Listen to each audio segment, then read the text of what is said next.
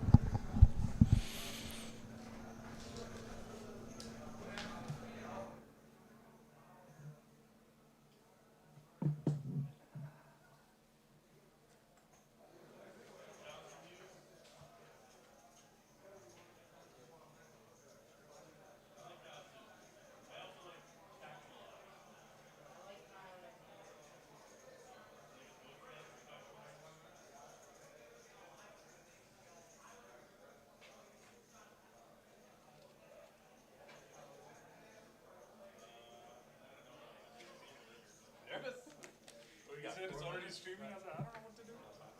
Thank you.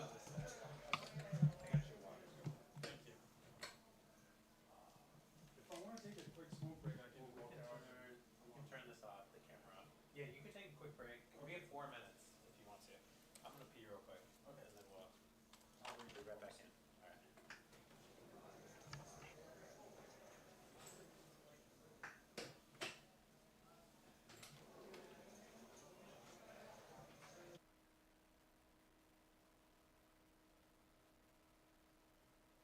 These.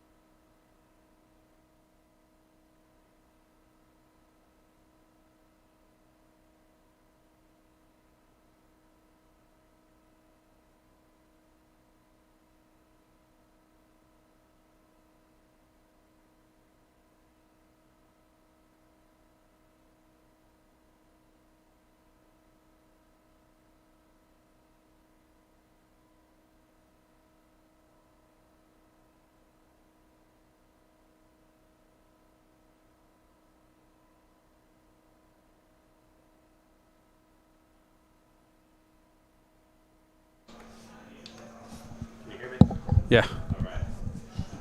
Camera. Oh, sure. What's up, everybody? We are here tonight for a 5-10-25 No Limit Hold'em stream. I'm here with the man himself, Mr. OFC. How are you? Being here. How you doing? Great to be here. Yeah, so we're really excited to have you. So you usually play in this game, but tonight you decided to change things up and hop in the commentary booth. Yes, I sure did. Yesterday I had a little practice in with Eddie, and yeah, today I guess it's my official commentary booth. Yeah. So yeah. I'm excited. Yeah, you did great last night. I enjoyed listening to you. So thank you. Nice little warm up. We have a really great lineup tonight. A lot of action players. Yeah, looks like we got Harvey Castro, JD, Moneymaker, AJ Nimer, Carlos in seat 5, Danny, Paolo, Sam Nimer, and Brian Green in seat 9. So really fun game. Action players. Yeah, I think it's a good mix. I'm definitely excited to see how the action falls. Yeah. And the two brothers, AJ and Sam. Right. Yes. They said that they're going to be going after one another. So I'd definitely love to see that. Yeah, excited for this stream. It's going to be really fun to pick your brain in some of these spots. OFC is definitely one of the toughest players I've played against the last year in live streams. He's being a little bashful, but he is a very tough opponent on the felt. I think the same about you whenever I'm with you in a hand. So. Yeah. So we've been playing together a little over a year now. We started playing some of the streams here in town. We have. We played over at TCH. I think it was like January last year. That's right. We've been playing pretty consistently between me and Ken playing with you. So absolutely. A lot of history, a lot of fun games. Yeah. We've definitely been involved in quite some nice hands. Yeah. So it's fun to be on this side. Absolutely. This side with you. Yeah. I prefer it a little bit more. So we're going to get started here in just a few seconds. We got 15 viewers in the chat already. We have some regulars here. Poker Monkey, thanks for being here. TLS 6232, David Valley. What's up, everybody? Hope you're having a good night. You already drew. There were some more cards to draw. Here, I got you. Give me 1 second. It was 3, 9, and 4, right? That's what we used. Sorry, Alright, take a seat. You're good. I just changed. Okay. Whoops. Well, it looks like you guys didn't hear anything I said, so that's good. I'm gonna redo. But we have Mr. OC with us here in the house. You guys haven't heard. I'm very excited to have him here commentating with me on the stream. Hello, everybody. Looks like the players are just taking their seats. So are you possibly going to get into this game? Get in this game when the seat opens up? I believe so. I am a backup, so if there's a seat open, then yes, I would love to jump in. Hop in there. I don't blame you. Looks Yeah. like a fun game. Yeah, it does. It does. Definitely looks like a very nice lineup. Put all the phones in here. You can't use them if you walk over to the door. And you were playing a little round of each out there on the floor? Yes, I was. I had a. I'm actually starting to play and learn Omaha. Kim kind of got me into it now, I think, because I played a stream here and.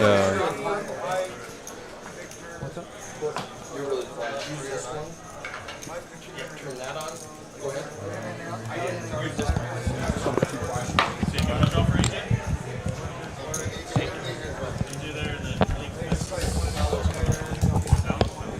I'm guessing with all these players here, they would be starting with 5K starting stacks. Yeah, I think most of these guys are going to start with 5K. Yeah.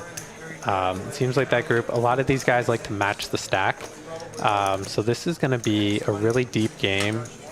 We have some very, we have a lot of action players. So Absolutely. I expect to see a lot of action, some really big pots, a lot of deep stacks. So what do you think the biggest pot is that we're going to see tonight, if you had to guess? I want to say 20K.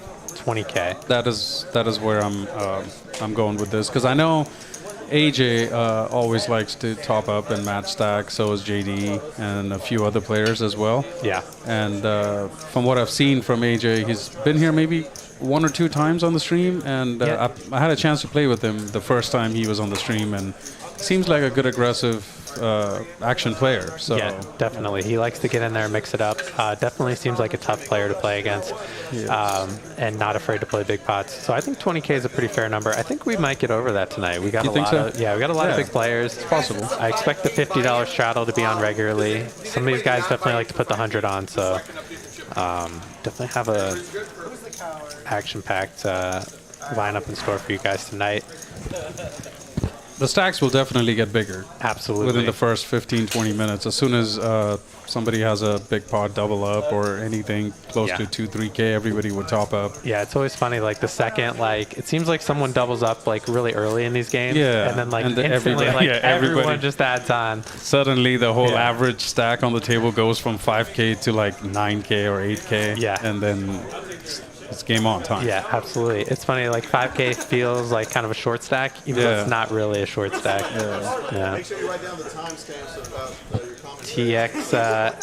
AAKK says OFC finally in commentary. Love watching you play, bro. Thank you, TXAAKK, and hopefully we if you're local, just hopefully we'll see you someday here at the Poker House. Yeah, come on down, introduce yourself. You are very fun to watch play. You're definitely one of my favorite players to watch on the live stream. I feel like I can never fully predict what you're gonna do.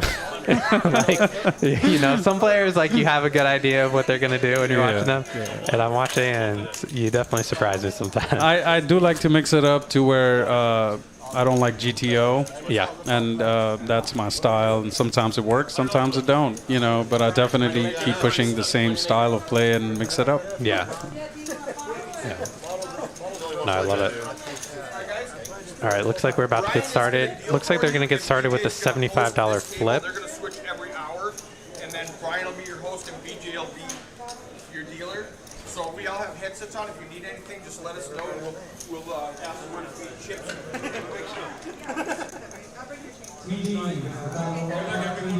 So this is a flip Omaha. Yeah, PLO flip. Mm-hmm. Yep, just a single board PLO.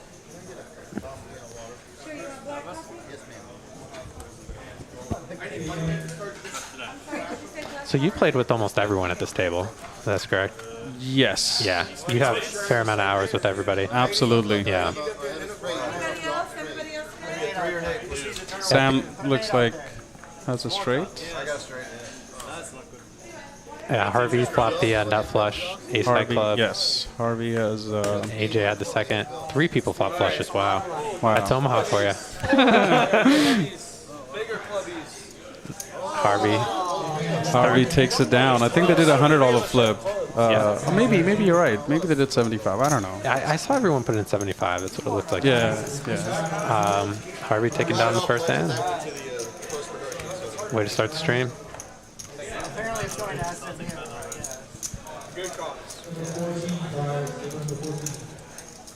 So while we deal the first hand, we're going to talk about a nice special that Poker House has on Sunday, Easter Sunday. They have a 10K guarantee tournament, $130 buy-in that starts at 2 p.m. You get a 20K starting stack, 20-minute levels. And they also have a time special on Easter Sunday, 8-hour. You can buy time for $8 an hour, unlimited amount of time. I have never seen $8 an hour Yeah. Anywhere local. Yeah. And this is just amazing, and I'm definitely going to be here to play that tournament, I think. Oh, yeah? You're going to hop in the tournament? Yeah, I think so. Because I'm going to come for that $8. No way I'm going to miss that. Oh, yeah, absolutely. If you guys play a lot of poker or looking to put in some hours, $8 an hour in time is just a great price. You can't beat it. Absolutely. Looks like we got a lot of OFC fans in the booth. OFC, my man. OFC computer password, please. Great to see OFC commentating. Hello, guys.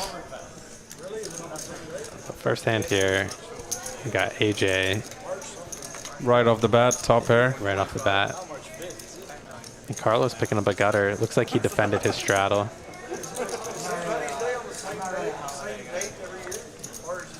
Oh, wow. Carlos turning the second nut straight. What a turn. And this is 7-8 gets there, but I would think that AJ is probably going to continue to bet this turn a lot of the time. There's still a lot of hands he can get value from. Absolutely, and I would like to see what Carlos does here. Yeah. If he tries to build a pot or slow plays it. Yeah, I would. Oh, looks like Carlos let out for 375. Interesting. Oh, very interesting. Yeah, it doesn't want to give AJ the chance to check back. And AJ just going to call. I like that move. I think St. Patrick's Day started like a religious holiday, technically. And then, like, 5 hearts on the river. I think if Carlos bets out here, it's going to be really tough for AJ to get away from this hand. The way that Absolutely, plays. especially with that ace kicker. Yeah. He's definitely still beating some hands that Carlos could be betting for value. That's a good size. Yeah, I think AJ's got to pay this off here. Yeah, it's a really good size for his hand. A really nice first pot Yeah, nice hand, Carlos. by Carlos, up $1,200. So you and Carlos have quite a rivalry going. It's definitely friendly, but yes, Yeah. I just somehow outflop him or turn or river. Yeah. It's just something. I don't have that with any other player. I think Carlos just happens to be on the bad side of Every time, hand. every time I watch the stream, it just seems like you always just seem to have the best of it versus Yeah, it's just one of those things, and I know he wants to beat you so badly. yes, he does. We're good friends, I think, outside the table, but in the game, yes, me and him kind of had.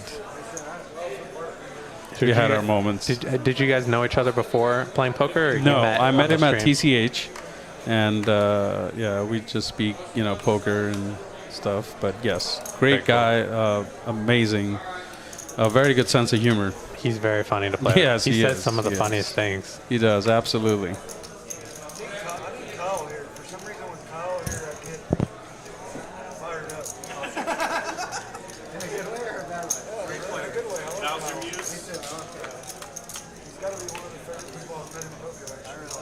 I like Kyle too. I also like stack him a lot, so.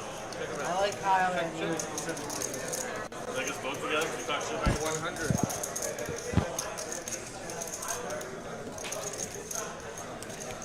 So it looks like this was a limp pot. Sam and Carlos just called the 50, and Danny's leading out for 100 here. with a complete air. Carlos calling the bottom pair.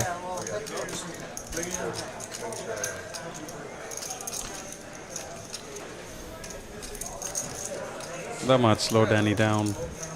Yeah, it's kind of tough for him to represent much on this board, but he is going to keep betting. Go for it. This Yeah. might work. Yeah, it's going to be really tough for Carlos to keep calling here. And nice hand for Danny. Good bluff. Very nicely done. Nice hand. Yeah, Danny's a very tough player. Played with him for a little over a year now. About the same time I started playing with you, mostly on the stream, but good friend of mine, and he definitely knows what he's doing out there on the Oh, poker 100%. table. Yes. He's definitely, he likes to mix. I think he's mixing it up a little more Yeah, in the past few months than when I started playing with him. I would agree with you. Is what I feel. I think it was that And, tournament win that gave him a little. I think so. Yeah, a little that extra freedom to mix does it that up. too, You know. yeah. Yeah. I think after that he started opening up, and you know, he's mixing it up now, and we just saw that with 7-5 offsuit. I've never used to see him do that before. Change for retainer. For when I do Somebody's going to get good side of that deal, and somebody's not. Neither of those are working. The straddles haven't kicked in yet, but I'm sure they will. It looks like Moneymaker put on the 50, if I'm not mistaken. Oh, it is Yeah, on. he did Okay, straddle for perfect. 50. Yes.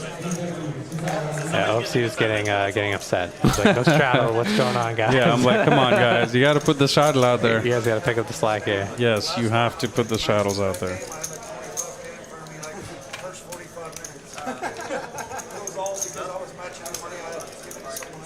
Let's try to break that tonight. Break the record. Yeah, let's see here.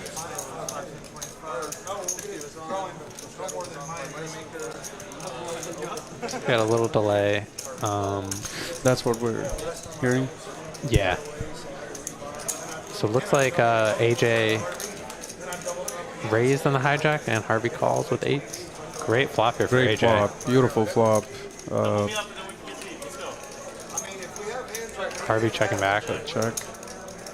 Oh my gosh, what a turn card. This can be a big, big pot. Yeah, so if AJ leads out here, I'd imagine Harvey's going to raise, and we Yeah. could have a very big pot. And if AJ raises, I do not see AJ. I'm sorry, if Harvey raises here, which he should, he will. I don't think AJ is going anywhere Yeah. with the hand he has. Yeah, I don't blame him. He has a lot of equity Yes, still, yes. even with one card to come. He does. Even a win strat, that's how we used to like get deep. Interested to see what sizing Harvey's going to choose here. 6. Raise.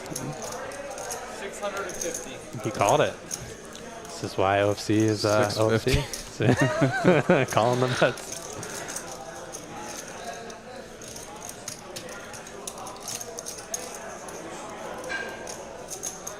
I don't think AJ and Harvey have played much. I don't know if AJ has any information on Harvey. Very loud. It's legal. Yeah, I don't think they have played together. Not that I'm aware of. I don't think so. Yeah. Yeah, This is AJ's, I believe it's his 3rd stream at Poker House now. I believe so. Yeah. And looks like he might be thinking about coming over the top. He's grabbing a...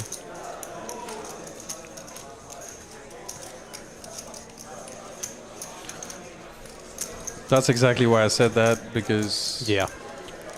if he had some information on Harvey, Harvey's a very solid player. Right. He probably would have flatted. Right. And 2675. Well, he's probably thinking because Harvey checked back the flop that he doesn't really believe he can be all that strong. correct. So it's like, it almost like he has to have pocket 8s or nothing, right? Yeah, yeah. So it's very interesting. I don't blame him for this move. He does have a lot of equity. He does have a big draw. He does. And I think Harvey is a pretty easy all-in here, given the stack sizes. Yeah, it's gonna go all in, and this should be our first, I want to say 9-10K pot. Yeah, it looks like it's going to be right around there. And this is where we'd see all the top-ups. Yes, immediately after. Yeah, like in 5 minutes.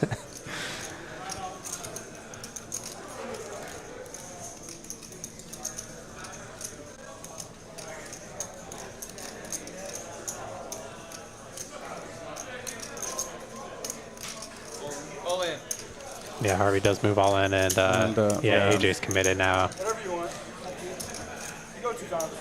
And right there, running it 2 times. So we got a $7,300 pot here. And First one goes to Harvey. yeah. And Harvey's gonna scoop it. Yep. Nice hand, Harvey.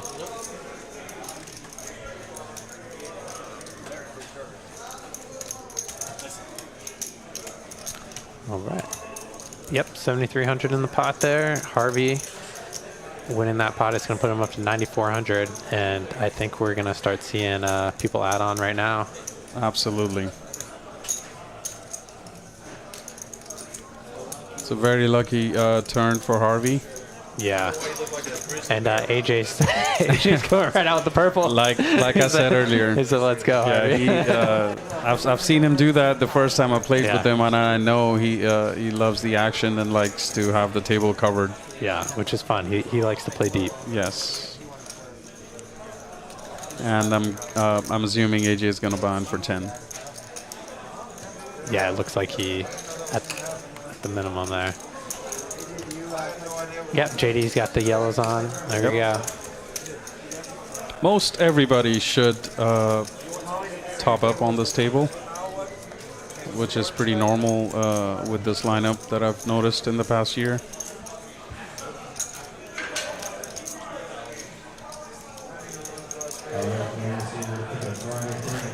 So how long have you been playing poker for, Sean?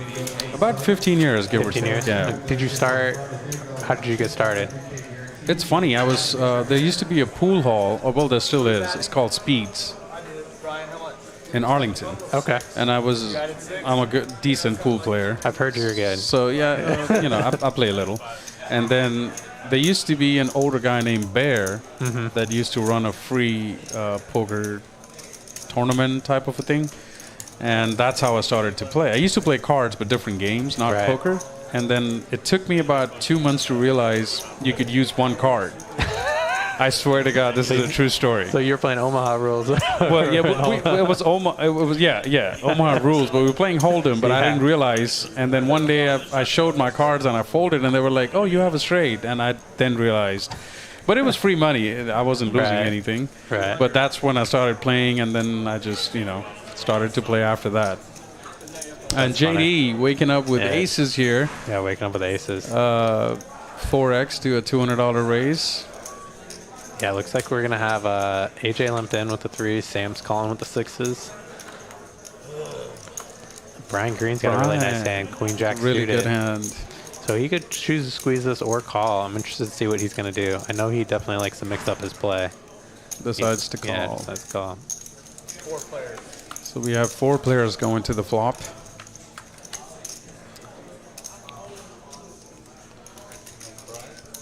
What a flop here. Brian with 2 overs, queen high flush draw. JD, the aces. Ace of hearts. Chooses to check. Very interesting. Very interesting. I think Sam might be tempted to bet here. His hand's looking pretty good on this board. Everyone checked to him. What a check by JD. Yeah, very interesting check. 550. Sam betting 550 here on the flop. Thinking his 6s could be good most of the time. Brian just calling. Interested to see what JD's going to do here. If he's going to come in for a raise or he's going to just call. It's a vet board, and I would have said he would have raised, but I guess he wants to take a safe turn. And wow, AJ would have made his set, but he folded.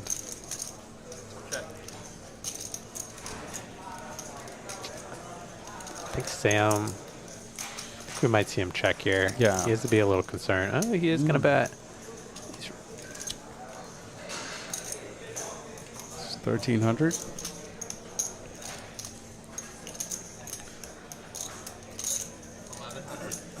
$1,100 bet from Sam. Now picks up a gut shot on the turn.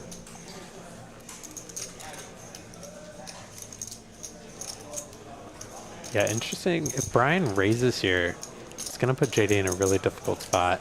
But he's just going to call with his draw. And I think at this point, we'll probably see JD just call as well. The board is getting a little dicey.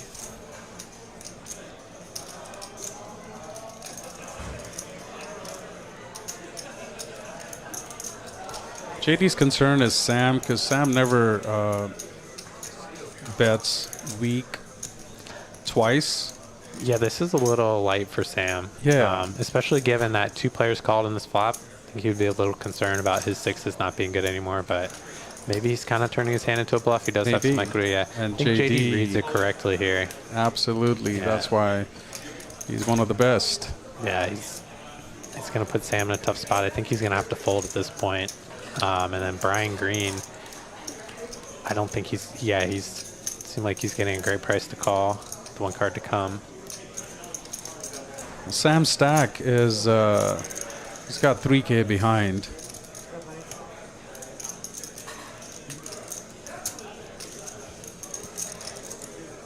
I would have liked to see Sam check the turn with his Absolutely. hand. I wasn't a big fan of the bet there, because he picked up more equity on the turn with a gut shot. I've seen. It's nice to try to realize that equity in 100%. position. Yeah. And especially when JD overcalls there, I'm got to be a little suspicious that he 100%. probably has 6s beat. Yeah, now he's in a very, very tough spot.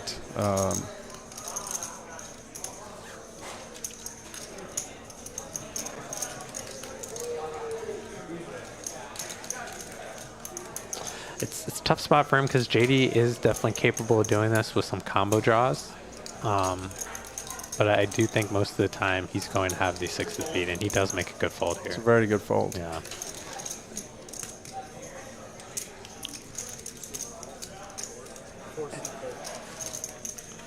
And JD's hand is so polarized here, the way he played it. It's really tough to put him on aces. Yeah, The way the hand went down. And I think it's too much of an ask here for 9K to commit on 2 overs and a flush draw. Yeah, with 1 card to come. I think we're going to see Brian Green let it go. If JD raised on the flop, if JD raised Sam, I think this pot would have looked different. Yeah, because Brian Green's not going anywhere. Brian could have maybe pushed over the top.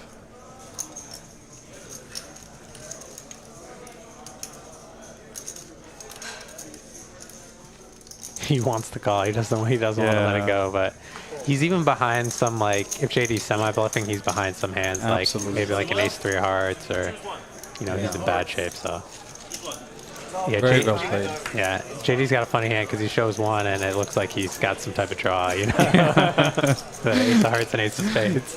Did he show the ace of hearts? I think he showed the ace of hearts. He said choose 1. So, you know, and the ace of hearts got picked. He's got a perfect hand. So Brian should feel good about about that ace of hearts. it. Absolutely. Yeah, he'll be like, and then Sam is probably like, maybe my 6s were good. Absolutely. Sam's not feeling good about it. Yeah. That was a good hand. Very well played, JD. 4K profit on that one. Yeah, very nicely done. We have Paolo joining us. Just sat down in the 3 seat. Fairly new to the Dallas area, but he's been playing some streams. Very good player, very tough player. So I'll be excited to watch him play tonight. Super solid. Yeah. I've played with him, I think 3 or 4 times, and yeah, he's super solid. Yeah, plays very well. Yeah, we run it twice. I mean, no.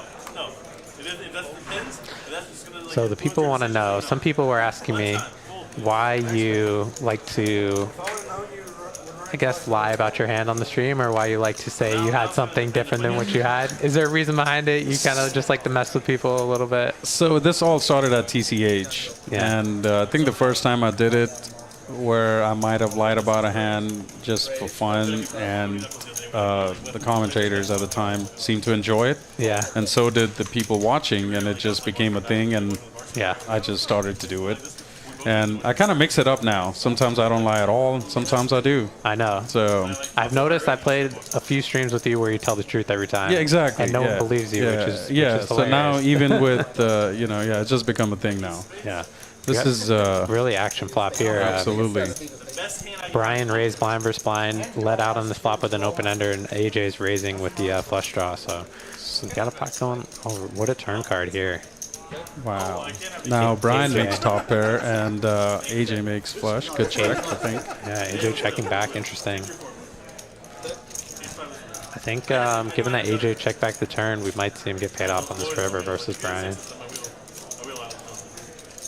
So you like a check on the turn there? You would check versus betting and just trying to build the pot I with would your flush? think so. I would like to check. So that way, if he has a higher flush, if he leads out big, I can just flat. Right. And not run into like a king high flush. Or get value. You know. Value, yeah. So otherwise, you're drawing dead anyway. Absolutely. The only thing you would miss value is with, say, if he had a set or two pair. He's got like a 2-pair That's set. the only hand Yeah. you would miss value against. Everything else, it's a good check. Right. So Interesting. I think I would lean to a bet there, hoping to maybe get called by like a straight. like a hand that he had, maybe like a jack or yeah. top pair straight maybe draw. he's got like an ace-10 with an ace of hearts or some hand like That's that. true. You know. That is true. But interesting. And I think he did end up getting the maximum there though. Checking back, he got paid off for 1,200 on the river. So Yeah. nice hand, AJ. DMG had the flush draw. You got hearts? You have hearts and a straight Got draw? 49 viewers so far in the chat tonight. Thank you guys so much for being here with us. If you guys have any questions for OFC or myself, feel free to let us know. $50 straddle is on. Yeah, it seems like it's been on every hand. Yeah. And with this group, I think we might see the 100 come on a lot. Eventually, I'm pretty sure. Some of these guys do play some quarter 50, 100 games. They play some really big games, so they're used to. Absolutely. Yeah. Unless you be on tilt, they all make good folds. Sam opens 225 with pocket nines, gets called by Brian. Ace queen, yeah. Ace queen off. Good flop for Sam. Pretty safe.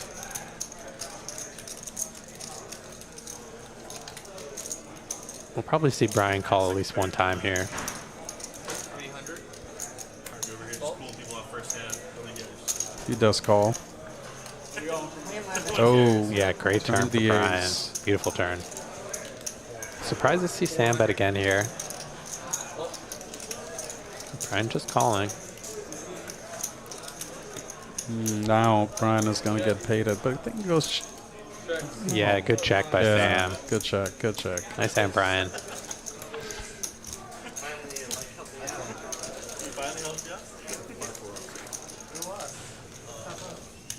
Yeah, Brian, that's an interesting spot where Brian could have considered leading that river. Absolutely, It's a little because it's tough to unconventional. put him on an ace. Yeah. And You're hoping that Sam will get stubborn with a hand like he had and decide to call the river. There were some draws that I think diamonds missed, so definitely interesting to consider there. I would prefer like an overbet to the pot Overbet. and put people on situations like that. That's Yeah, just what that's I your like move. to do. Yeah, that's your move, the overbet.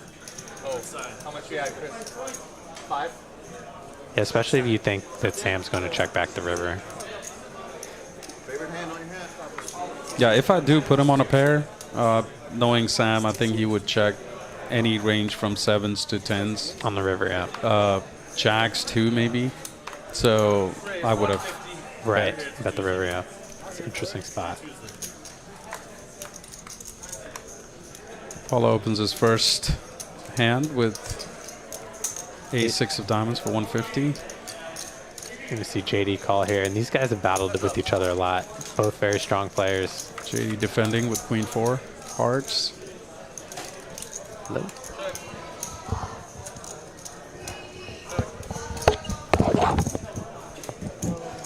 It's nothing much for any of these players. Paula still good with ace high. Goes check, check. And he hits the ace on the river.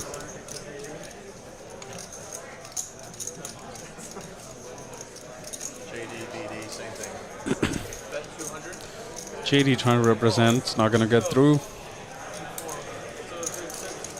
Paula takes it down with ace pair, 6 kicker.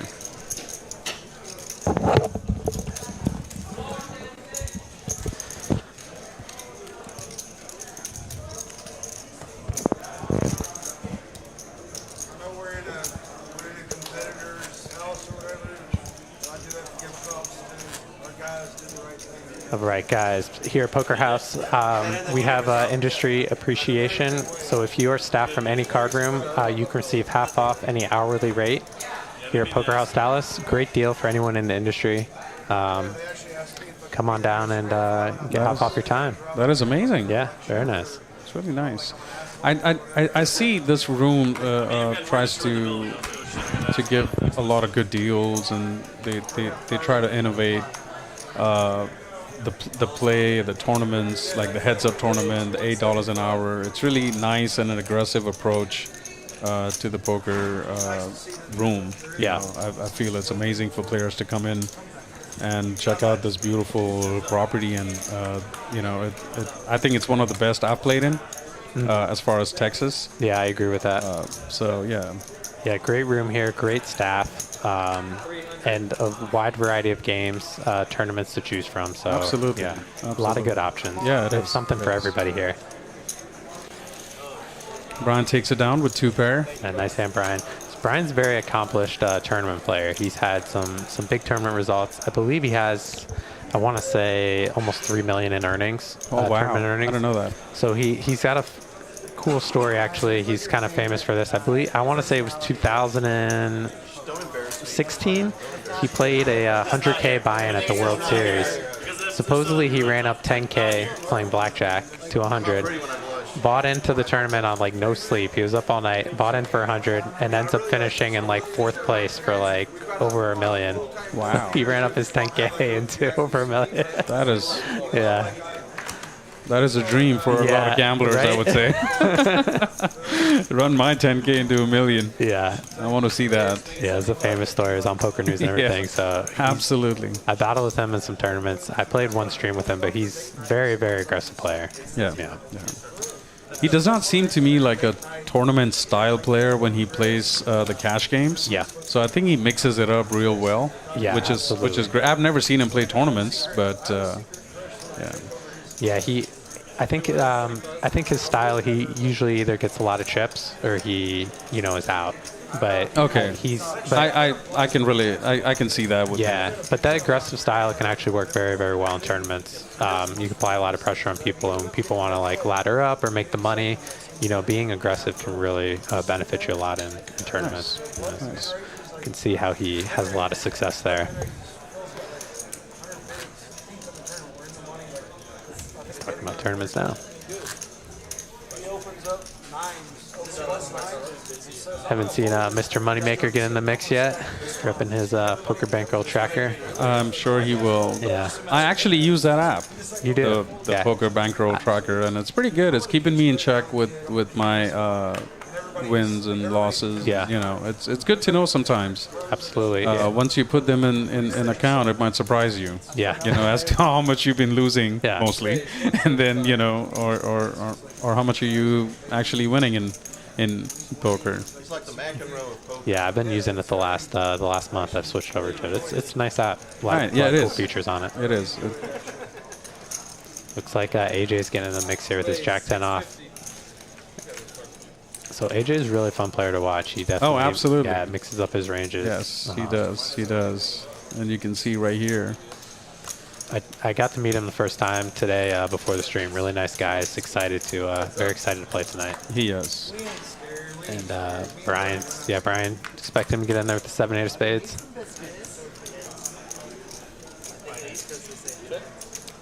Brian did pick up a gut shot. He's got a backdoor flush draw. Really good flop for AJ to represent as a pre-flop aggressor. Absolutely. He has all the big aces in his range. He goes for almost pot-sized bet. He gets snap called by Brian with a gut shot and a backdoor. Oh, now he picked up open ender, and AJ picked up a flush draw. So we might see a check since AJ has a flush draw. Probably wants to see a free river. Yeah, he does want to see a river here. And Brian has an opportunity. I'd expect him to bet at this river, and I think he's going to take it down. So I might have liked to see AJ bet the turn there because he has a club in his hand. And He's not blocking give him some the lead. flushes. Yeah.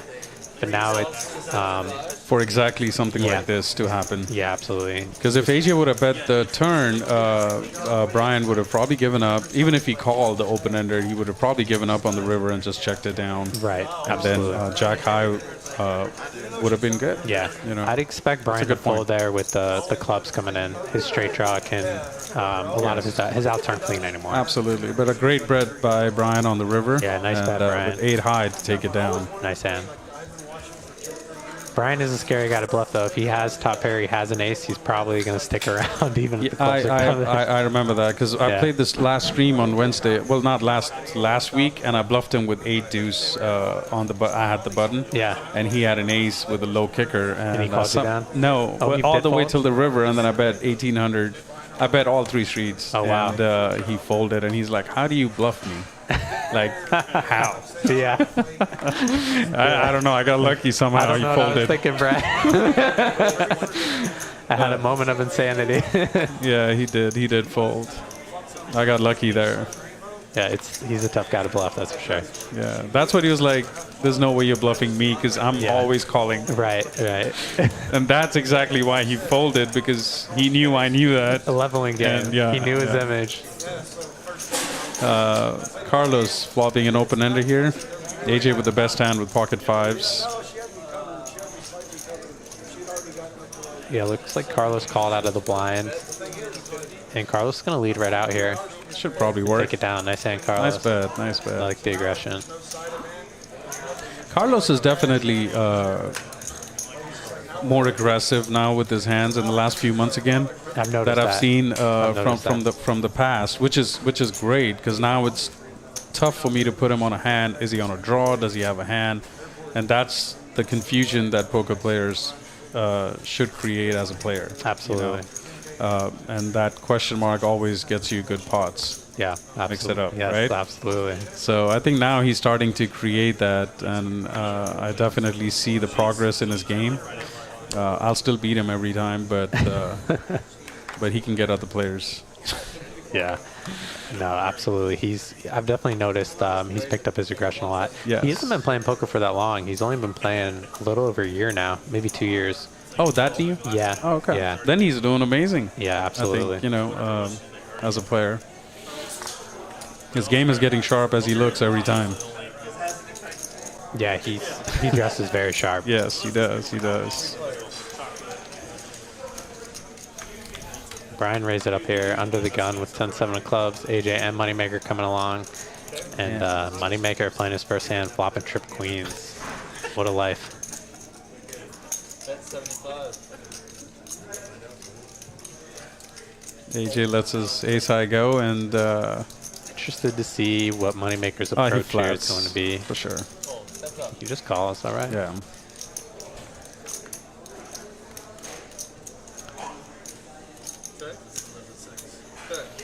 Good check by Brian. If I don't know, I guess that's a good thing. Good check here by Moneymaker, laying the rope. And Brian, he knows his man. Bet 575. And now I think would come the raise, obviously. Yeah, I'd expect to see a small raise here. It doesn't really make sense to make a big raise. It's kind of hard for Brian to have much. Absolutely. Probably like 14, 1300. Yeah, it looks like, He went a little over, maybe 18. yeah, he went a little bigger. Be trying to get paid by like a king. Like a Brian king, check yeah. back some type of king on the turn. Yeah. Nice hand. Nice hand by Very nice Moneymaker hand. there. Yeah, very tough player. Definitely is becoming a legend on the Dallas live stream. Absolutely. Absolutely. Really I think nice. him and JD were, when the stream started at TCH, they both were kind of have a legendary status from the live stream. When I came in, I used to watch them play on the Yeah, stream. you like looked up. So to I it, already looked Like, both of them watching up, and I'm like, okay, I need to stay away from both of these guys. Yeah. When I joined, so obviously, you know, they've been playing for a long time, and they both are good at their game. Absolutely. Yeah, German Moneymaker. I remember the first time I ever turned on the TCH stream and watched him, I saw the name Chris Moneymaker, and I'm looking for Chris Moneymaker on the table. I'm like, and then I realized it's him. I'm like, it's the German Moneymaker. It is. It is. It's a perfect poker nickname. Yeah, it is. And he is a moneymaker, that's for sure. That is a catchy name. People will remember. Yeah. The bear percentage. You gotta go. And here he is, second hand, flopping top 2, and Brian Green with middle pair. Sam just limped, I think, with pocket 3s on the button. Yeah, Sam wants the button with 3s. You Yeah. just heard it from all of our clients. I hope my other clients also Goes check, check. Let's check here. I think should go check, check again. People fucking money makers. Nice hand for Chris. Yeah. told my therapist and my lawyer about it. We're both working on it. Nice hand, Moneymaker. Very nice hand. They're both working on it. Is that 2 in a row? 2 in a row, yeah. Yeah, it is. 2 in a row. He flopped trip queens and then top 2. Very nicely done. So do you have any like poker goals or anything that you're playing more on you're playing pretty often on the streams. You're playing some 2-5 round of each here in the room now. Do you have anything that you're like kind of striving for, or would like to do you want to try to maybe one day play on some of these other streams like in Texas, or maybe like the Hustler or something like that? It's for fun. Like, I'm not a professional poker player by any means. Obviously, people can tell when I play. But I don't know about that. It's hard to tell. but I would like to, yes, graduate to playing at the Hustler or the bigger streams eventually. That's the goal. Yeah, that'd be very cool. Hi, Neeraj. How are you? And hi, everybody out here in the chat. Oh, what's up, Niraj? How are you? Good to have you guys with us. AJ flopping 2 pair and Carlos with a flush draw on the button. Could get interesting.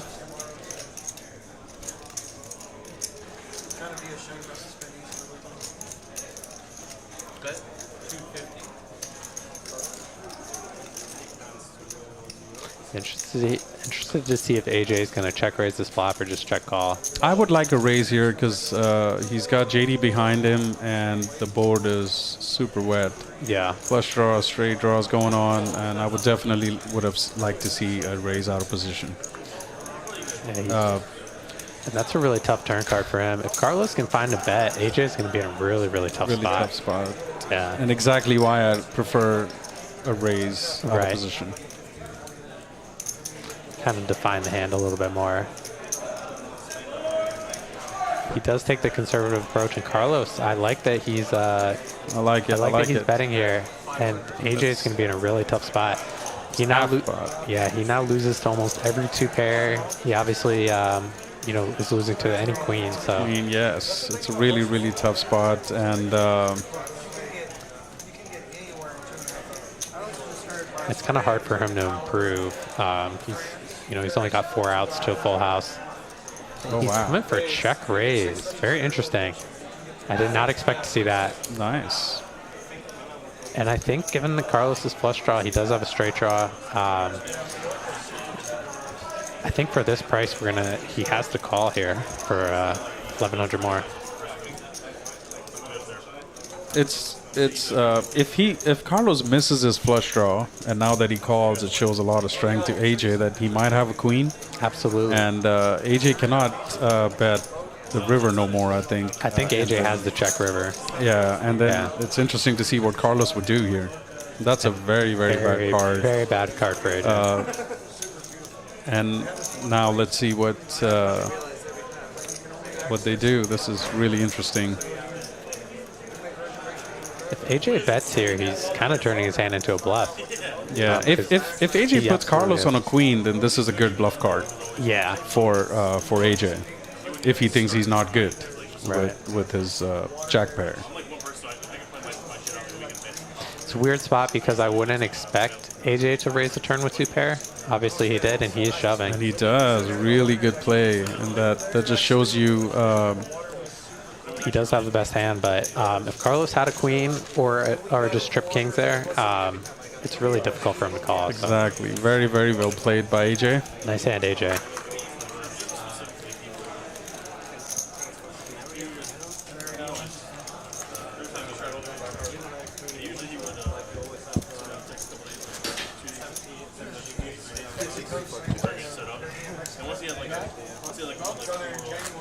Me and Harvey, we played the last heads-up tournament here. Oh, you did, and he won it. And he won it, He yeah. won the whole thing, yeah. He did. Yeah, he actually ended up getting the whole thing, didn't he? He did, yeah. So he beat me too. He beat you in like the quarterfinals or semifinals? Something like that. Okay. Yeah, I think it was quarterfinal. Gotcha. And yeah, real nice, solid player. Yeah, very solid player. Nice kid. I'm excited to play the heads-up tournament again that they're gonna have pretty soon. We will show that slide. Yeah, absolutely. Shortly. We'll show that after this hand. Danny with a very nice hand on the button here. Ace king. Moneymaker just calling with the queen jack suited. Some players like to 3-bet these types of hands, but I noticed that Moneymaker likes to call with these hands a lot of the time. I think he did that because he was out of position. Right. And didn't want to get involved in a bigger pot. He's up against Danny, very tough player. Correct. If he was in position, I think he would have raised. He has some players behind he'd like to invite into the pot with this type of hand. And it plays really well post-flop. So not a bad idea to just flat. Absolutely. Yeah. See the flop. And Danny spikes the king. Nice turn for Danny. I think we're going to see him take it down here. It should go through. Nice hand, Danny. Nice hand, Danny. All right, guys, let's look at this heads-up tournament coming up on April 15th. $250 buy-in. Starts April 15th. Registration ends at 11:45 a.m. So I'll double-check with Eric, but I believe it's 32 players max. It is, I think. 32 players That's max. where they had it last time, at 32 players max. And I will be playing this tournament. I actually enjoyed it last time. Yeah, come on down, play with OFC. I'll probably hop in this one myself. Yeah, you should. Yeah, it's a fun little. Actually, I'll be honest. I did not think it would be that entertaining. Playing heads up is very fun. Yeah, surprisingly it was. Yeah. You know, and it was a lot of thought process going in heads up because it plays a little different than your regular 9-handed table. So you have to do the adjustment right away, and yeah, it was fun. It was fun. Yeah, believe it or not, one of the first tournaments I ever won was a heads-up tournament. Really? Yeah. Nice. 2000, yeah. Nice. $900 heads-up.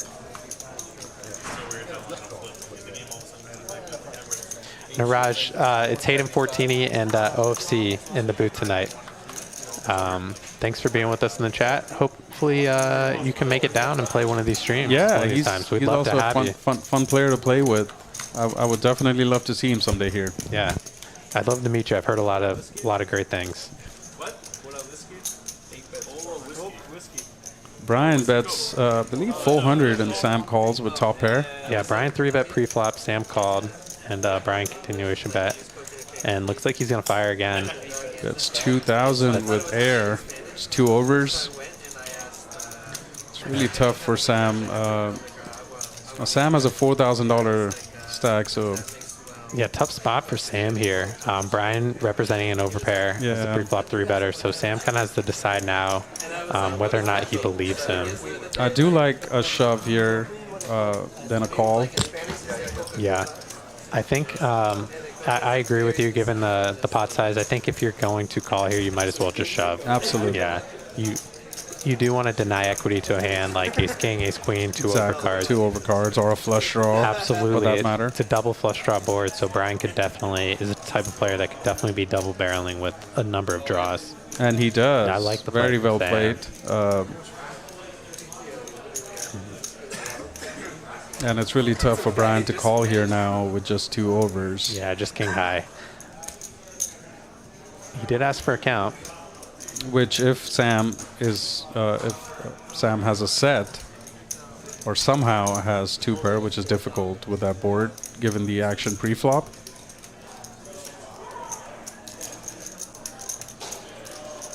So how do you say, I don't want to mispronounce his name, but it sounds like I did mispronounce his name. He says you're the only one that pronounces it correctly. Me? Yeah. Niraj. Niraj. Yeah. Niraj. Niraj. Yeah. Yeah. Okay. Yeah, it is. I'm sorry for mispronouncing your name. I apologize. But he says he loves you other than when you're winning all the pots versus me. Thank you, Niraj. Yeah, it's just, I guess, the Indian accent where I could tell his gotcha. name, Niraj Bhatia. I apologize for mispronouncing your name. No, you're good. Yeah.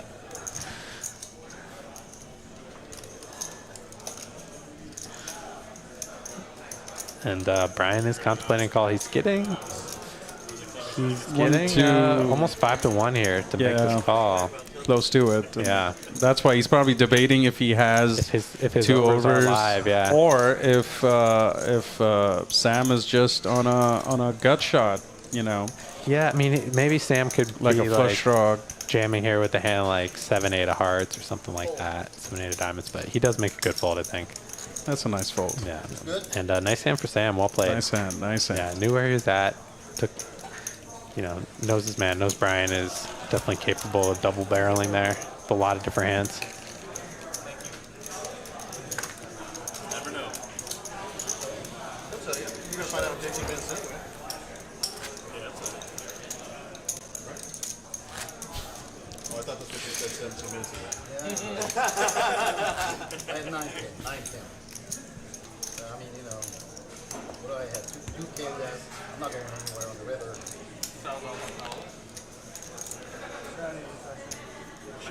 Should have shown me that before. You actually can beat it then? No worries. He says even his best friend pronounces the name wrong. Which I believe, absolutely. Yeah. Don't feel bad. I don't like mispronouncing people's names. Thank you for being with us. You're not lying to us like OFC tonight since he's not here, are you? No, I'm not lying. I had 9-10. You sound more believable. We need someone take OFC's role. Always. OFC is like the worst thing. Thank you, Danny, Appreciate that. for the kind words. Oh, Danny. It's funny because some would say that maybe you are kind of the villain on these streams. Maybe it's because, like, some players are like frustrated they've lost like some big pots to you, or I feel like if you were to do like a heroes or villain type of like character roleplay, you would probably be categorized as the villain. I don't know why though. I'm so nice to everybody. You every are time. a very nice guy, I don't know. but you're tough at the table, so Maybe that's why. Yeah, Yeah. the guy that wins a lot is going to be the villain a lot of That's times. true. That's true. Yeah, That's true. I would have paid him. You're still talking about. yeah, that's what I'm.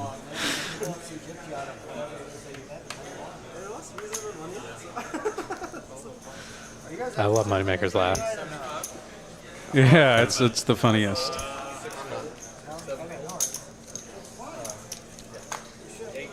I've seen a lot of 7 dues. They should have played that today. Yeah, it would have been fun. It always has a fun dynamic to the game. 100%. It would have 7 dues. would have mixed it up a little. Do you like mark it or something? Very well played. What's that? Do you mark it or something? There's buttons. Okay. Yeah, so everyone gets a button when you win a hand. What a flop here for Sam. Flopping the nut flush draw. Carlos with middle pair, backdoor flush draw, and Brian with a gut shot. The gut to the nuts. shot, yes, definitely. Sam bets 100, gets called both ways. And now Brian picks up an open ender. This is going to get interesting.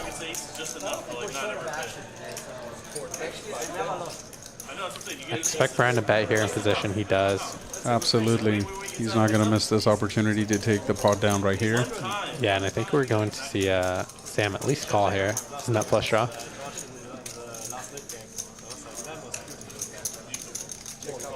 Does call, and Carlos lets it go.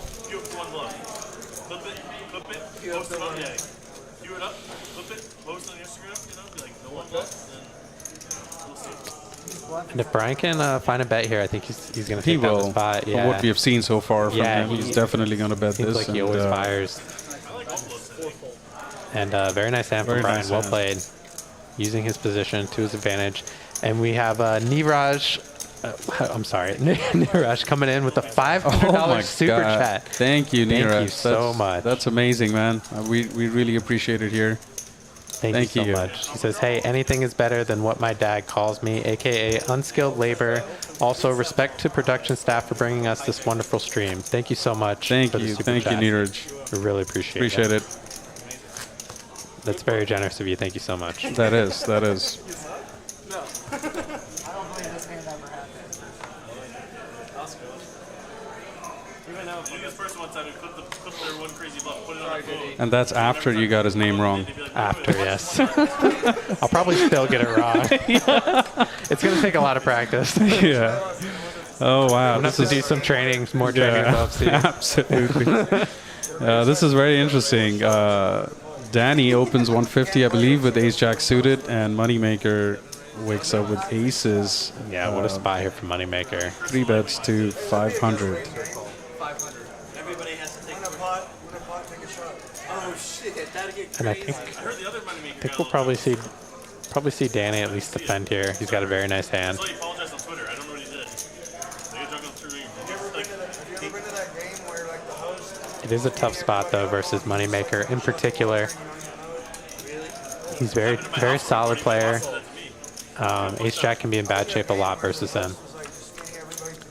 Don't blame him for calling. Yeah, pretty safe flop for Danny. I think C-bet for Moneymaker here is going to take the spot down. I would check it here heads up in position with aces, and especially holding the ace of clubs. Yeah. That shouldn't be too many turn cards that can go against you. I like that. Especially holding the ace of clubs. I like that, yeah. I would definitely prefer a check. Yeah. Now, if he were to be holding aces without the ace of clubs, having 2 clubs on the board, I would like to see a small c-bet. Yeah. But since there were 2 clubs and he was holding the ace of clubs, it's really hard for Danny to have that range. So I would like to check that. Yeah, I agree with you. I like that. I like mixing that in sometimes. Especially if he's got like a hand like king queen, you allow him to like hit a king or queen on the turn, something like that. Yeah. Love it. You sure you're not GTO? That sounds a little GTO there. No. I just like to STO. On theory, and we got the 400. Oh, we got a $400 shadow. So this is action on. Is Harvey gonna make it 800? I'm gonna venture to say, yeah, he's gonna pass this time. He's gonna pass. Okay, he already did. So Yeah, JD the button. Queen 10 of hearts. Good cards to have on the button. Yeah, beautiful hand, especially with the 400 on. And he raises to 1,000. JD's kind of known to pick these multiple straddle games. Yeah, we are now playing 5, 10, 25, 50, 100, 200, 400. And Danny's Danny gonna rip it in here with ace through a spade. with ace, wow, that's a really good bet by Danny here. A little surprised to see this from Danny. It's tough for JD to call unless JD puts Danny on a hand like that, given his stack. He is getting a really good price, and these straddle pots are pretty funny because with the 400 straddle being on, Danny effectively has 12 big blinds. Yeah. So it's becoming almost like a tournament at this point. Absolutely. The stack sizes. I think Danny's gonna call. What do you think? I do think JD's going to call. I think so. Yeah, he's getting a pretty so. good price. He's got a really nice hand.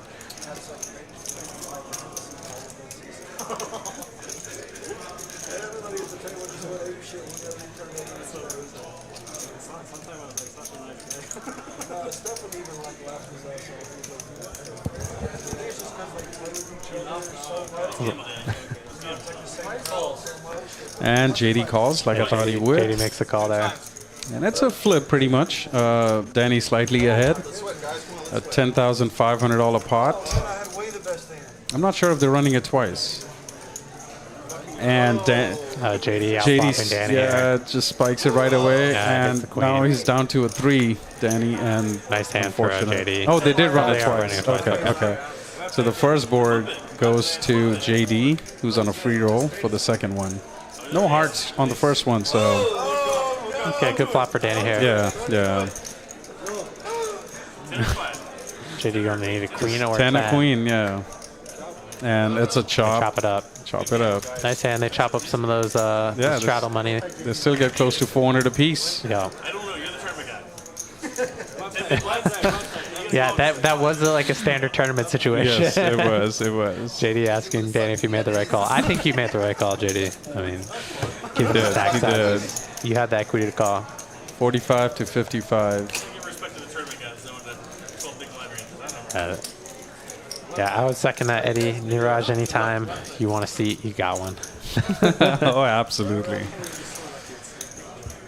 I'm just glad he used up all of his odds on the first one. I think I played with Neeraj On a stream? on once or twice on a stream. Yeah. And I believe he's into movie production. Yeah, I've seen And that. he was talking about it, and we couldn't discuss much.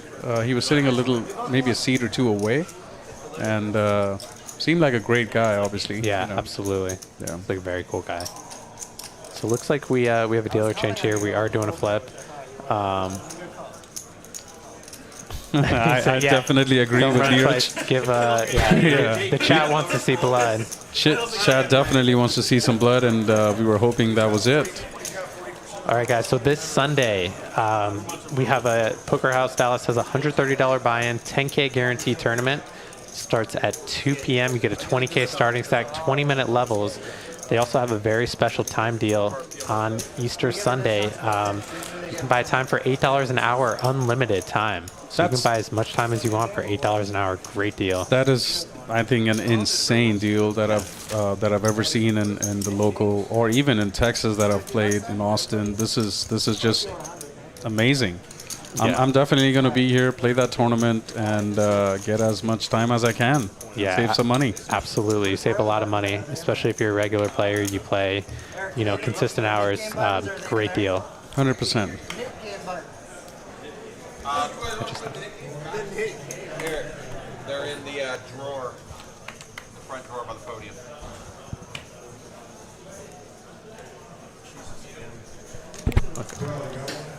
Oh, it didn't translate. Okay.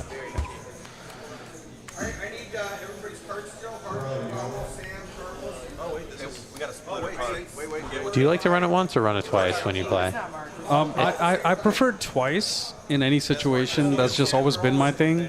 But what I do is, if a player like Danny says one time in a situation where one time works in his favor, and then the next time, if he asks for twice, I would never run it twice then. Right. It's not ego or anything, but it's like wanna be prefer, consistent. Yes, I prefer the players to be consistent in every time that they do that, and not Based on their hand. based on their fair. hand. I always go twice, no matter what the situation is, and I do prefer twice. Right.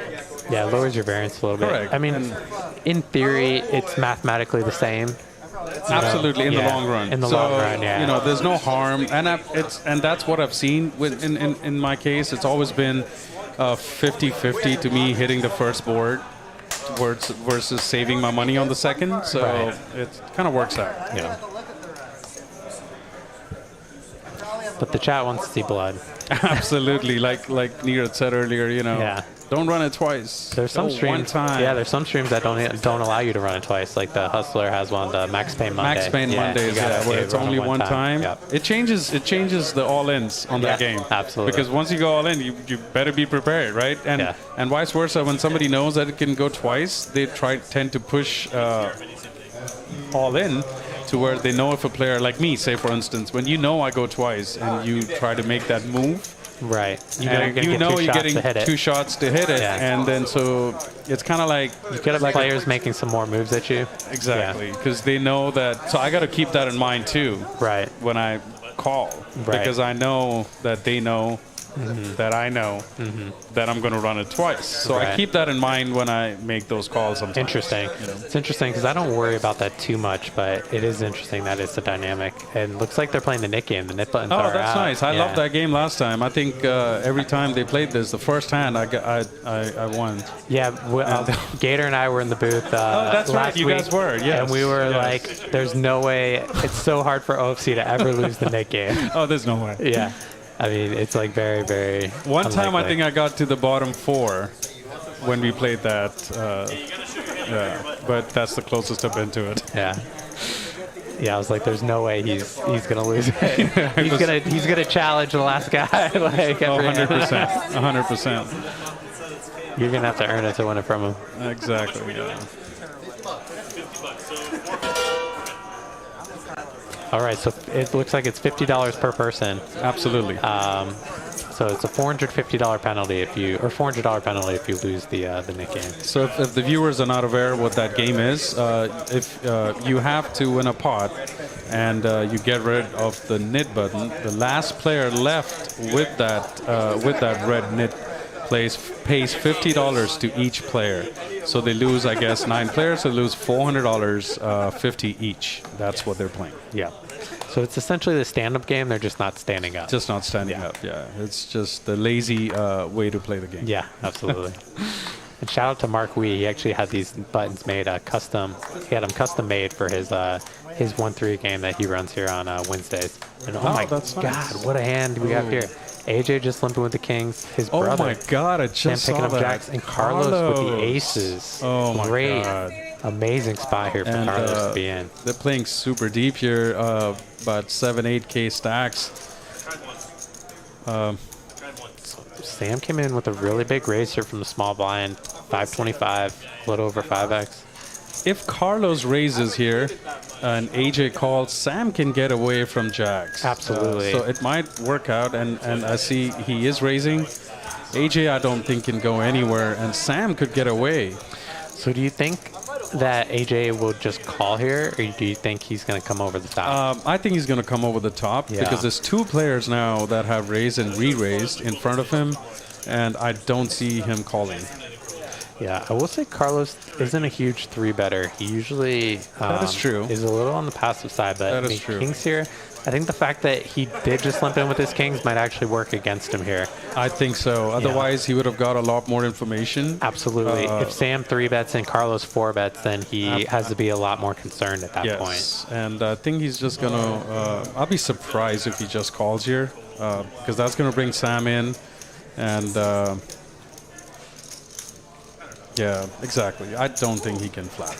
There's no way. I would have been really surprised. And that's just a really, really sad spot for AJ here. Brutal Sam spot. now can get away pretty easily, I think. Comes in for 4,700. Yeah. And this should be a pretty straightforward fold for Sam. I'm sure he can sniff this out. He's a good player. yeah, I think Sam's going to get away from this one. Yeah, he's really solid in his reads.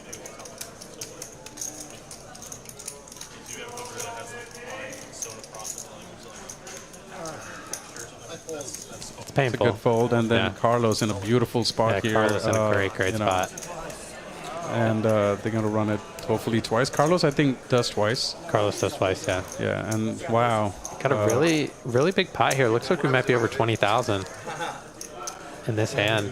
It should have been more because Carlos has 8,800. Yeah. So that's 17 plus a few. That Plus should be 18. 525, Yeah, 18. Or I think they didn't count AJ's all in yet. They haven't counted it yet. So I think this is a good 19K pot. 19K pot. Wow. Beautiful situation for Carlos. Yeah, great spot here for Carlos. First board is for the Nick game, by the way. Oh yeah, first board is for the Nick game. Okay. Yes. So they are running it twice, and Carlos with the ace of clubs, and now AJ needs a king and king only. So first board goes to Carlos. We haven't scooped yet, huh? Kings are still alive. I don't think I saw a king. I didn't see any kings So folded either. he needs hearts, running hearts, or kings.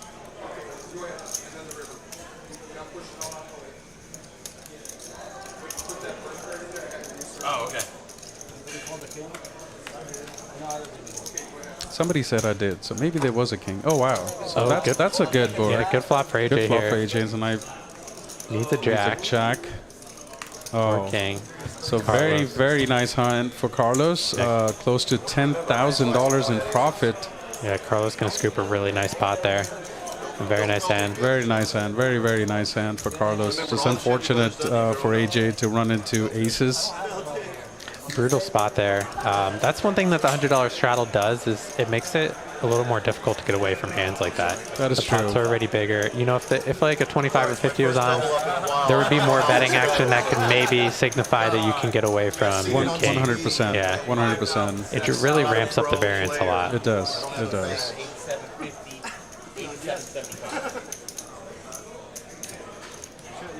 Nicely done, Carlos. No, I've got to go because He has limped these hands before. Carlos said, I gotta go. Sorry, guys, we gotta go. Carlos is very, very funny, and especially now that he has probably the chip lead on the table. Yeah, it looks like he's the definitely chip leader. opens his Let's take a look at the stats. stats. Absolutely, it'd be fun looking at it now. So And, Carlos, yes, Carlos right at the top. by far, 18,300. And looks like we have a lot of players over 10K. AJ's the shorter stack, but I don't expect that to last for long. I think He's already reaching his bag. He's If you reaching see his the, bag. He's adding video, on. yeah. He's gonna have a 20K stack here in a second. Yeah. Let's look at the B pips. small blind, which is why I asked. Got Brian Green leading the pack. Brian Green and AJ tied 39%. Sam 30%. Looks like we got a couple in the 20s. Harvey's at the bottom with 13. He's been pretty card dead so far, aside from his set of 8s. But yeah, about what I would expect to see with this group. with this lineup, yes, definitely. And I think the V pips are now gonna go more. I think AJ is gonna take the #1 spot in second here.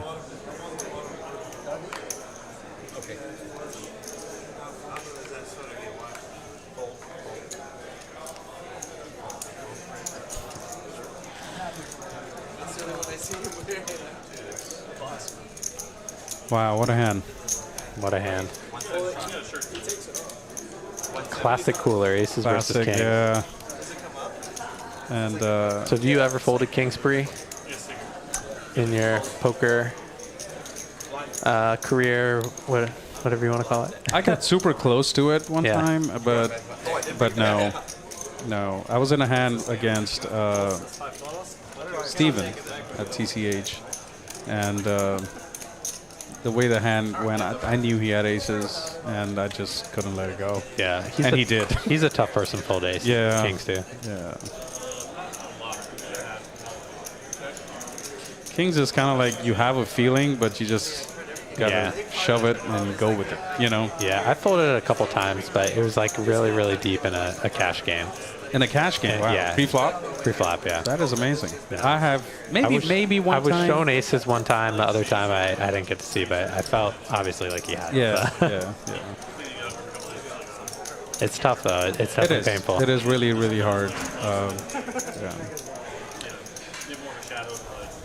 So Sam here, going for it with ace high against Brian's ace high. Yeah, interested. In position. Yeah, Sam checked back the flop and he's raising this turn.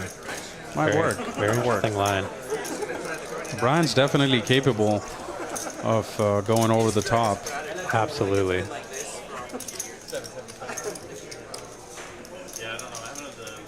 He's definitely thinking on those lines. Maybe trying to put Sam on a flush draw on the turn. Yeah, it's an interesting raise by Sam. He's kind of representing like a 5 or some type of draw. Maybe like a bottom pair that checked back the flop and now raising the turn. He was the initial raiser, I He believe. raised pre-flop on the button, yeah. And Brian trying to find a way to raise and win the spot. Oh, and he does. It looks like he shoves it. Wow. What a read bet. What for a read. Brian. And he shows Yeah, like a Sam- boss. Yeah, Sam lays it down and he shows Really it. nice. Really nice, Brian. What a play there from Brian. Impressive. Yeah, he's definitely very dangerous in the sense that if he doesn't believe you, he's willing to go with it regardless of soul cards. We just saw. So At nice hand this, for Brian. Absolutely, yeah. At this point, I would like to apologize to Brian for bluffing the one time that I did. It worked. You got it done. I don't think I'll do it again. That is very well played by Brian. Yeah, nice play from Brian. Well done. Would you have liked to see a 3x rather than an all-in? It's kind of a weird spot given Sam's stack size, because if Sam made it 800 and if he came in for like 2,400, Something like that. he's almost like committed to Sam's stack. Sam's only got like 5K behind. So you prefer... So maybe his thought process was he could have put Sam on some type of diamond draw, like you said, and wanted to price him out. Didn't want him calling with that type of hand. And just in case if he did have a diamond... Or maybe he had like a queen or an 8 or something like that. He just Get him wants to to apply fold. max pressure. He Yeah. told me he's not the people person. Nice. But I don't think I would have made that play that Brian did. So that was... Yeah, definitely. Yeah. He did Very look well like he was thinking on trying to somehow make this happen. Absolutely, You know? yeah. He had that look. Yeah, he had the look. He did not want to give up. Yes. And that's a great read. Yeah, That's great what read. poker is all about. Carlos opening with Jack 10 suited. Very nice hand on the button for 150. Yeah, nice hand on the button. I like to see him come in for a raise here with this. And Brian, Brian did was the second person to give up his net button. So Brian is also another person I don't think is ever going to lose a net game. 100%. Yeah, Brian, there's no way. He's playing the player. Oh, wow. Yeah, great flop here for Carlos. Good flop for him as a pre-flop raiser too. Absolutely. And So I like to see the bet here. and AJ with a $25,000 stack. I didn't even... Yeah, he's ready to play. Yes, and they're playing super deep at this point. So AJ check raising here with the clubs. Carlos calling with the open ender. And I'd like to part control here and check. That's a good check by Carlos. It goes check check.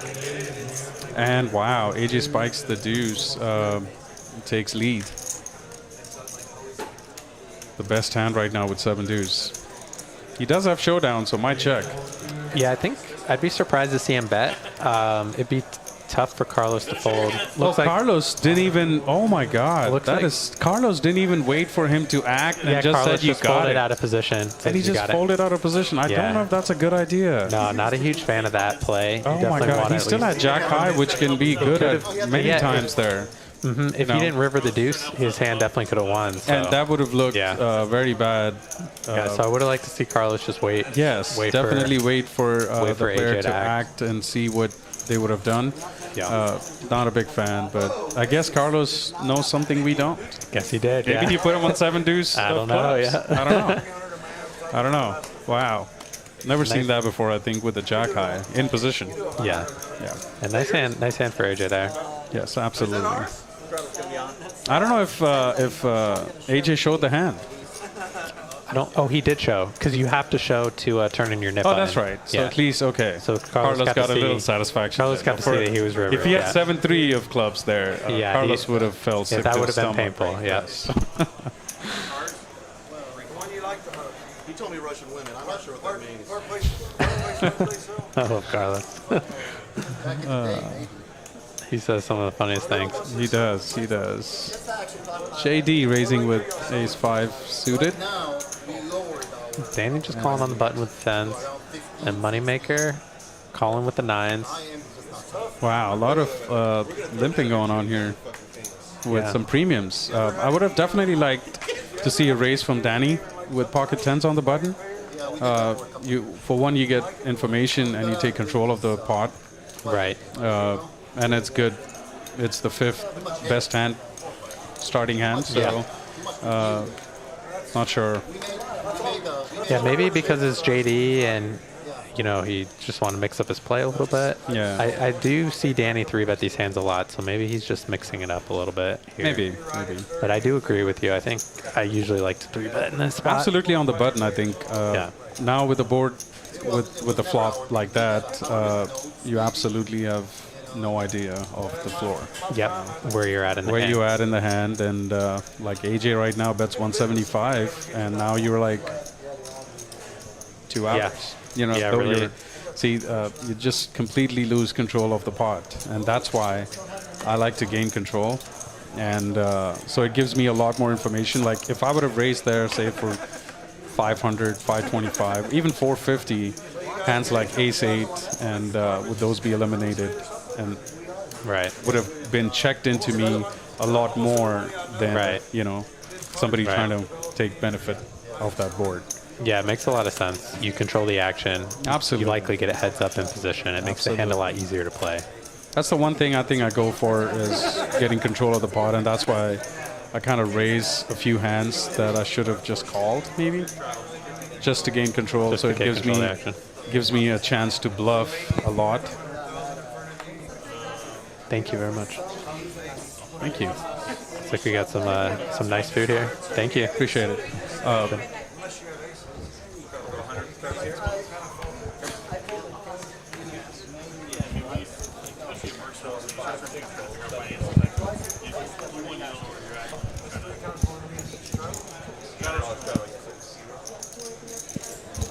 I'm good. Thank you so much. Nice. We just got a nice food delivery here. This is so nice to see. Yeah, appreciate it. Thank you guys.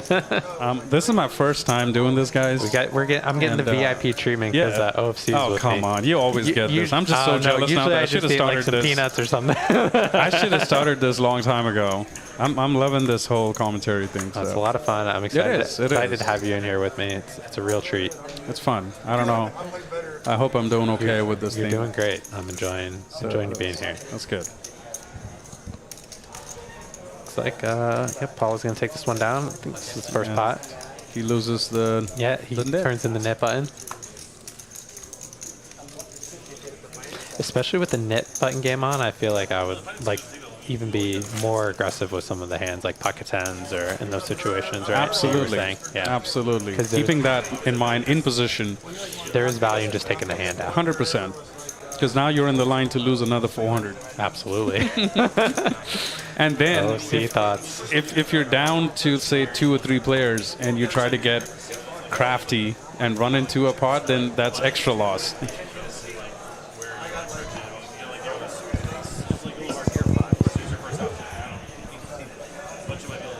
Thank you. We got a Tiny Poker in the chat. What's up, Tiny?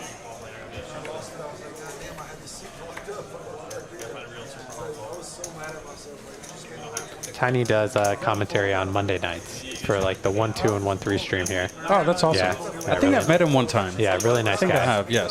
Yeah. Absolutely.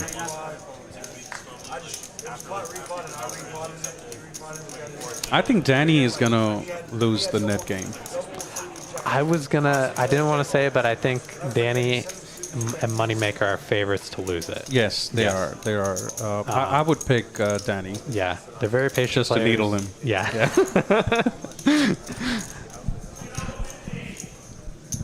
We could bet on it. Yeah. Last time Gator and I bet a dozen rolls on the and I lost on who was gonna lose the last hand. I think it was between Carlos and AJ. Carlos and AJ, Yeah, nice. Carlos was mad I didn't pick him, and I got punished, rightfully so. So AJ with a great flop here, flopping bottom 2. Paulo with a smart check back, turning a flush draw. Now AJ decides to lead. Yeah, definitely surprised to see Paulo lay down Wow. there. 2 overs and the queen high flush draw. That's a hand I definitely would have been tempted to continue with there. For 225, sure. In position, I probably would have. Yeah. Yeah, you're not going to do that.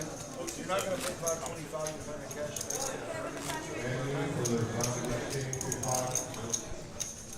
Yeah. It's good for a minute.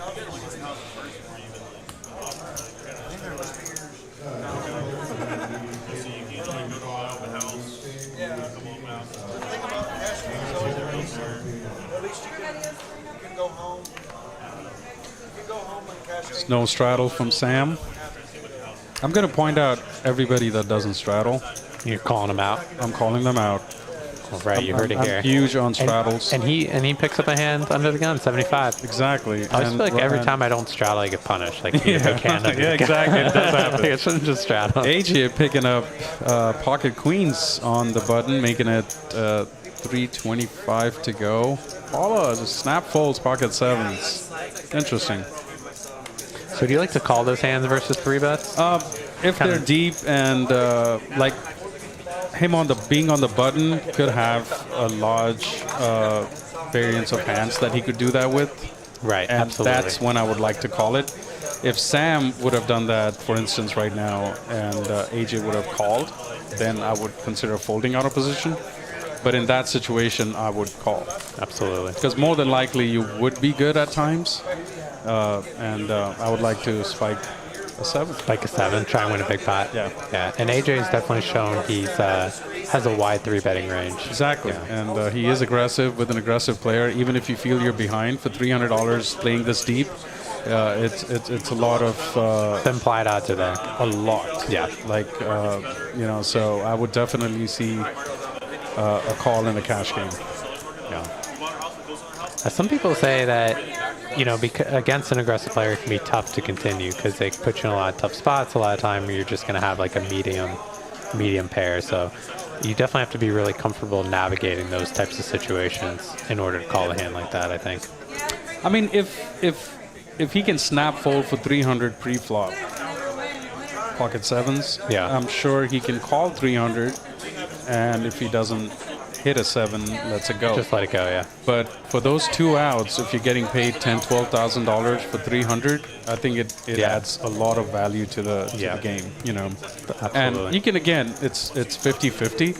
I like to call every time. Yeah, I've noticed Personally, that. yeah, You like to call I it. always like to call, Yeah. and my biggest pots have been with those kind of hands, and Yeah. you know, that also opens up to a lot of bluff opportunities once you have a read on what the player might have, and, Right. you know, so I like to play. Like it. Moneymaker taking it down here with the ace-3. And So Danny, looks like you might be right, Danny. I think it's Danny and Harvey. Danny, Maybe, 'cause Harvey Harvey hasn't played a hand yet. I think this Sam has still the has eights. his. Sam has his? Oh, JD has his. Wow. This is really surprising to see JD with that knit button. I hope he doesn't lose it.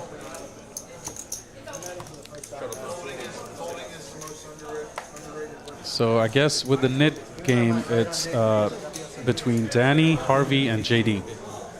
And Sam, actually. Sam also has it.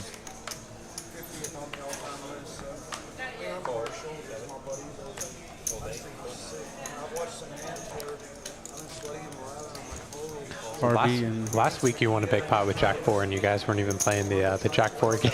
that's right, You I just did. decided. I did. I played a huge, I think 15, 16K pot with Jack 4 offsuit last time we played. Sam 3-bet 500 with Ace King. Paula opened with pocket 8s for 175. Danny still got his nip button. And Danny's trying to get rid of his knit button. Yeah, I think we'll probably see Paulo call here because he's closing the action. Absolutely. Yeah, and he knows that Sam's a pretty aggressive player, so So now he's on the button. Likes to he's play in the pocket small 8s. blind. He's out of position.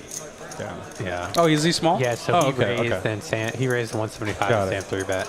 Interesting flop here. Paulo with the overpair, but Sam's got a lot of equity, 2 overs, and a gut shot straight draw.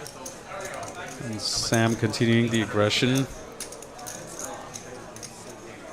with $800 bet. Yeah, 800 into 1,000, big bet, 80% pot. And Paulo gonna call here. Definitely a tough spot for Paulo. Oh, Yeah, brutal turn card for him. it's a brutal turn card. I'd like to see a check from Sam here. I like a check too. Oh, Yeah, I think the problem with this play is that you're gonna have an ace in your hand a lot. So it's really tough for you to get called by a better hand. unless he puts him on a flush draw Yeah. on the flop, then you know maybe it's a good play to protect your stack, and he's not that deep to. Yeah. I think he had the ace of spades or the Yeah, the king of diamonds. king of I diamonds, so think. it makes it a little less likely your less, opponent little has. less. Yeah. That is true.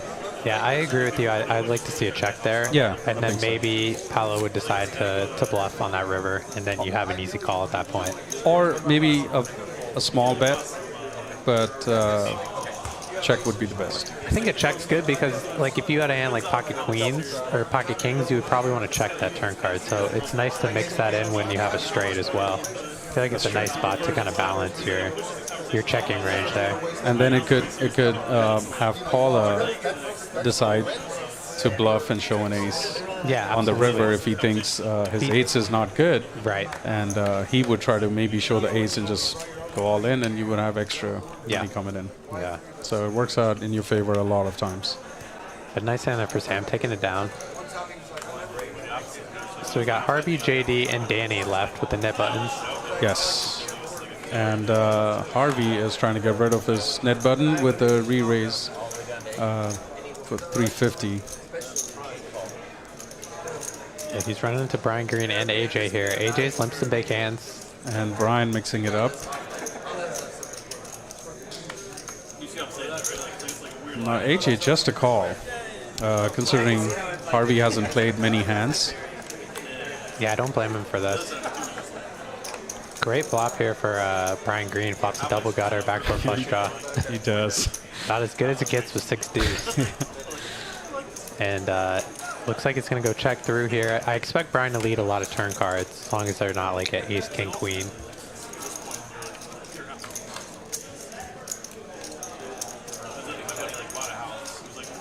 And he just turns a straight. Just yeah. I think this hand's over at this point.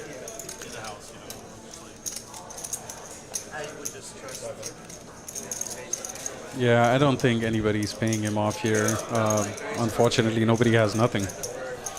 And he should get it through.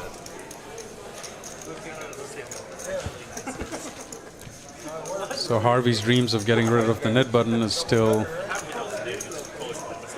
pretty dicey. Yeah, he's still fighting the battle, trying to get rid of that button. So now when you get to the bottom 3 players is where the nit kind of comes into play, the nit action. Absolutely. Where they try to, besides losing the 400, it's also the fact that they were the nit on the table. Right. Which nobody wants to be. Yeah. And I feel like it's almost more of like an ego thing than it is actually absolutely about the money. it is. Because if you just think about the money, like it's not $400 penalty isn't that big of a deal. Isn't that big of a deal now? Yeah. It's like losing a small pot, right? Absolutely. Yeah. I would pitch $100 next time when I play the stream and see how that would work. I agree with that. I think you want to make it a little more. Yeah, because 50 to these stakes is not really, nobody's trying to go for it. And the whole idea is to create action. Well, the thing is, though, these guys, I think, are still going for it because that ego. That is true. Factors in, but in my opinion, I personally like when it's slower because I think that people go for it too much. So I think just sitting back and playing your normal game is actually very beneficial while everyone's just kind of going crazy, trying to get the nip button. And if you happen to lose, it's not that big of a deal. That's true. You know? That's true. But I think $100 suits this game better. I think $100 makes right? sense. Yeah. I think it makes more sense. I agree. If you're on the table with me, just go, okay, let's do it. Yeah. No, I prefer to be lower. You prefer to be higher because you're never going to lose it anyway. Yeah. If it were up to me, I would pay like 500. Yeah. Oh, that'd be a game right there. Yeah. Okay, Danny did get rid of his nit button with pocket 7s. Yeah. Looks like we're down to Moneymaker and JD. Moneymaker doesn't have it. Oh, Moneymaker doesn't have it. Yeah, he's done. So it's between JD and Harvey. JD and Harvey, that's right. Yeah. JD and Harvey. $500 player would have the fun. Sorry, yeah. $50 You had the player. 350. Yeah, no. All right, we was trying to. $500 player. Yes, Stacy, that is insane. It's $8 an hour, and you can buy unlimited. There's no limit to where you can buy only 10, 20, 30, 40 hours. It's totally up to you guys as to how much you guys want to buy. And that is an amazing hourly rate special that they have for Easter. Yeah, incredible deal. You can't beat it. It is. Let's ask him. Paula raising with ace queen off 150. Carlos with suited 10-7 calling it. Moneymaker coming in with the ace 10. Danny with pocket 3s. Looks like we got a Texas heads up here. Yeah. 6 ways. 6 ways to the flop. Here we go.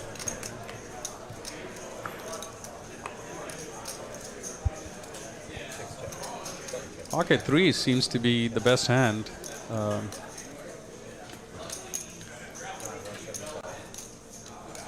AJ leading out again in a multi-way pot. With king high. and looks like this might work. It's really tough for anyone else to continue here. Absolutely. So, And getting it done. What a play there from AJ. Wow. Love it. With a 175 bet on the flop against 6 players and getting an $800 profit. That's a good investment, I think. Can't beat that. Yeah. Love the play. Love the small lead there. Yeah, Very that is interesting. amazing. Complete error. You don't see a lot of players do that, so it shows AJ is very creative. Oh, he is. Yeah, He's very, definitely very likes to mix it up, and you know, I see his style of play, and I like it. I love it. Seems a little similar to yours. It does. Yeah. It does. That's why I like it, I think. I see you make that play. You like to lead into the field sometimes. Oh, and take it 100%. down. Yes. Because I like to get the feel, and then Especially on those types of boards where you're the big blind, it comes 4-4-9. So it's like you have all the fours. exactly. Right? You have right, all the right. Yeah. And you know, gets called. Oh wow. Oh my gosh. Now Carlos is on the flip side here, like the exact opposite to where he was previous with aces versus kings. And super deep. This is And disaster. I actually think the graphic's incorrect. I think JD is the $100 straddle. Because I don't think he would just raise to 100 with the 50 on. That is true. I think he's Yeah. and Carlos raises to 350 here. And that's going to make it really, really difficult for Carlos. Can we see a $35,000 pot here? It's definitely possible. I like the confidence. I like it. Wow. He's like, he has one. Yeah, we're definitely going to see JD 3-bet. I wouldn't be surprised, though, if Carlos chooses to just call, given the way that he plays some of these big hands. He does play some of like his kings, queens, ace, king type of hands a little passively, so he might choose to just call here versus JD. He does, but he did not do that with aces. And okay, he does it now. Yeah. So that's good. So that's working in his favor here. Let's see if he can pot control it. Down to get 2-1 on up to 100. Oh, tough flop here for Carlos. Both players have to be liking this board. JD did check his aces previously. Not this time. And JD just coming in for 1,000. Carlos making the call. Pot controlling so far. Saw a pitch a card. It's a queen. JD still leading with pocket aces. JD generally bets around 3-4K here. Yeah, that sounds about right. And then goes big on the river. Yeah, he might try to set up for a river shove. Like if he bets 3K, 3,500, it would put about like 12K in the middle, so it'd be at about pot size shove. Absolutely, on the river. absolutely. And he goes a little smaller. Small, half pot. So he might be going for a little more value sizing here instead Probably. of he might go for a value bet on the river versus He the probably shove. does not put Carlos on that strong of a hand with pocket kings. Yeah. And that's probably why the sizing. Yeah, I agree with you. Because there was no strength shown from Carlos at any given point. Oh, and Carlos Oh my shoved. God. And this is actually This is crazy. It might work. this is actually Carlos. Because JD looked really uncomfortable as soon as Carlos said all in. I mean, if you think about it, it's a really tough spot, given the action, the way the hand plays, and the way Carlos usually plays. It does. Because you don't really And, necessarily put Carlos on pocket kings. He could definitely have queens. He could definitely have a hand like queen 10. Queen 10. He could- Wow, and he gets JD to fold. Carlos gets This- JD to lay down the best hand. Oh my God. Nice hand for Carlos. This is insane, guys. This is Carlos' stream right here. This is Carlos' stream. Carlos Way to go, is the man. Carlos. Yeah. And I'm sure Carlos actually thought he had the best hand there. Little did he know what he was running into, but it kind of worked out for him. Perfect Worked out aggression, beautifully for him. and but it does show character and poker game that he's now developed into, where he's willing to shove $15,000 with one pair on the turn. Absolutely. Which shows a lot. Not a lot of poker players can do that with $15,000, real money, obviously, and that just shows he has heart to play this game. Yeah, his game's developed a lot too, because I think like 6 months ago we probably wouldn't see him make that Oh play. no I think way! we're just He seeing him would be fall there. thinking, I think, with no disrespect, to his game or him. But I think a few months ago he would be thinking to even call the 2500, and now he's advanced to a level where he can push one pair 15K on the turn. Yeah, which is amazing. Hats off to Carlos. And nice play, Carlos. Very nice yes, hand. really Tough nice spot game. for JD. I Very, did not very blame tough the fold. spot. Very tough. I probably would fold there myself. this Absolutely, spot, I would yeah. too. I think 100%. No, I don't know. Yeah, I think most of the time you're going to end up being beat there. Yeah. But very nice hand for Carlos. So he wins the maximum when he has aces versus kings. When he has kings against aces, he gets aces to fold. With max, kind of max pressure. value Yeah. where you want it to be. So, Yeah. wow. Very interesting hand. And an interesting hand here. Moneymaker with pocket eights, JD with pocket threes. And I don't think Moneymaker is going anywhere with this this bet yet. Yeah, he's definitely going to just call. Tough turn card for both players. Both players cannot like this turn. It's more likely Moneymaker might have an ace here than JD. I agree with you, yeah. So it's kind of a bad card. Surprised to see Moneymaker go for a bet here. It's really hard for JD to call now. Yeah. I'm curious to think if he's turning his hand into a bluff or just trying to find out some information about I think his hand. this is just a information bet. Yeah. To where did the ace hit you, sir, or do you have a 10? Right. Or my absolutely. eights are good. Yeah. Is what exactly the bet was. And he could also be targeting hands like sixes, sevens, and threes, like exactly the hand that JD had there. Right. And I think it's a great bet. Yeah. Yeah, I like the bet, and he could definitely have a 10 there himself. I think he would probably make a small bet on the turn if he did have a 10. Yeah. So nice hand for Moneymaker. Absolutely. The only thing is, like, bro, like, she fucking mid-raised the turn. Like, come on. Yeah, I don't Look, 80-20 didn't cheat. Excuse me. Bro, you would be so much more useful if you spoke marijuana.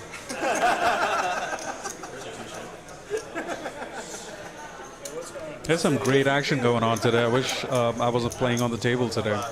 This is the table I want to be on. Yeah, this is definitely a table you want to be on. You'll be back, though. Oh, 100%. Yeah. Absolutely. Are you playing tomorrow? Yeah. Nice. I am playing tomorrow. Nice. And I did have a seat today, but I chose to You chose to be here with To me. do- Well, I to do the appreciate you commentary. sacrificing Oh, your seats to absolutely. be in here. It's fun to have you. This is fun too, actually. Yeah, it's cool to to be on this side and see Yes. the action, see all the hands. It's actually like it's different when you're playing. Like commentating is actually a lot harder than it seems. Like you're talking the whole time. You're trying to make sense. You have to really pay attention to each and every hand. I'm enjoying it naturally. Yeah. Like it's, Yeah, but you don't take any hands off, right? When you're at the table, you can leave that's the right. table. Yeah. You take a Yeah. break. It might be extra work. Now Paulo with kings. Raise it to 50, or is it a straddle 50? I believe it's straddle 50. Yeah, Paulo straddle 50. Okay.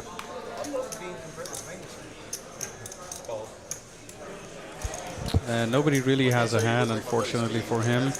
JD waking up with ace-9 of diamonds.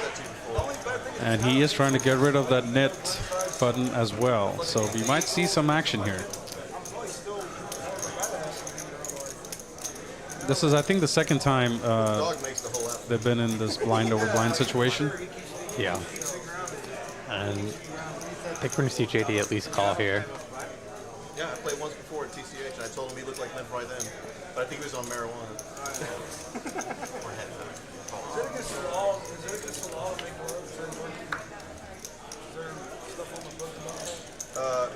Pretty low board. Have the crunchy peanut butter. Paulo way ahead with pocket kings. Creamy is fine. And Harvey just hoping that Paulo wins the spot. Absolutely. Harvey himself had 7-5. Yeah, he did, yeah. And Harvey is the net. Unfortunately for him, he would have to shell out $400 now. No, JD still has his button. Does he? Oh, that's it's right. JD Oh, and that's Harvey right. I have take it. that JD and back. Harvey I have it, take that back. He's not the nit yet. Not the nit yet. That's between We'll see. JD and Harvey. The He's in a fight, tough seat fight though is still on. because, He because is. JD has position on him. He does. For this situation, he does. Yes, Yeah, but he he's does have position over Brian and AJ, which I think Which is the can best help him seat in with- the house right now. I do think he's a where very he is strong sitting. seat. Yeah. And that's definitely going his way. What, he could have a set of 10s, set of 8s. Have you seen this guy play? No, for sure. Danny opens 75 with ace 10 off in late position. I don't want to use market. They're all dead hookers in the drum. Have you seen Dirty Work? AJ re-raises 275 with ace 7 off on the button.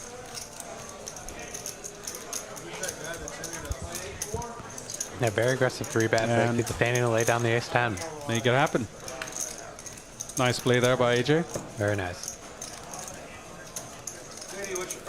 I think I always used to make these kind of plays, but I've lately stopped doing them because I get so much action. Like Danny over there with ace 10, if I made that raise, Well, when Moneymakers are over, I'm giving 10 to 1 that he's calling. Right. So I'm not trying any of those ace 7 off re-raise moves anymore in position. You're not doing the ace X offsuit anymore. Yeah, just as because often. I'm getting so much action already. You just stick to the Jack 4 instead. Yeah, so that way where I absolutely have to. But if it's holding a decent value on the button like ace 7, I'll just call. Just call. See the Makes flop. sense, yeah. Sin City. Remember Sin City? No, you definitely changed up your game a lot, but I feel like you're constantly changing up your game. Yeah, it just which depends, is what I important. feel Yeah. on the table, and that's why my AJ with ace king, Beautiful hand here. 3-betting 475, and looks like a similar situation, but AJ ahead here, and Danny might be feeling that he's getting raised too often now by this is- AJ, and maybe get called Betting here. at the wrong time. And That's why that's you make some exactly of those like 3-bets. that's exactly why you should. And now Danny in a lucky for him, there's no ace. AJ should take this down with the bet since he was the initial raiser. A tough flop for both players. Absolutely, and he does have the ace of spade as well. This should do it. Nice hand again. Nice hand for AJ. And he's crushing it, up 28,000. Let's take a look at the chip stack Yeah, here. it's been a while. Let's therapist that was let's look at some stats.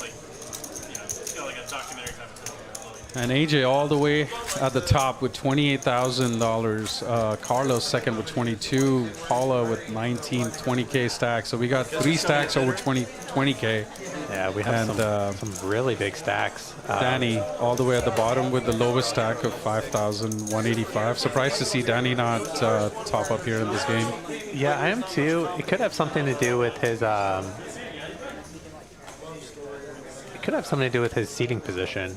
Maybe the fact that Brian and AJ are on his left and have so many chips. Could be. Yeah.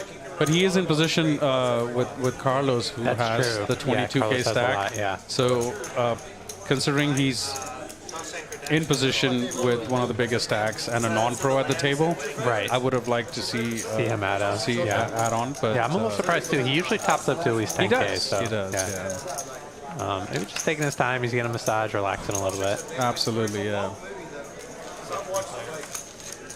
But yeah, we have the makings for a potential 40K pot here with these stacks. Absolutely. And oh wow. Flop and middle set. 2 players with gut shots and Danny with the set. Perfect position for him to make a big pot here. Yeah, I think we're going to see JD at least call here. Oh, he's coming in for a raise. Oh wow, what a position for Danny to be in. And Danny in a beautiful spot here. Do you think we're going to see Danny just call here? It's pretty dry board. I would like to see a call, especially Brian being behind you is being aggressive. Yeah, I'd like to see a call here too. Yeah, I think so. I would think if it was a flush draw board, a raise would make more sense. Absolutely. Because you could be making this play with some type of a draw, but Absolutely. I'd like a call here from Danny. I think he is going towards a raise. He does. And that's going to take Brian out of the equation, I believe.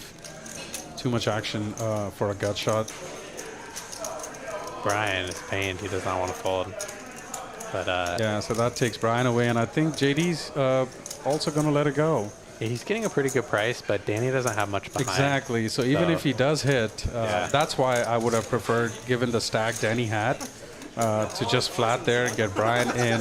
Right. And it could have been a 10, 12K pot. Yeah, get some additional value. Absolutely. For your hand. Let's take a look at the B pips here. We got AJ leading the pack at 42%. Brian Green coming in with 35. Danny's played a lot of hands tonight. He's at 27.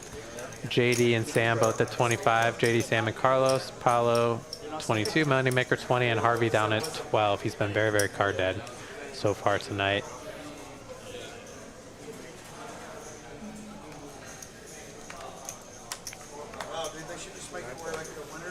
And Harvey and JD both have the net button still. Harvey's going to try and get rid of his here with the Queen 10. Harvey 250, raising it up with Queen 10, trying to save that $400 payout. And it's going to work, I think. And he's got to get through Mr. Brian Green. Mr. Brian Green. And that is with no easy man to get through. And it's only 150 for him to call, so I guess he will call this. He's going to call here. And here we go to the flop.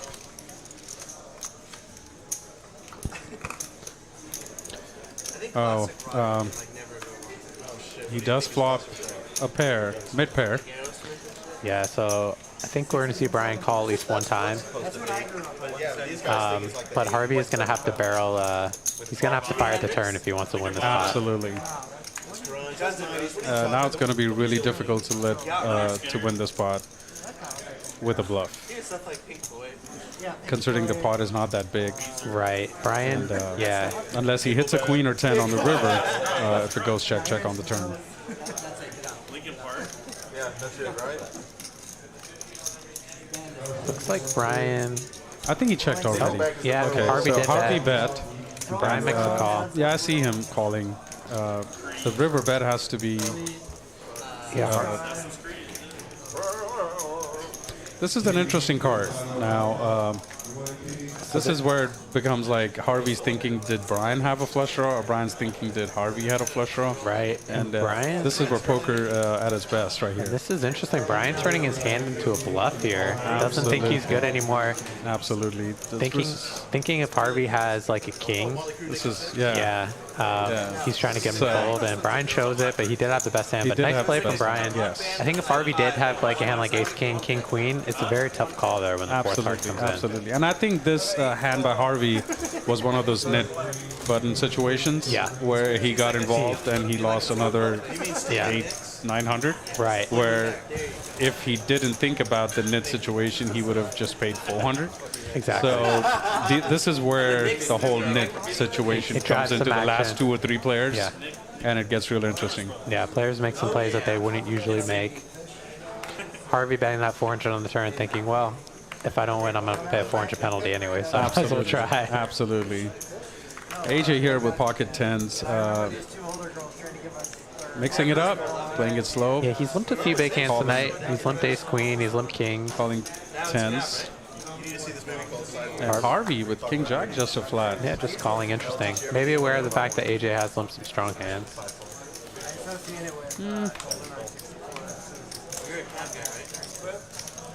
But JD's out of this hand, so if Harvey can find a way to take it down, JD will be the last net standing.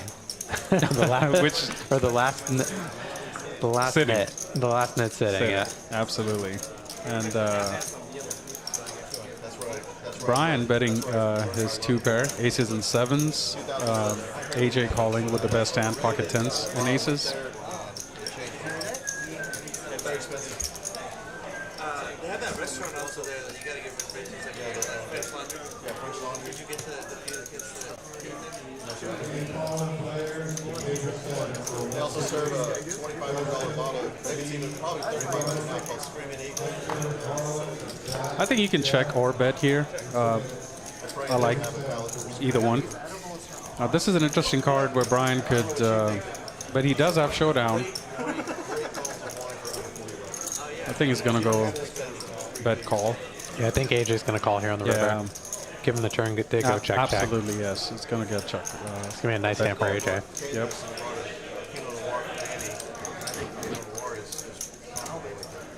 So I think there's a flush draw missed as well, so that would be... I think a turn check here from AJ was a smart play because I think against a player like Brian, he's going to fire the river a lot. So kind of control the size of the pot and allow yourself to pick off a potential river bet. Absolutely, yes. And a good hand by AJ.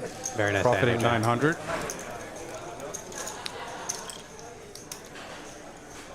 Let's take a look at the win-loss. Got Carlos, our big winner so far tonight, crushing it, up 12,000. Harvey up 2,500, Moneymaker up just over 2K, and Danny up 1,740. Everyone else in the red. AJ the big loser so far, but he came here to play. He's buying in deep, so absolutely, he is covering the table and up. Yeah, things can definitely turn around very quickly. Absolutely, and it's funny. In the beginning of the stream, that's exactly what I was telling you with AJ the last time when I played him. He loves to buy in deep, and and that's exactly what he's doing. Yeah, I love his game. He's awesome for the stream and for poker in general to play with. This has to come down to a small blind versus like big blind versus battles. That's the only way. That's under the JDB the first one. Got 60 viewers with us so far tonight. Thank you guys so much for being with us. If you haven't already, hit that like and subscribe button. It really helps us out. Helps us continue bringing streams to you guys and good content. So if you're enjoying the stream, please hit that like button. It's actually funny that I've always watched videos and heard that. Yeah. And now now you're saying it. Now I'm saying it. Yeah. Which is kind of weird. Feels a little weird, right? It is weird, yeah. So AJ betting his open ender here in check 2. Brian check calling with the gut shot, but he has the best hand with ace high. AJ turning a flush draw, this 10 of spades, and he's rivering the flush. And Brian might try to bluff this river again, which is going to be nice for AJ. He has a pretty easy call here given the turn win check check. Yeah, and I think we're going to see AJ make the call here with his 10 of spades, and he's going to take down another nice pot. Nice hand, AJ.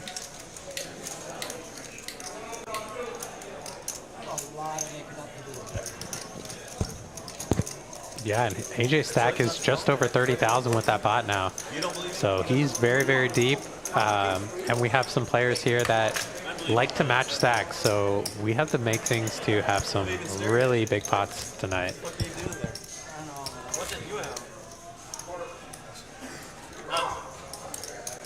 Let's take a look at the stacks now. We got AJ over 30, Carlos at 22, Paolo at 19, so some very, very large stacks. Very deep stacked cash game poker here tonight.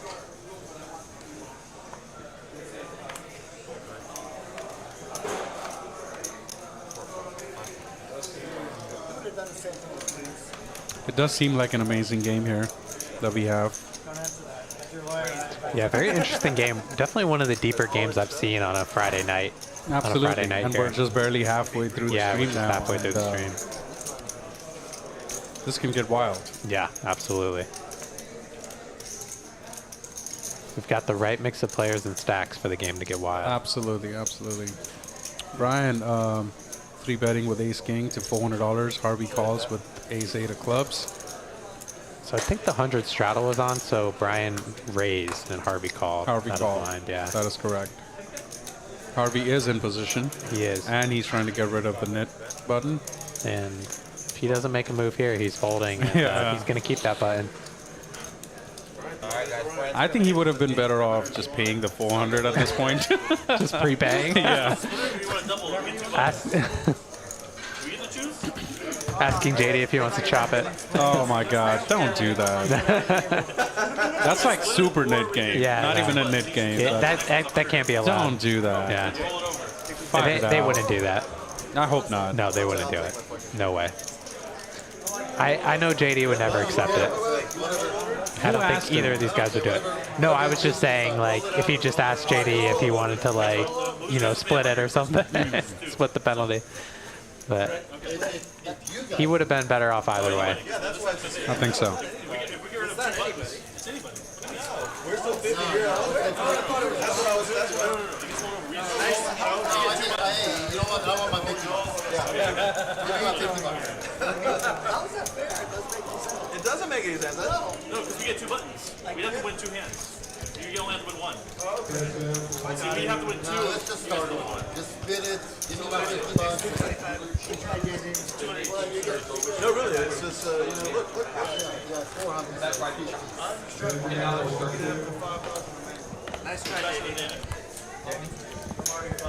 So That's that one thing. they chopped the $50 payouts between Harvey and JD because there's a dealer change, and every dealer change, the net game resets. Okay. So they're going to start over right now. And since there were 2 players left with the knit button, which was JD and Harvey, they each pitched out and paid $200 each and $50 to each player. They chopped it. That makes sense. And now the knit game would, I guess, reset and start again. Yeah, they're resetting it, so they're all getting the nip button again. That makes sense. That makes a lot of That's sense. why yeah. I was like, I don't think they would do a chop. Yeah, I didn't think they would without either. a reason. Absolutely. Okay. Am I ever going to win any of these games? One time. This is, I guess, $100 flip. Yeah, they're doing dealer 100 change. Yeah, they're doing a $100 flip.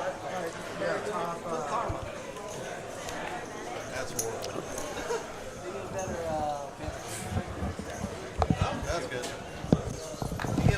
Ace of spades, please. I'll take it. Really close. Here we go. This card is gonna be. Oh, it's big for you. Shit. What do you think?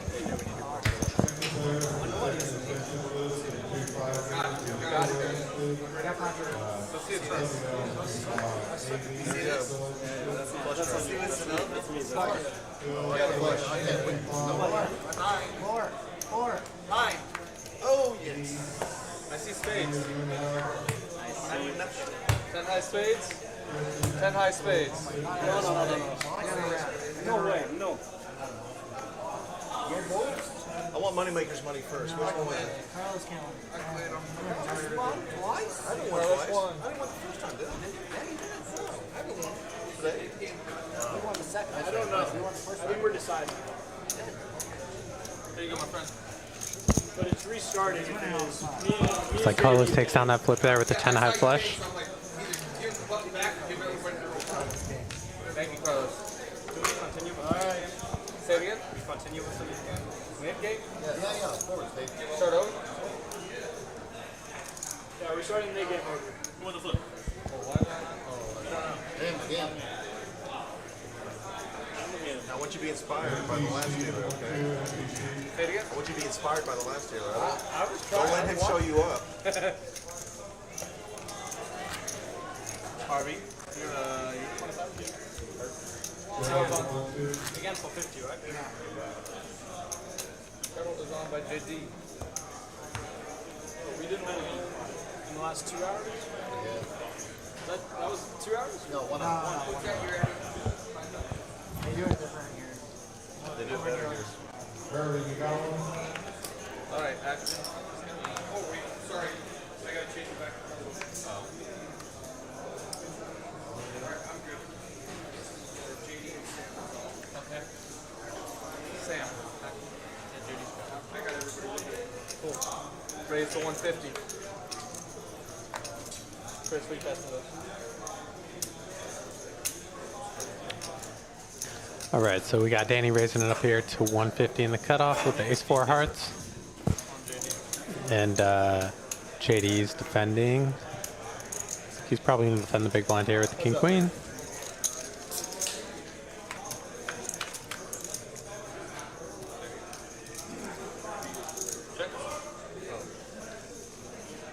JD flopping top pair. Danny makes a small c-bet here, 1/3 pot. With the ace high, he's got a backdoor flush draw, backdoor straight draw. Good turn card here, action turn card. JD turning top 2. Danny's probably gonna barrel this card here. He picks up a heart draw.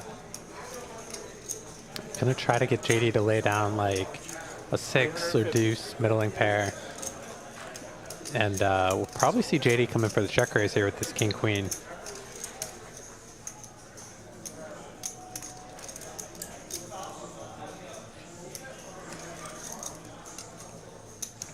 And depending on the sizing that he makes it, Raise, make it 1,000.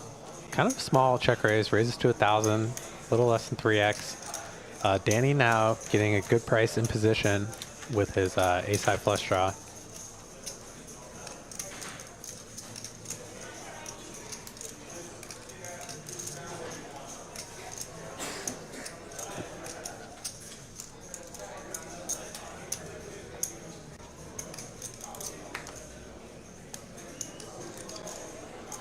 Expect to see Danny at least call here.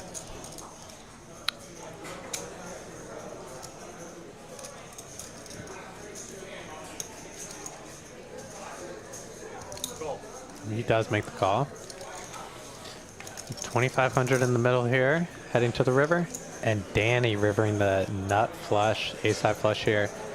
Really brutal card here for JD. Tough to put Danny on a hard draw the way the hand's played out. JD could definitely decide to go for some value here. It's definitely beating a lot of hands that Danny could have. Hands like King Jack, worst two pairs possibly. Danny did raise the cutoff.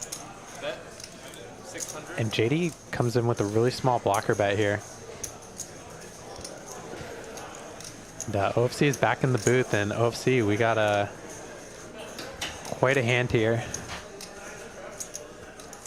So JD check called the flop and check raised the turn to 1,000. Danny calls with the nut flush draw and rivers the flush. And JD's coming in with the blocker bet here. He bet 600 into 2,500 on the river. And Danny's definitely going to put in the raise here. And this is going to be a really tough spot for JD. Danny with a big shove. Shoves 5,200 over $600 bet. JD lays down very quickly. Good fold. And Danny has the show to turn in his net button, so JD's immediately going to get some positive feedback there that he made the right laydown. So I think that was a well-played hand by both players. JD made a nice blocker bet there on the river and made the snap fold there when Danny came over the top. Nice, nice. I was just talking to JD outside in the aces versus the kings hand, and he just could not believe. Yeah, that Carlos had king. The Carlos had king. Yeah. It's definitely an opportunity loss for a 30K pot there. For sure. But It's a sick situation. I mean. It's so gross. I don't blame. I mean, I can't fault him at all for laying it down. Oh, 100%. Yeah. I think I would have too, like you said, and there's no way. Maybe he could have tried to pot control the turn, because it is a little bit of a weird card. He did bet half pot though. He did bet half pie, yeah. Because it got a little wet on the turn where if he had a hand like a combo draw with a flush draw, he wants value there. Right. Like a king jack diamonds or Right. anything like that. So I don't blame him for betting, but it was just an insane bet by Carlos, and Yeah. Raise. And 175. got it done. yeah, Very nice hand. it's one of the sickest hands I've seen in a while. It is pretty sick one. Yeah, yeah. Besides my jack 4 off, I guess. JD's has been in some tough spots today. He has been. He's getting right back in the action here, 3-betting the ace-3 suited. I like this bet. Yeah. He likes to do this with these suited aces a lot of the time. Harvey out of position with king jack off. Tough spot. Yeah, tough spot to be in versus JD. Looks like he's thinking about doing something, though. He knows JD's capable to make these raises with mediocre hands. Yeah. And trying to test. And that's exactly... Raise. 1,250. And he comes in with a 4-bet here. Really like this this play, very aggressive line. You don't see this from Harvey too often, so I'm a little surprised to see this move from him. And that's exactly why he does it at times. I think where people will give him a lot of credit. Yeah. And he uses that image, which is good poker play. For sure. JD, though, sticking around, he's making the call with the ace-3 suited. Absolutely. Yeah, he's in position. Tough spot here for Harvey. Really bad flop. For not only for his hand, but for his range in general as the pre-flop 4-better. You know, he's not going to have many hands that connect really hard with this board. So, you know, his best hand's going to be like aces or kings, really. And aces and kings, even on this board, you know, you're not loving a 7-6-5 flop. Absolutely. And then with his stack, he has to go bet. And if it gets called, then his stack is kind of like an awkward bluff position here. Like if JD calls right now, it's 4K, and then he has 5K behind. Right. So what do you do there? Exactly. You don't have much bets left on the turn except a shove. Right.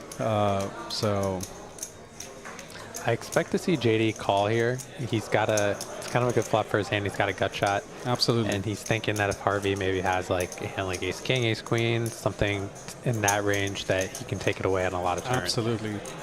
Even if he does have a big pair, you know, if the turn's like an 8 or 9, JD could take the hand away as well. And he comes in with the raise right away. He does it right away. Now, this is where the stack comes into play, where, yeah, it's kind of like nothing he can do here. Yeah. You know, there's no play left. Yeah, so to speak. And JD gets to show the hand, and very nicely played hand. I think it was a well-played hand by both players. Absolutely. That was a classic poker at its prime. Very good poker hand there. And JD getting it done. Very well played. Nice hand, JD.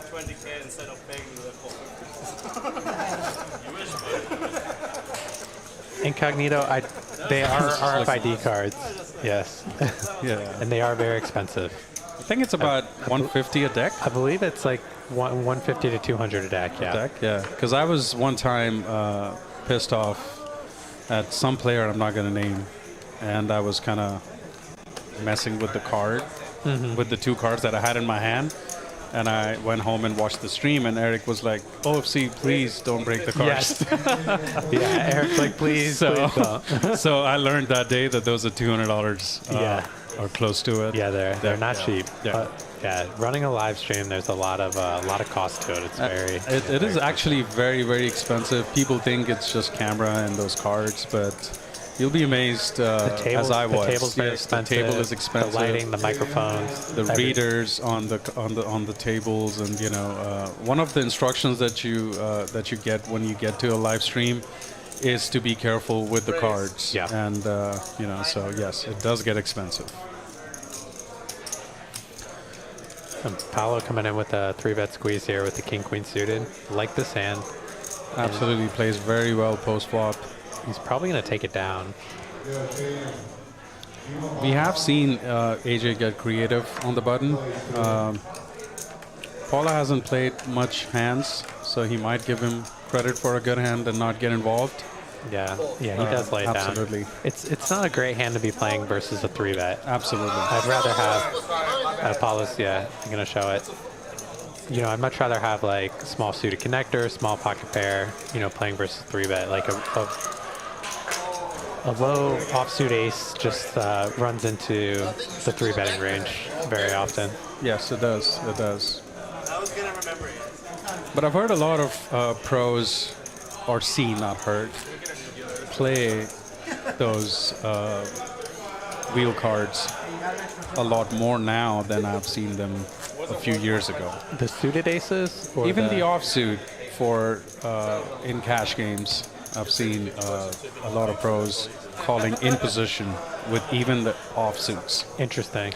The new blogs that I've ran into somewhere, they said that it can create bigger pots against hands like ace king, ace queen, ace jacks, to where you have a lot of straight cards, or even say if the flop goes deuce 5-3 in that instance, right, and somebody is holding kings or queens, the pots are a lot bigger, right, and I guess the new poker strategies. Interesting.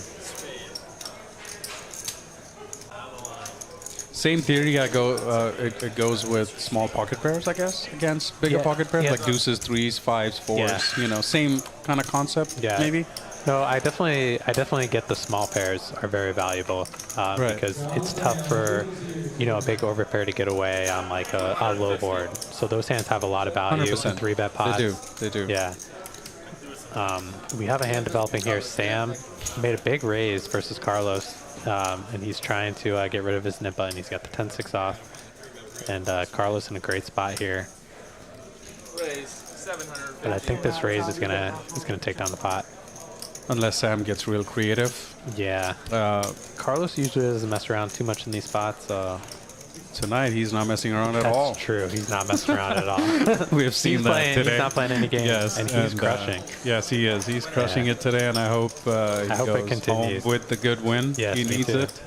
Nice Not hand. financially. I meant just for the fact that he just goes home it with a good psychologically. positive upwin, and I'm all for Carlos. You know, Nice hand, Carlos. absolutely.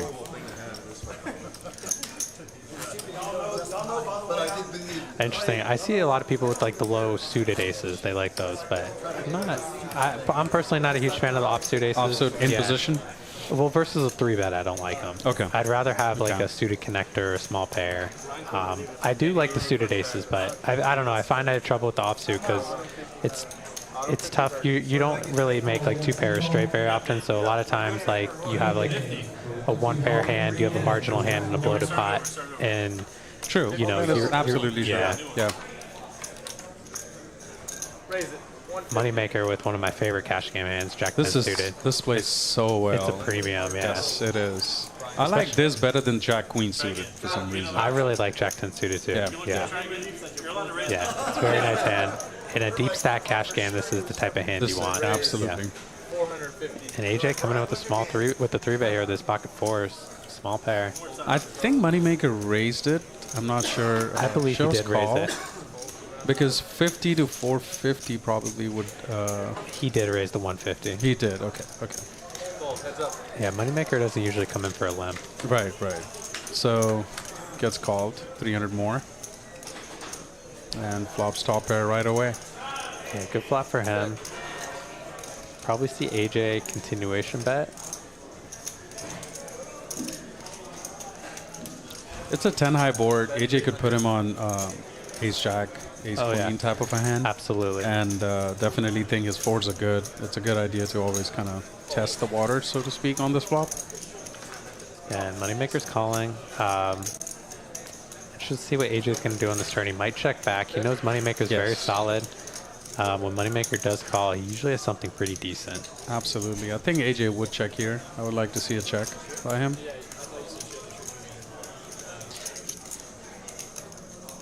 Bet 650. Yeah, he's trying maybe to charge a hand like Queen Jack, Jack 9.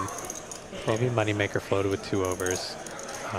He's really testing the waters here, but Yeah. I think when he gets called, he's probably gonna shut it down on the river. Absolutely.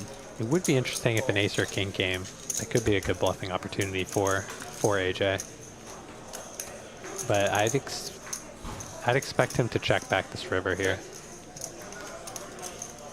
He should. Yeah. I think he will, unless he goes over pot trying to show an overpair. That's the only move I could see here. Right. Like a 35 or a 4K bet. That would put Moneymaker in a very, in a very really, tough spot. Really tough spot.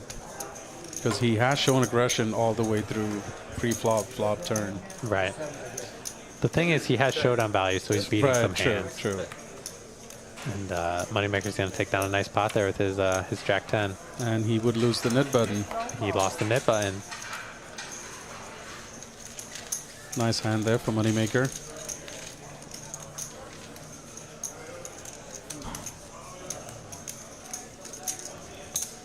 So it looks like they are playing the nit game. And they're doing an every dealer change. That's when it. That's when it. Yeah, if there's no result, right, till then is when it resets. They'll reset it, yeah. So. But it is hard to go an entire hour without at least 8 players winning one hand. You know, in a rotation. That is true. I would think so. Well, it happened with Harvey and. Yeah, Harvey and JD. That was were really last amazing. game. I don't know how that actually happened. They were trying. They were trying. They were. I think Harvey lost more trying to get rid of that button. He would have been better off just paying it off.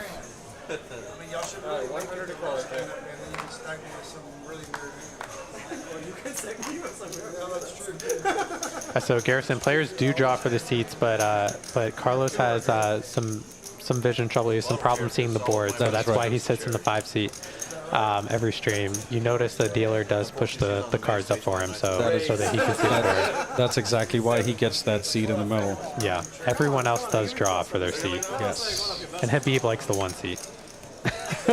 He does. That's his thing. That's his thing. So Paulo here. I think AJ put the 200 straddle on, and I think Paulo raised it up to 700 here with Ace King suited. I would like to see a call, definitely with this hand. Yeah, absolutely. He plays, and exactly Beautiful just like flop that. here for AJ. Top pair, open ender, drilling it. And Paulo checks back. I like the check. Oh, spikes a king right away. Yeah, that turn really changes things here. 100%. Might definitely create some action here. Because AJ does have mid pair with open ender, and Paula has top pair, top kicker. AJ decides to lead 350 here on the turn. Yeah, kind of a blocker bet. Interested to see if Paulo's going to raise here. He does just call. Just calls. Oh wow! Beautiful river that here is for AJ. Such a nice card.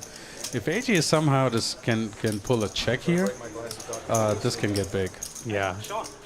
I either like a check or a big bet from AJ. Absolutely. I think he could go for a big bet because a hand like Ace King is going to have a really tough time getting away. It looks like he is going for a big bet. I like this bet a lot. It should get called here, I think. It's really tough for Paulo not to pay off here. Yeah.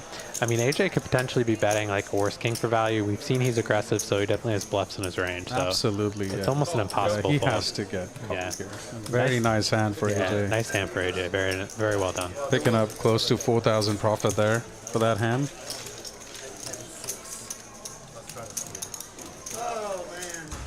So Rena, the $8 an hour sale for Easter is only on Sunday.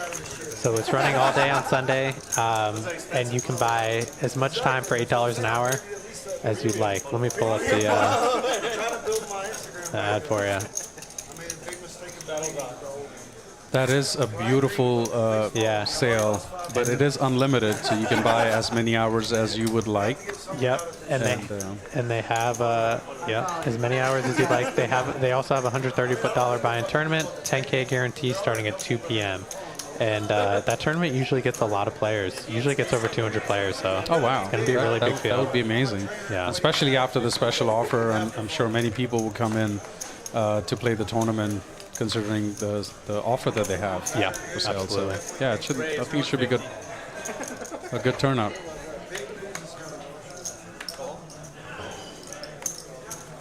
Moneymaker waking up with queens here. Yeah, beautiful spot for him. And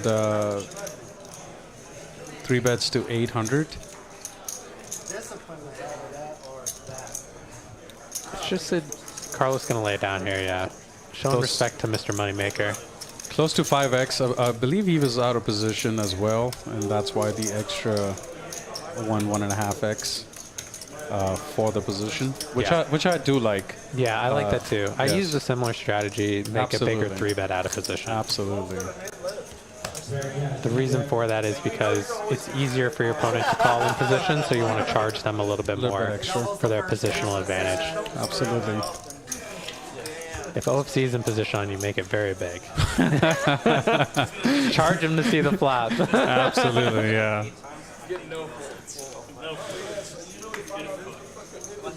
You probably don't want me coming in cheap. No, you don't want to let him in cheap. That's for sure. That's a mistake. Yeah.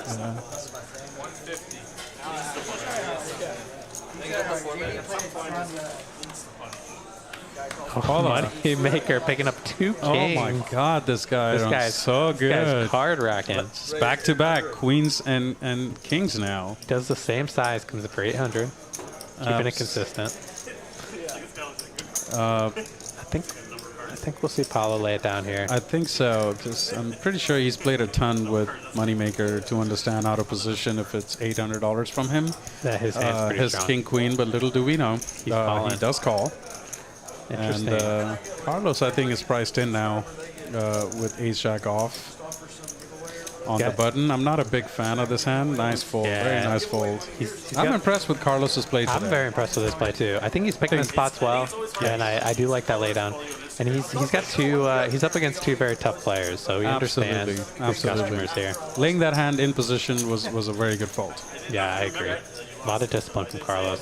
Yes. Interesting to see Moneymaker check here as pre-flop raiser, pre-flop 3-better. He bet the aces against Danny and decides to check here against follow. Yeah. Similar situation. Yeah. Could be a factor of this board is kind of difficult for his 3-betting range, so he has some hands he's going to want to check here, so he's balancing that with checking the overpair. And it's working out beautifully. He's getting Paolo to fire, practically drawing dead.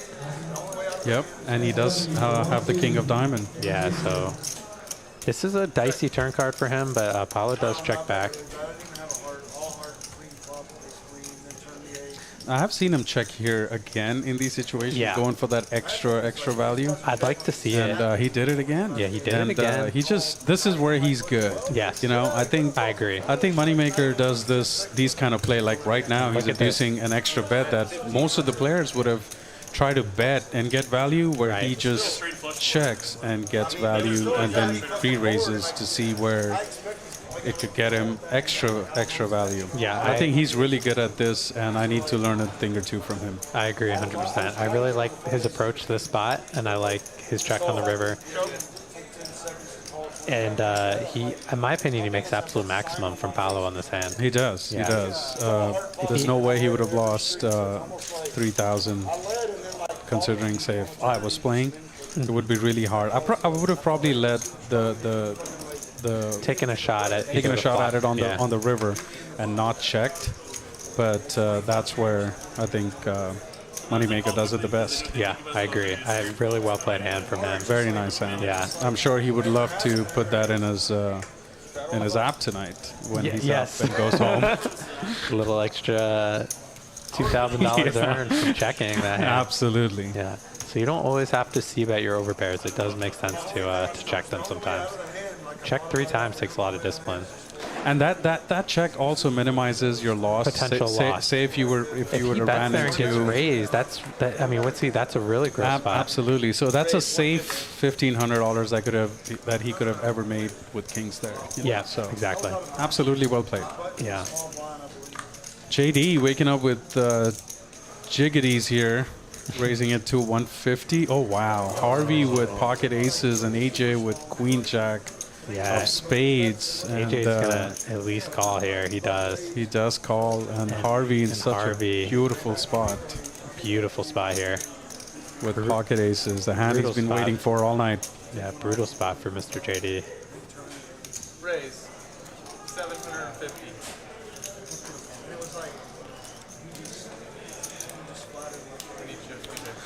I think JD would just flat here.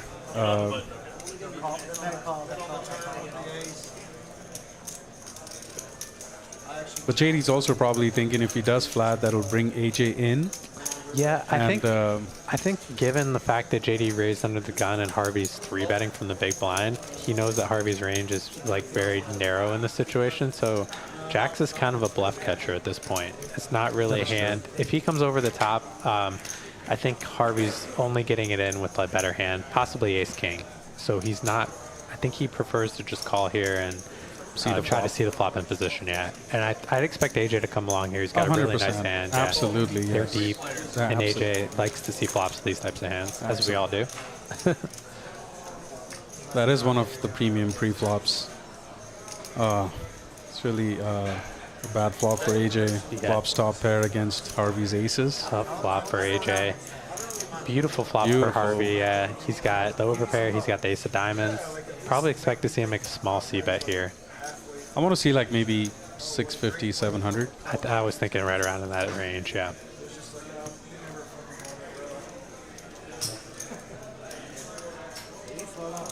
Bet 750. Yeah, that's about 1/3 pot exactly. That's perfect. And JD in a tough spot here with his jacks. He's beating hands like ace king, 2 10s, but he knows that Harvey's range is is very solid here. He's got a lot of premium hands, and he does have to worry about AJ behind him, but he does make the call. Now, it's interesting to see how AJ plays this. There's two players that have shown a lot of strength pre-flop and on the flop, and he's completely out of position. Does he raise to see where he's at? But Harvey has... I don't think so. I'd expect AJ to just call here and see a turn. See a turn? Yeah, he's getting a really good See price. if he can spike a queen or a jack. Yeah, he wants to see what these players do on the turn. Yeah, true. It's a tough spot, though, but I think he's navigating it well so far. And great turn card for Harvey. Everyone can say yo quiero Taco Bell. So interesting spot here. I feel Harvey's got, looks like about, well, it says 3,500, but it looks like he might have a little bit more than that. Looks like he might have about 5,000. About 45, 45. Yeah. And the pot is 4,500, so a shove here is pot size bet. What do you think about this spot? This is very interesting. I think with two players getting into the pot, I would definitely shove here because they could easily have ace jack of diamonds, hands like ace queen to get value from. Yeah. And yeah, I definitely like a shove here now. Yeah, I agree with you. Harvey does have the ace of diamonds, but even with that club coming, like a hand like king queen of clubs is possible. You know, there's a lot of hands that could potentially give him action here and that he also wants to get value from and protect his equity against. Oh, that's right. He does have the ace of diamonds, so but he does does bet makes sense. Yeah, he goes for a smaller bet here, 1750. Really targeting like some queens. Yeah, good fold by JD. And AJ's in a really tough spot here. This is a very, very strong line from Harvey, so I think that AJ could get away from this hand. Absolutely. And he's a player who puts two and two together. Yeah, he's definitely a smart thinking player. Yeah, so I think he should be able to figure this one out. Because Harvey hasn't taken this line all night, so... Poker Monkey, you should definitely try to nice come down fold, if you can. Nice fold by AJ here. Very nice fold from AJ. And a great hand by Harvey with a $3,000 profit here. Yeah, nice hand, Harvey.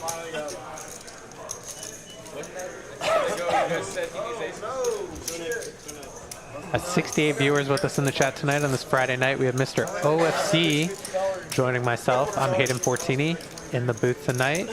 And if you guys have any questions for us, ask away. Let us know. Loving it here. It's my first time in the commentary booth here with Hayden. And thanks to him, he's kind of guiding me through this. And yeah, I'm enjoying it. Yeah, having a good time. Enjoying picking your brain on some of these hands. Taking notes, mental notes. I should have brought a notepad. Watch me say something here and do the exact opposite on the table. And yeah. Oh, Gator asked if tomorrow you'll fold when he's bluffing. Oh, absolutely. Absolutely, Gator. Yeah. Go for it. You heard it here, Gator, so go for it. I told him, I said, don't expect an honest answer. Yeah, exactly. Brian here. Getting aggressive with the queen 10. He's got the Dos Equis. And AJ in position with pocket tens. Just calling here. Both these players, well, since Brian's got about 10K, but both these players very deep. And I think Paulo is going to defend or actually raise it. Paulo with the 3-bet here. $1,600 with king 7 of clubs. So Paulo was the $100 straddle, and he's really putting the pressure on these guys here. Absolutely in position.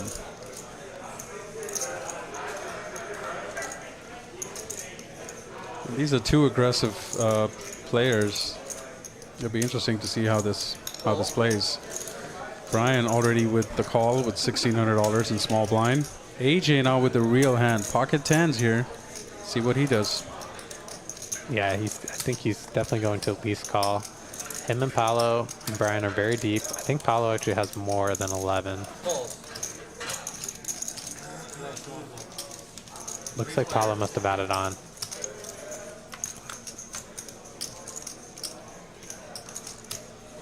Pretty safe board for pocket tens, you would think. And Paulo has middle pair. This hand could get interesting. Yeah, very interesting. I think Paulo might check back here with his middle pair. He has to be a little concerned. Both players called, and this is a board that connects with, like, but he is going to bet. Interesting. That's $1,900. It's a big bet. Half pot. Yeah, you bet 1,900 into about 4,800. 48. The pot was about 4,900 before that. 4,900. Yeah. So close to half pot, maybe. A little less it's than about that. like 35, 40%. 40%. Right around there. And Brian is thinking about something. Yeah, He's unpredictable. He's very unpredictable. Yeah, you definitely never know what he's gonna do. So now I get the feeling when I'm playing, when I'm thinking you guys are like God knows what he's gonna do. Yeah, exactly. I get it. I get the same feeling right now. Yes. You feel that with Brian. But he has to be concerned with AJ behind him, and he does lay it down. Yeah. This is probably not the best spot to squeeze. And now AJ in a very difficult spot. He should feel he's probably good right now, but he's out of position. Yeah, I think we're definitely gonna see him at least call At here. least call for sure, but he is thinking to raise and take it down right here.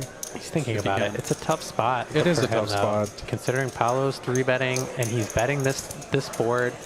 It's definitely showing a lot of strength. A lot of players would check back here with their ace king, ace queen. So definitely has to be concerning when Paolo's willing to throw out a continuation bet on this flop versus 2 players. Wow, And he gets it to down. fold. Paula is going to be really happy looking at that pocket tens. Wow, very interesting.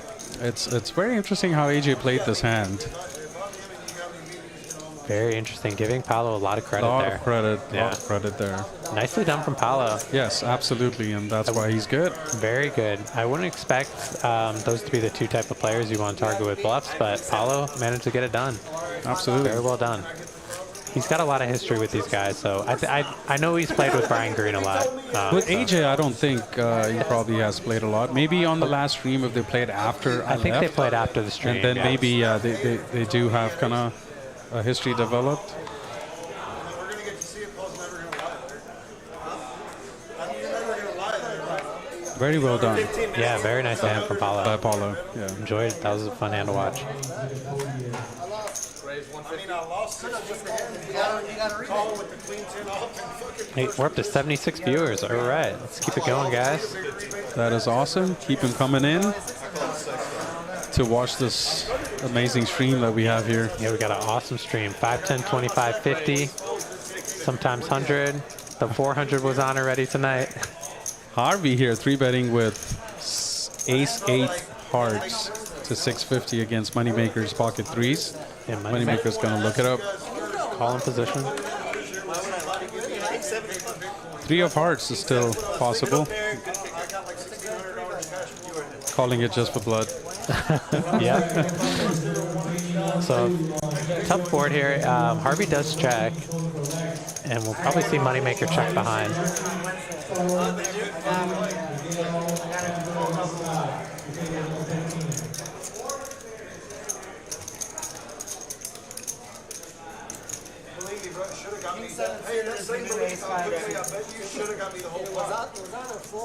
Interested to see. I think he would check. Yeah, Moneymaker's probably gonna check back. I'd like to see Harvey continuation bet that flop. Try and get Moneymaker off like his middle pair type of hands like he has. And Moneymaker making a nice bet here. Getting some protection for his hand, taking it down. Well played. Yeah, very well played. He just like never makes a mistake. He just like feels like he does the right thing almost every hand. He does. If he makes a mistake, it's a small one. It's like sometimes he'll fold the best hand or whatever, but I mean, he like I never see him make a big mistake, which is really impressive. Absolutely. I can't say that for many players on this stream. That is true. He is one of the best, and He's that's very why solid. he is. He's like the epitome of solid. Absolutely. If you looked up solid in the dictionary, you see a picture of German Moneymaker. Moneymaker, absolutely. For sure. I just enjoy playing against him. Always learn a lot from watching him. Yeah, I do. I am learning now. I never go watch streams like this at home. Yeah. So this is kind of like new to me. Right. I just go fast forward my hands and just You look watch at your them and hands. see how I did and what they had against me. But I don't go detailed. No, this is You don't watch hands that you weren't involved in. absolutely not. Yeah. And then this gives so much inside information about players and the way they play, and I think everybody. It's like a therapy to online regular streamers, Right. to come and do this at least once in 2 months, to kind of get the real hands as to what's going on. Yeah. So I It's think cool to see the it's dynamic. pretty good insight. Yeah. Yeah, 100%. Yeah, I like it. I don't mind doing this more often. So No, it's a lot of fun. It's a fun way to do like a little poker study session. yeah, exactly, exactly. Yeah, that's what I meant. Yes, yes. So it looks like Apollo leading this turn here, getting called from Brian. With ace high, I think he's gonna get called again. It's possible. I mean, if you're good on the turn, you're good on the river. Yeah, Brian. Oh, he gets fold. Brian lets it down. Nice hand, Apollo.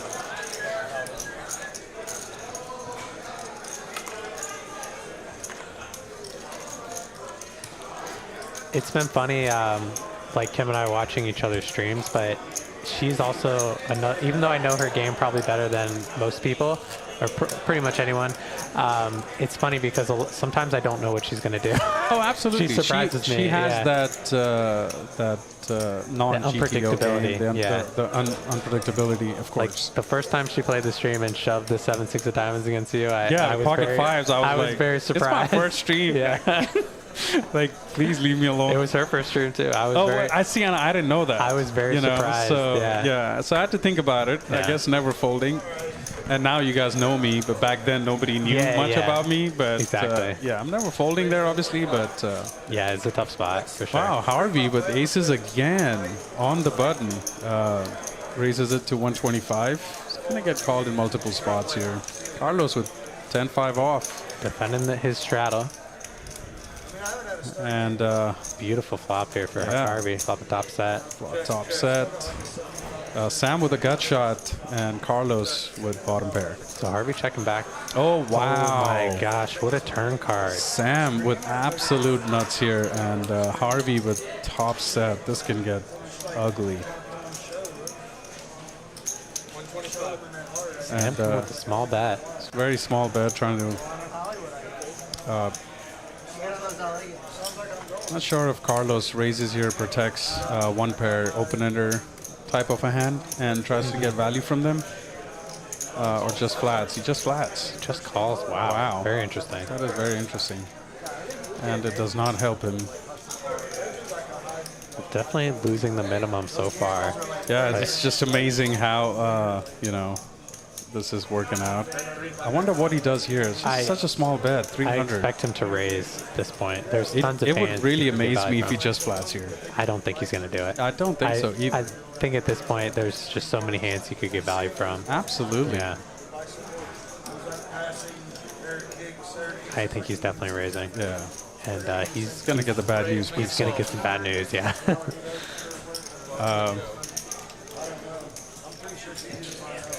Interested to see the way this is played.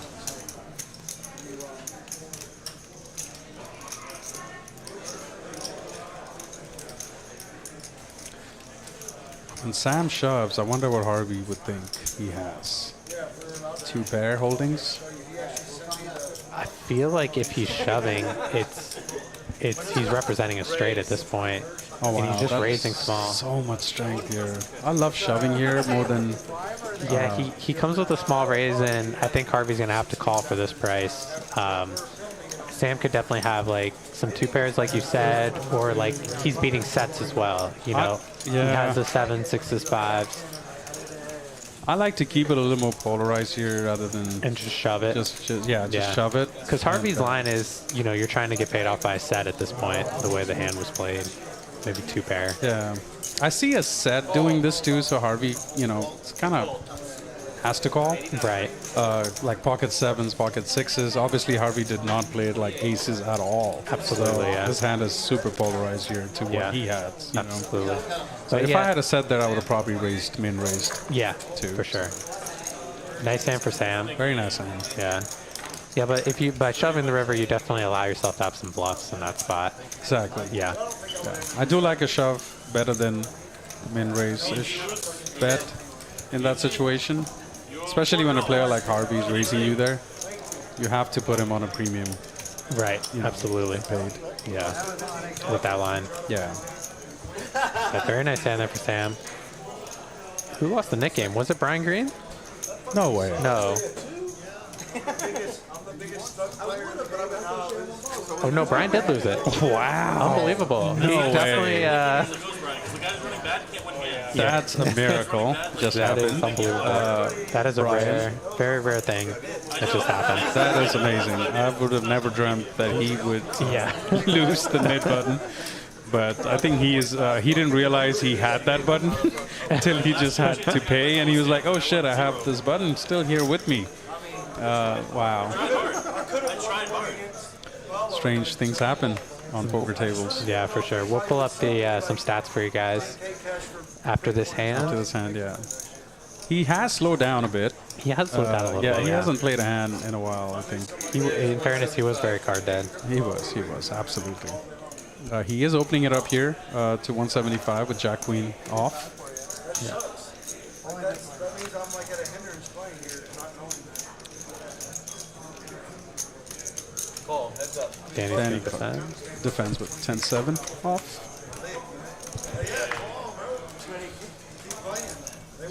Top pair for Brian. He's gonna lead and get it done. Nice hand for Brian. Let's pull up some stats for you guys. So right after he paid for the nit, he wins a hand. Yeah, he did. What a needle. That's funny. Let's check out these VPIPs here. We got AJ leading the pack 41%, Brian 34, JD and Carlos at 25, Paolo, Danny, Sam, and Harvey, and Moneymaker all in the 20s, respectively, from 24 to 20. About what I would expect to see everyone be. Let's look at the winnings so far. And Carlos still leading the pack, up a strong 13,000. Moneymaker up Wow. 7,500. Very Slowly getting it done. very slowly, Very just crushing slowly this getting game. it Very done. impressive. Kind of flying under the radar a little bit. Danny up 2,900. So, We all know Paolo's a pitch. but very excited to see Carlos crushing it so far tonight. He's played very, very well. He has. He's made a lot of big moves at the right time. Especially the Kings versus Yeah. JD. That Yeah. was It's so sick. from losing your entire Yeah. stack to actually making a 5K profit. Yeah. That's like a 20K swing for him, that one hand. Absolutely, yeah. He took a setup situation where you're Yeah. usually going to lose a huge pot That is and just turned it amazing. into a win. Absolutely. So very well done for Carlos. JD here flopping top pair with his ace king against Brian's 9-6 and gets the job done. Nice hand. Thank you, JD. I'm not lying. Don't worry, you'll be there. You'll have plenty of action to do. Oh, Steven, Mr. Delivery in the chat, says, I predict JD will mega cooler Moneymaker. JD decided to start winning lately, so we'll see. What's up, Steven? Thank you for being with us. Hey, Steven, how are you? Tuning in. Nice to see you in the chat here. Happy to have you in the chat.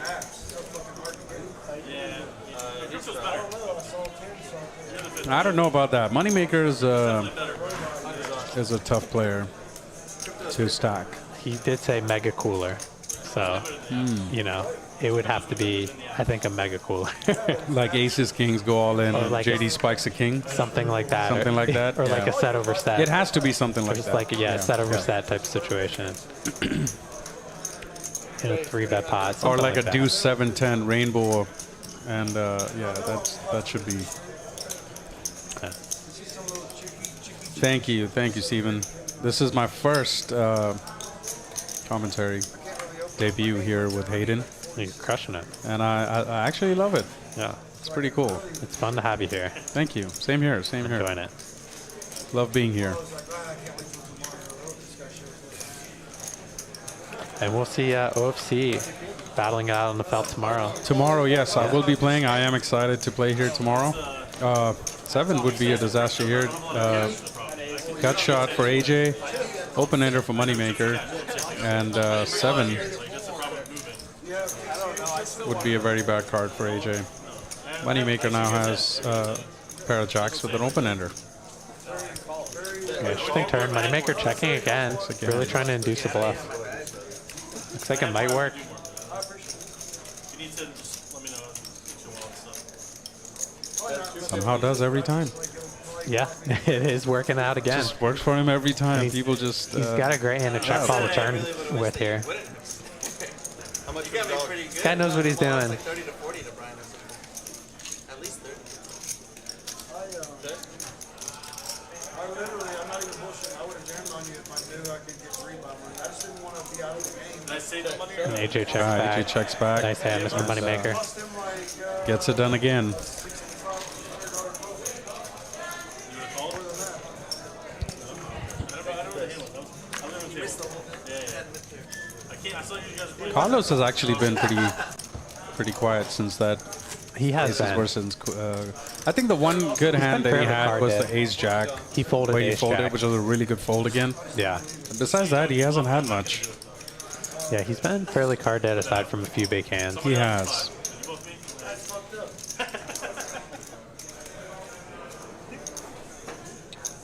Friendly game.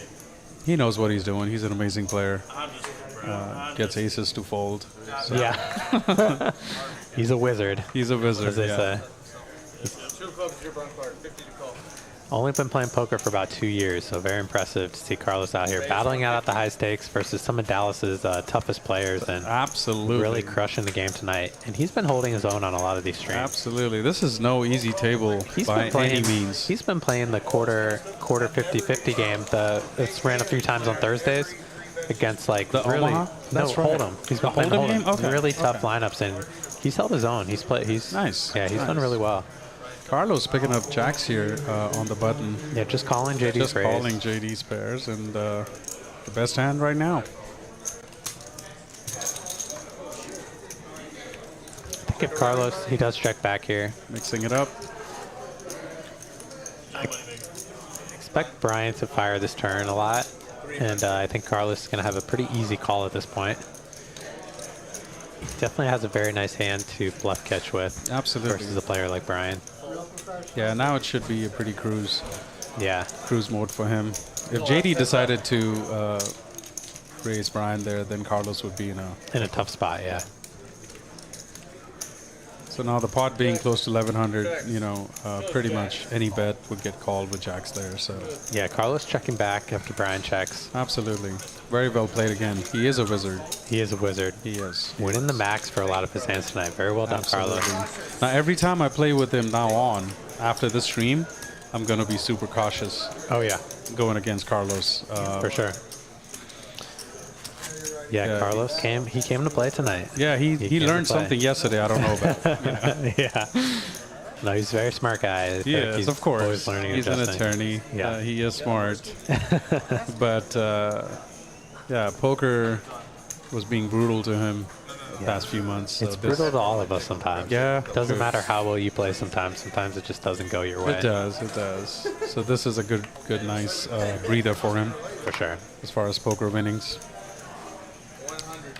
And it just psychologically gives you a good vibe to go play again. Gives you more some confidence To go play. Like there's been times where I lose 3-4 streams together, and the 5th one I'm like, I don't know if I should. Sometimes you're not feeling it. Yeah, because it just brings you down. Yeah. And every poker player or every gambler Goes through I should that. say goes through that phase. There's nobody in the world, as far as gamblers go, that haven't been through it. 100%. So, Yeah. Moneymaker checking top pair, and JD with middle pair. Goes check, check. Very interesting turn. And Moneymaker, yeah, beautiful turn card for him. Monster turn. Going for some value here. Bet 450. It should be a pretty easy fold for JD. Yeah, JD checked back his middle pair on the flop. He's gonna call one time Good here. call. Look him up. He's beating some hands like Ace Jack, Ace King, maybe some club draws that are betting this turn. Let's just see what Moneymaker's gonna do on the river. I think he checks because a spade showed up. Now, JD can very well have a spade draw. Yeah, I think he's gonna check and do the classic Moneymaker Check call. check call line. He's gonna go for leading some into value. it. Okay. Yeah. Okay. Maybe trying to target a hand like a worse queen, a 9 or a 10. Or maybe even like a blocker, don't bluff me bet. Also, because if Yeah. he checks, it shows so much weakness that JD Right. might go for it and then put him in a difficult spot. Yeah. To where you just lead a $500, $400 bet. Try to to get where some try to value. just block his bluff range. Right, him from raising you there. Yeah, I could definitely see that. Yeah. Yeah. I do think that JD would probably bet a lot of his spade draws on the flop. That is true. So he probably doesn't have a flush that often. I think Moneymaker realizes that. So I think JD's more likely to check back like a weak top pair, like a second pair type of hand. Something with showdown value, and I think he's more likely to bet like a draw that doesn't have showdown value. Makes sense. Yeah. Sam with ace queen off.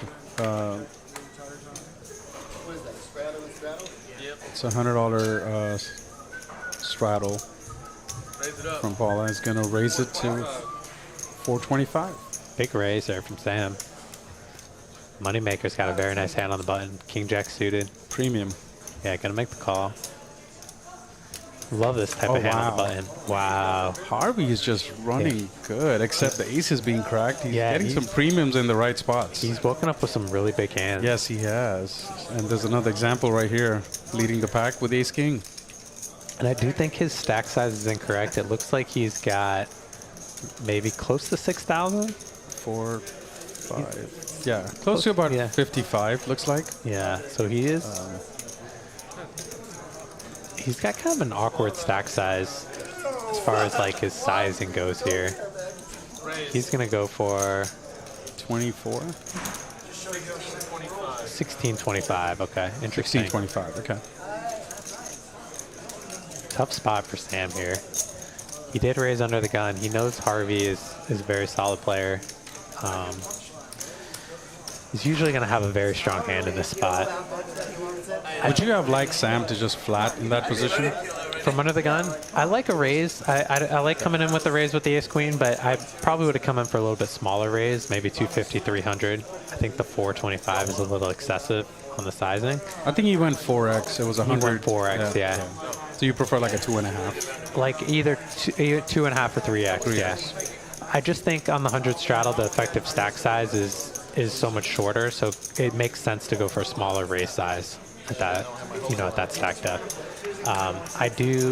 If I were Sam in this spot though with ace queen, given that I raised under the gun, especially to 4x, I think he can get away from this ace queen here versus Harvey. I think it makes does, sense. It does very poorly versus Harvey's range. Absolutely. And there's not Harvey doesn't have a lot of money behind, so it's kind of difficult to outplay him on the flop. And he's out of position. Yeah, and he has Moneymaker behind him. Exactly. Yeah. That would have been sick. I saw you thinking for a Yeah, very good laydown from Sam. He usually makes the right comes to the right decisions in a lot of hands. And Moneymaker making a good fold too. It's funny how Moneymaker does not even think in these spots. He had already, like he already knew. He already decided knew what he was to do. doing. Yeah. Like I'm not decided till Sam acts, because depending on what Sam does, then I would have my action ready. Right. Like if Sam calls, I'm calling obviously. Probably Moneymaker would as well with that hand if Sam had called. But yeah, I can't pre-decide like that. Yeah. No, I love just like the snap fold. Yeah, he's like, I'm already, don't want to play this hand, and I'm already folded. All right, I'm going to step out and use the restroom Absolutely. real quick. Absolutely. Although you have to win what you do, you have to win like 80 fucking times.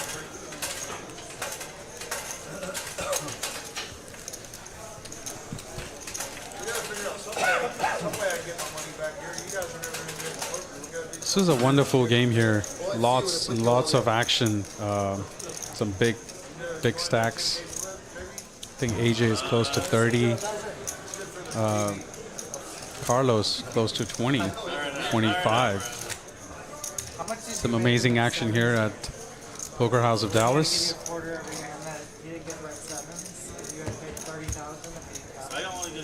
There is a $100 straddle on. Oh, they are. I'm probably up like, I don't know, $600, $700. They are playing the flip. And the net game is on again. It costs $25 a hand. I mean, to pay that, it's like you gotta have 2 red sevens in your hand and got a flop in front of The you. funny thing is, he got it the next day. Like his first hand, he got red sevens. The guy would have got paid 30K after the game was over. 1326 combo. It's like 6%. Mark's like betting that bullshit. Like, Carlos is our big winner. We will show the stats right after this hand. Carlos, I think, is our biggest winner, and followed by Moneymaker. Player won the 6 million. I tried. won that fucking one. And Joseph Tom told me, like, dude, are you give it up? And I said, what? He's like, 4-3. These are the cards that matter. A $900 flip here. Looks like Harvey top set. Paula with nut straight here. And Paula takes it down with Jack 10. I believe nobody else. AJ has Jack 10 as well. So AJ and Paula are going to be chopping the money, $350 each in this flip. He's got 80% of a straight flush. Yes, it does. Jack 10. Jack 10 nuts. Jack 10, Jack 10. Sounds pretty good. So first bluff me. No, that's unacceptable. This goes to the Alright, Nick Cam's back on, We'll boys. add it to the stash over here. And we have Hayden back in the booth. What's up, everybody? We got the winnings up here. Carlos, still our big winner, up over 13K. Moneymaker 8,400. Danny 2,800. Sam up 770, and Harvey up 200.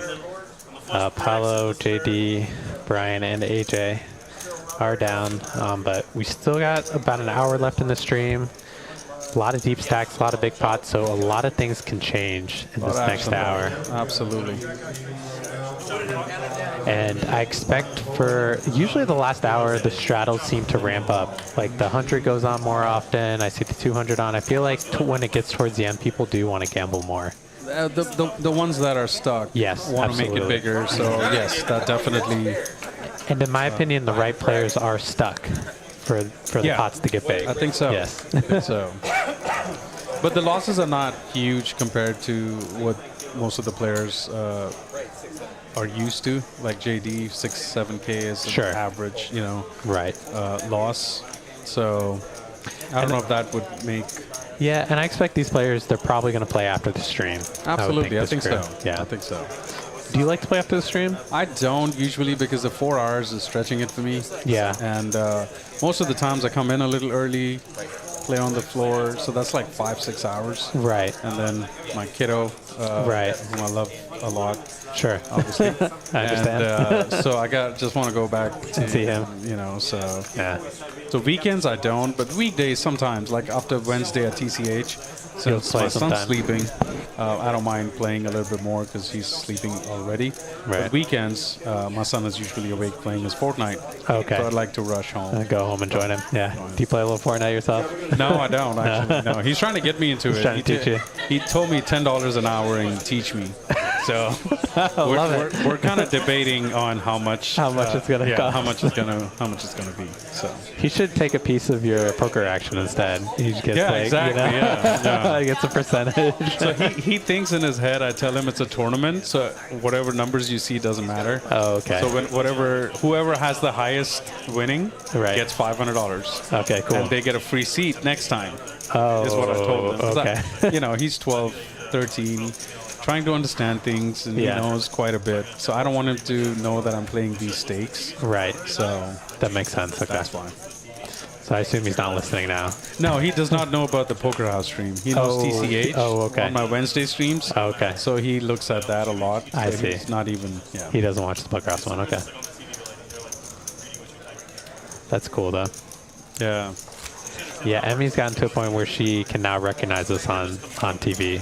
So if we pull it up on TV, she recognizes it. She'll say mama, dad. Nice. Yeah. Okay, that's cute.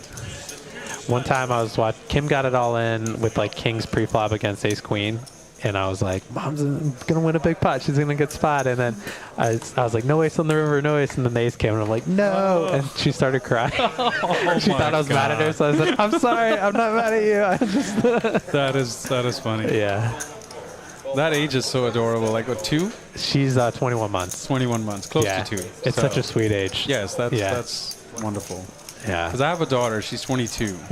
So I've been through, all that, yeah. age and Yeah.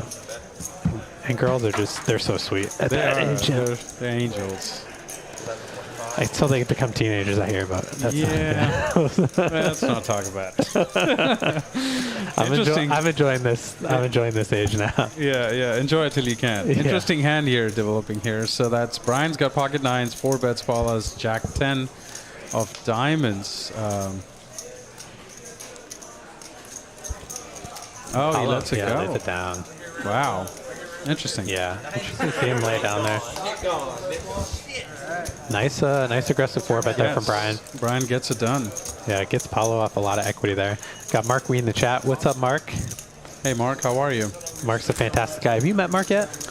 I think so. I have. Okay. He's, really cool guy. He was playing the 2-5 round of each. He was sitting next to me before we went in the booth. That's for right. a minute. I did. Yeah.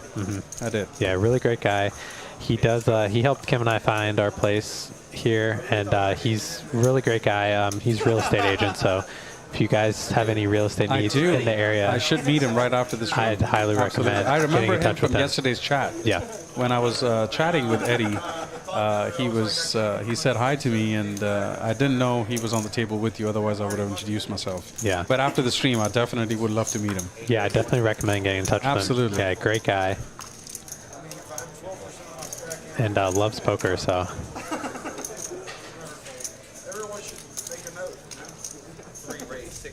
And Paulo getting right back after Brian Green here with ace-3 diamonds. And Carlos, king, queen, lets it go. Interesting. And Brian Green making the call. Yeah. Flops top pair in position.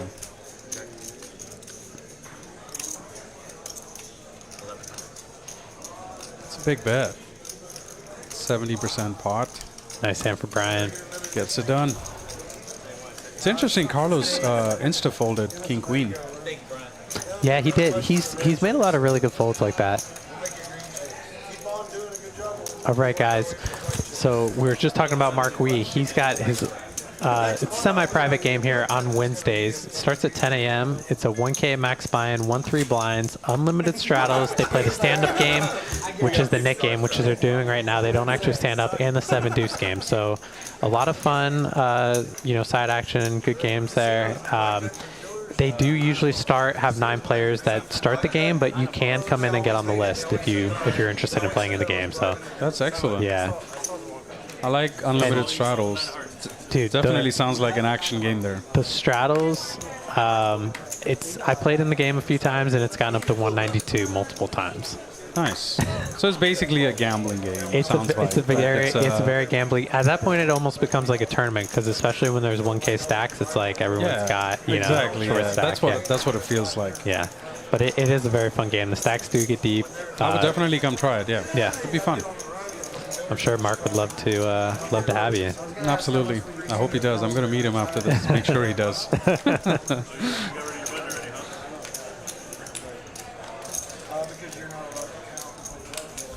JD raising with ace-10 suited. Carlos calling with jack-10 off. Yeah, calling from the, looks like the $25 blind, yeah. And flops top.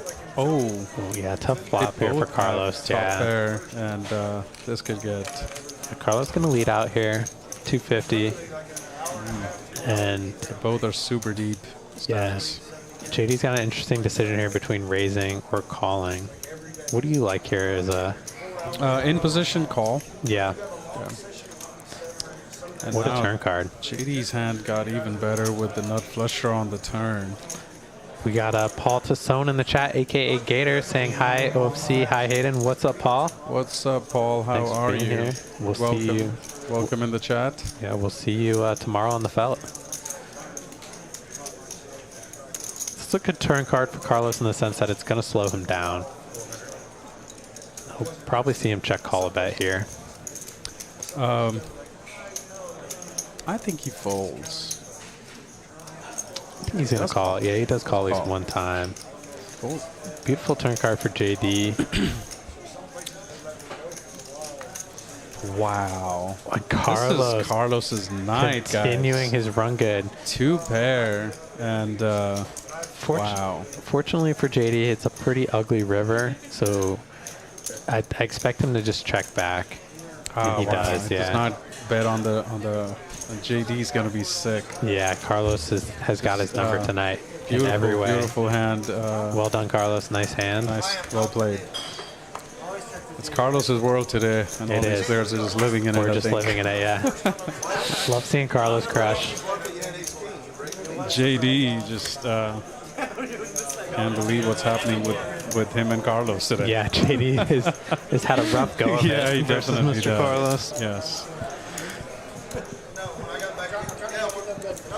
I am actually glad, in a way, I'm not on the table today with Carlos. You're probably glad you're not in JD's seat. Absolutely. Yeah. Yes. Yeah, he's been wrecking everyone tonight. Absolutely, and yeah. I could have won like the 7K pot and the fucking not lost the hit.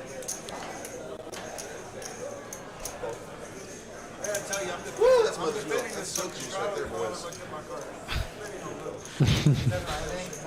Paula with King 5 off on the button for 250. Yeah, so it looks like the 100 is on here. It is. I expect to see this a lot with this group. Brian defending. Brian defending with ace jack. No yeah, raise, very nice hand. I think he said he's defending without looking. Oh. I think he's playing the hand blind. That makes sense. And Paula with the pair takes the lead.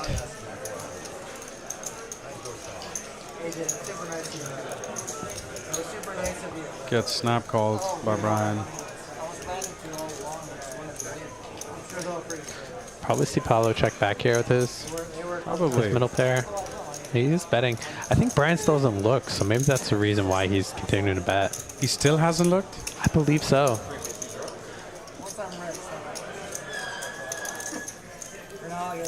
Okay. I think he looked. He did. He had already looked. Oh, okay. You think so? I think he called the 150 maybe without looking pre-flop. And then he looked, okay. But then he looked. Okay. I didn't see him look. I thought he had covered the card. Because the way he folded, he just saw it and folded. Yeah.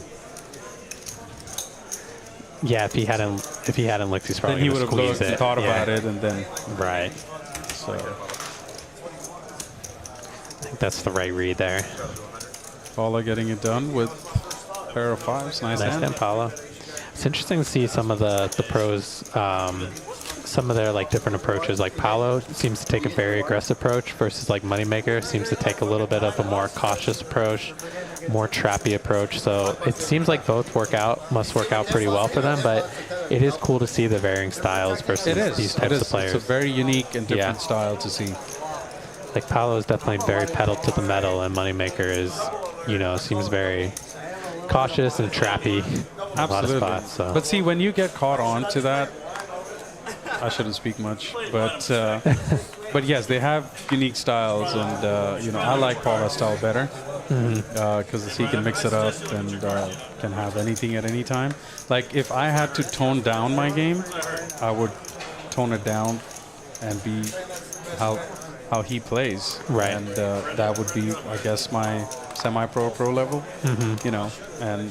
It's always good to mix it up, I think. Yeah, like tightening up your range a little bit, but he still mixes a lot of then mix it up bluffs in his range. And at the right time. That's the best way to play it. I just don't enjoy that myself playing it. You like to play more I like to mix it up and ruin somebody's day, basically. Yeah. You usually beat Pip over 50%. Oh, always, yeah. Almost always. Yeah, almost always, yeah. Like, I think 85% of the times I'm over 50%. Yeah. I think a couple times you've had a, lowest VPIP bet. Or you had, that's the time I was low because I had a side bet of 500. Yeah. And, yes, those were the times. That had to not be fun for you. It was not fun at all. But it's just the ego factor that I didn't want to lose the bet. Yeah. And,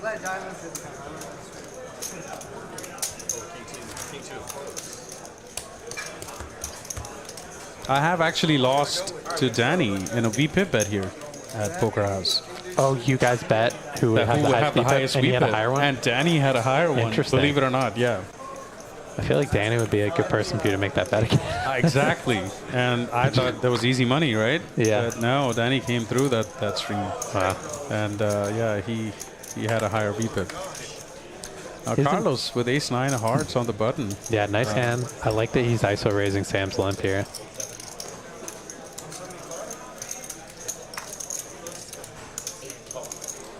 AJ hasn't had much. Yeah, he's been a little quiet. Yeah. He's been pretty card dead.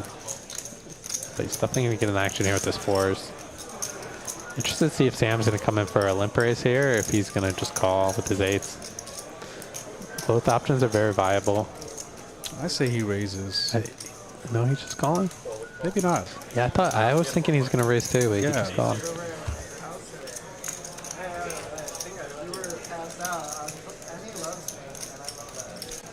Three Jack 6, pocket 8, still in the lead.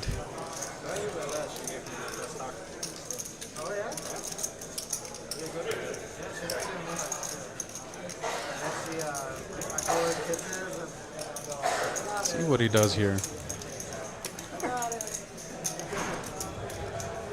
Decides to bet here on a Jack high board. Yeah, interesting lead. Very interesting. I think this is interested to see if Brian's going to do anything here with his ace of diamonds. He's going to make the call. He does. He has the ace of diamond.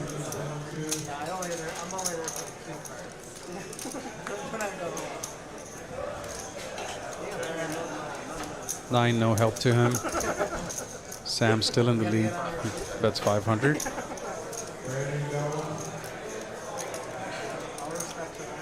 Yeah, Sam's made a lot of bets like this tonight with his middling pairs. He has. This time it was definitely at the right time, and you know, Absolutely. yeah, nice hand from Sam. Wants to charge flush draws. Brian can definitely have like some worse pairs that he's calling with that he could potentially get value from. So Absolutely. nicely done from Sam. Not a big fan of limb calling there over there with multiple players. With the Pre-flop eights. with the 8s. I would like to bet 450 and kind of squeeze a little and Right. see, you know, where everybody is in the hand. Maybe try to get the hand heads up. Yeah.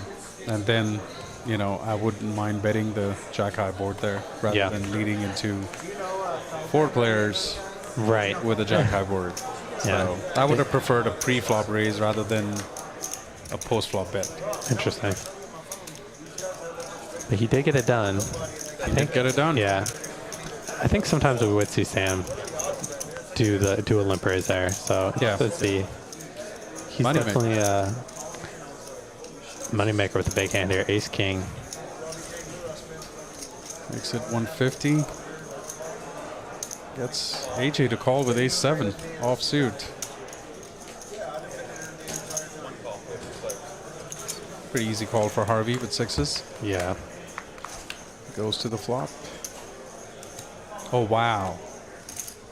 This is a disaster for AJ. What a flop here. Moneymaker. And bets right into it with trip aces and a king kicker for 250. And AJ, AJ's had a rough night. yeah, he's going to be in a tough spot here. Yeah, it's going to be in a really tough spot here. And these guys are super deep. Raising it right away. 550. Min click.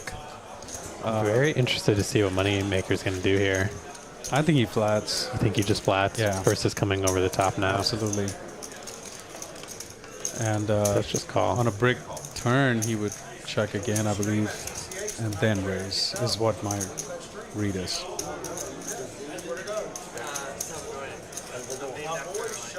So if AJ can make a check back here, this would be a really savvy play. He has to be a little concerned when Moneymaker leads out into this flop. And So tough, though. Yeah. Because he could have a hard draw. AJ wants value. he could. He makes a small bet, 550. You can definitely get value from hands like, you know, pocket tens, pocket jacks, And he queens, could, king. and he was in, Moneymaker did raise completely out of position to 150. Yeah, So jacks, queens is possible. King, queen Absolutely. of hearts, queen, jack of hearts. yeah. Everything is in his range. Just flats. I would have liked to see him raise there versus such a small bet. I think so. Because And, the pot is so small, to get it from here to go all in is going to be really, really difficult. Absolutely.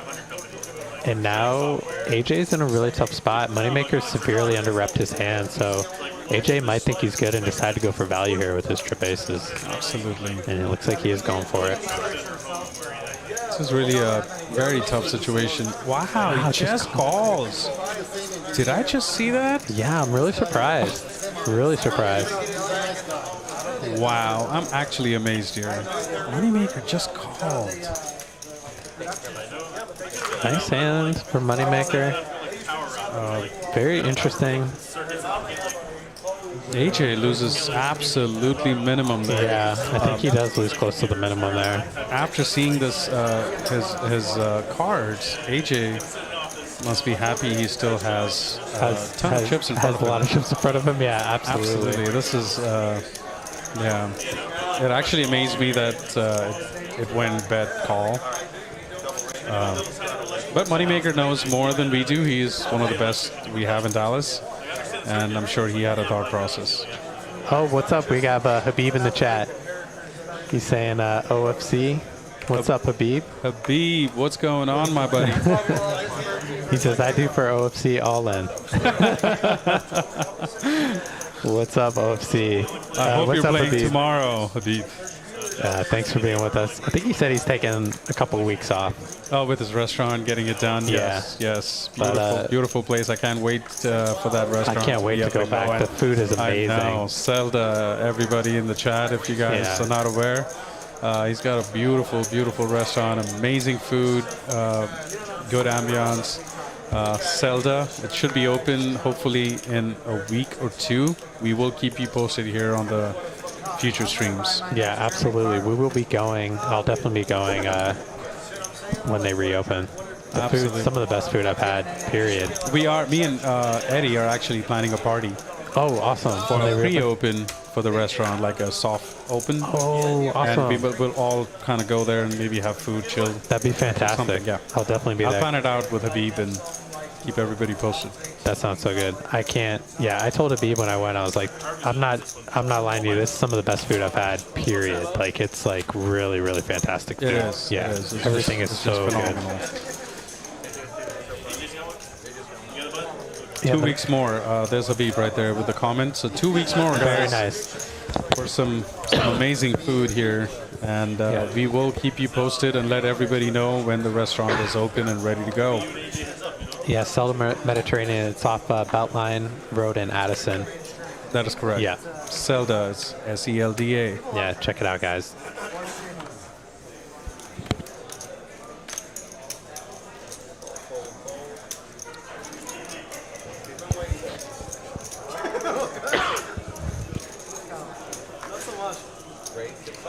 Brian raising in position with King 9 off. So Moneymaker's open to 150. He makes it 600 to go on the button. Just hanging in there, dude. Paolo folds ace-4 suited, and so does Moneymaker. Brian gets it done. Nice hand there.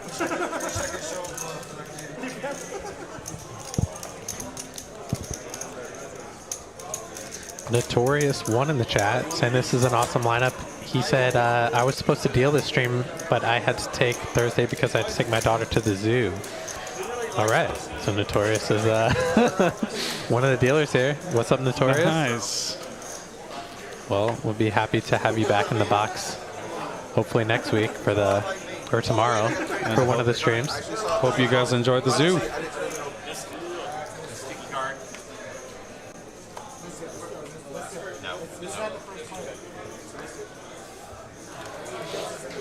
Gonna redeal. Just had a.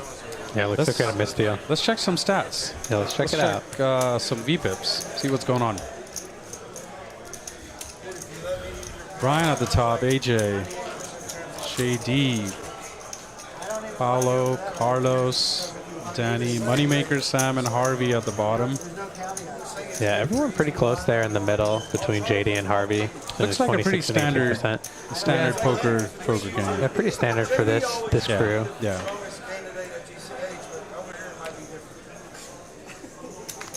You know, my first hand on a live stream ever, set over set against JD. On my very first fucking hand on the stream. Sounds about right. Very first hand, you set over set. The very first hand of the second JD can do that set over set thing. Yeah, it's hard to do. Tonight he's not able to pull his magic, but generally speaking, JD. He had his chance with aces versus kings. He did. He did. It could have gone. Could have gone. Yeah. Yeah. Some interesting hands here. King 10 of clubs for Harvey. In the tank, I believe, out of position. Yeah, he's in a tough spot here. Looks like he's going to go for the 3-bet versus Sam. I say JD calls this. 475? 465. JD lets it go. Harvey's been very solid tonight. He has. He has. I like to see Sam call here in position.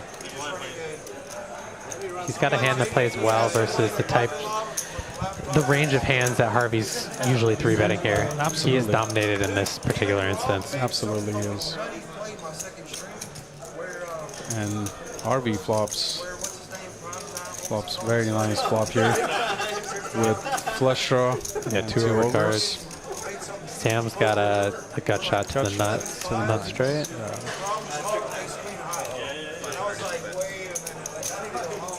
No, there's just a lot of history, years of history there.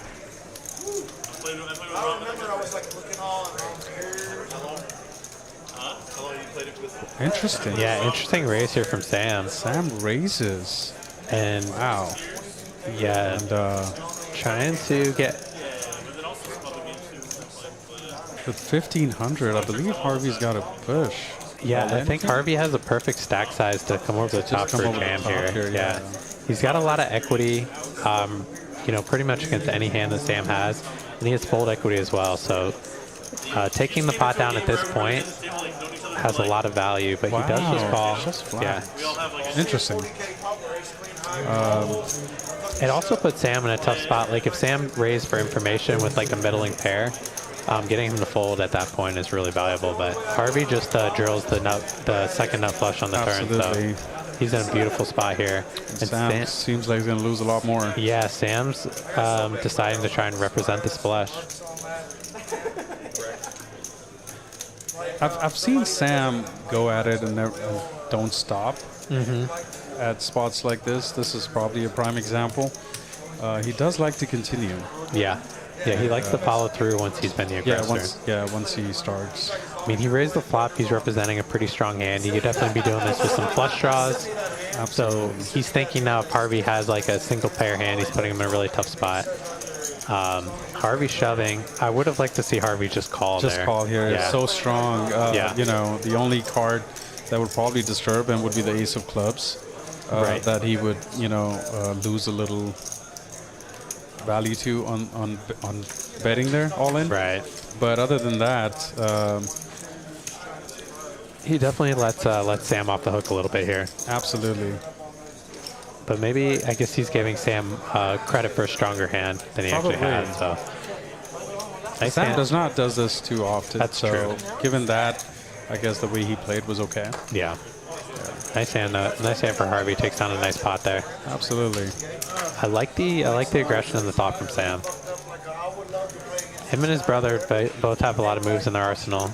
100%. Yeah, they play a similar style. AJ maybe plays a little bit more hands, but they are both very creative. They are. They like to take interesting lines and put you in tough spots. Sam as well, when he started playing the stream, he is more aggressive and more creative now than when he initially joined. So I guess same thing with me, maybe. Yeah. And I think once people start playing, I've seen this, once they're new to the stream, they take 5 or 7 streams to kind of kick in their real game. To get comfortable. To get comfortable with the stream, because it does get a little intimidating, so to speak, when you're new on the stream. Or maybe it could be me or Sam in that situation. But they're a lot more creative now, I think, and you know, than when they started. Right. You know. Yeah, I think some people, it can be a little nerve-wracking playing on the stream for the first time. Yeah, for the first time. Because the camera, the lights, people especially watching. if you have friends watching, or family watching. Yeah, you don't want to look, you know. Yeah. Danny flopping a middle set here. Great flop for Danny. Sixes has been his number today. They have Second time flop. Yeah, that's true. Second time. Set of sixes. Danny's been pretty card dead, but when he's played a hand, he seems to have a set of sixes. Yeah, exactly, yeah. So AJ making the call here. Bottom pair. He's got the backdoor nut flush draw. Pair backdoor. No luck there for AJ. Yeah, I And think Danny locking the spot.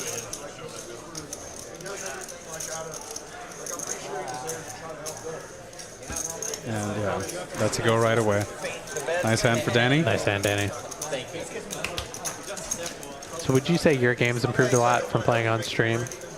I would say so, because so traditionally I'm a home game player, and even in the home game standards, I am the most aggressive home game player. So Right. my VPIP were 90s, like I'm that level. You were like 90% VPIP?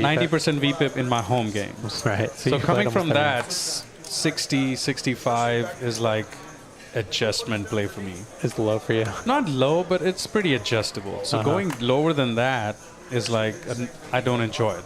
That's Right. the problem. Because Right. I've played home games for 9 years. Right. So playing it so much, I'm just used to that. So initially when I came, besides the first few streams, I was playing way too many odd hands. And now I'm correcting those hands. Like Jack 5 suited, I would push 5, 400. Now I don't.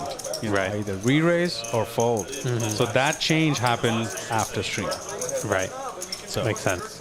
Yeah. So that is the biggest change that happened in my game. Yeah. After playing the stream, or you can say not just the stream, but players at this level. Right. Like say, for instance, you, Kim, Hayden, Moneymaker, you know, playing all these. I'm sorry if I'm missing a few names, but all these players that I play with now at that level, that's given me a better understanding of hold'em. Right. If that makes sense. That makes sense, Before, yeah. I had an understanding of gamble and not hold'em, but now, and then I use my aggressive nature that I have towards the game and my game, and I mix it up with the knowledge that I learned from all of you guys, Right. and I try to play poker. Yeah. Makes And sense. that's kind of working out, Yeah. I think. You I've know? definitely seen that. So, I've noticed you have brought your VPIP down a little bit from the beginning. I have. But you still like to get in there and mix it up. Absolutely. But I think you do it more now with the right hands. Absolutely. You know, the I right think, yeah, situation. it's probably the correction of choosing the hands to do what with is what I've learned from streams, Yeah.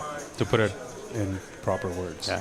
I've been impressed because I have seen you adjust your game versus like really tough lineups, or I've seen you play the Tuesday stream a few times, and you played a lot tighter than I expected you to play, but I think you adjusted correctly to, you know, you had a VPIP, like, I remember you had the 30, VPIP, 32. like the 25, 30 range. 30 and- range, yeah. Yeah. Which is where I'm comfortable Right. at that game. Right. So yes, I do like to adjust, and But it makes sense why it's probably not fun for you to play that stream. That's why I or don't. that game. Yeah. Because you don't want to have to play that tight. yeah, I promise you, it's not about the money or anything. You know, it's Yeah. just I don't enjoy the Tuesday games. You like to get in there and Yes, mix it like up. to yeah. mix it up, and Right.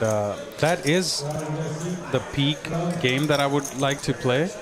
And But if you mix it up too much against those particular players, you're probably going to get punished too much. absolutely, because Yeah. they can punish you. Absolutely, yeah. And if you get punished there, you're getting It's puni- expensive. Get It's an expensive expensive punishment. punishment, yes. I'd rather get punished in a 5-5-10 than a Right. 50 than in a 25-50. Absolutely. So I cannot do my Normal play. shenanigans over there. You know, Right. it's not going to work. Yeah. Even if it works, it's going to be really tricky, and I have to use everything I have, my knowledge, to Right. make it work there. Absolutely. So top pair here for Brian. Paulo C-bet and Brian's check raising. Paulo C-bet, Sam called, and Brian's coming in for a check raise. And Paulo folds. Yeah, Paulo Got folded, it. yeah. And Sam now with ace high again. Sam's probably going to find a fold here. He does. Yeah. Good laydown. Well played. Nice Cool hand. $1,200 with 8-5 for Brian. Yeah. I love those spots. I love Brian. The way he plays. Yeah. Suits, my style of play, kind of. Yeah. And I like it. Of course, he has a trillion times more knowledge of poker than I do. But, yeah, I definitely like his style of play, though. Yeah, for sure. Definitely see why he's a tournament crusher. Exactly, yeah. I see that. Yeah. It's nice.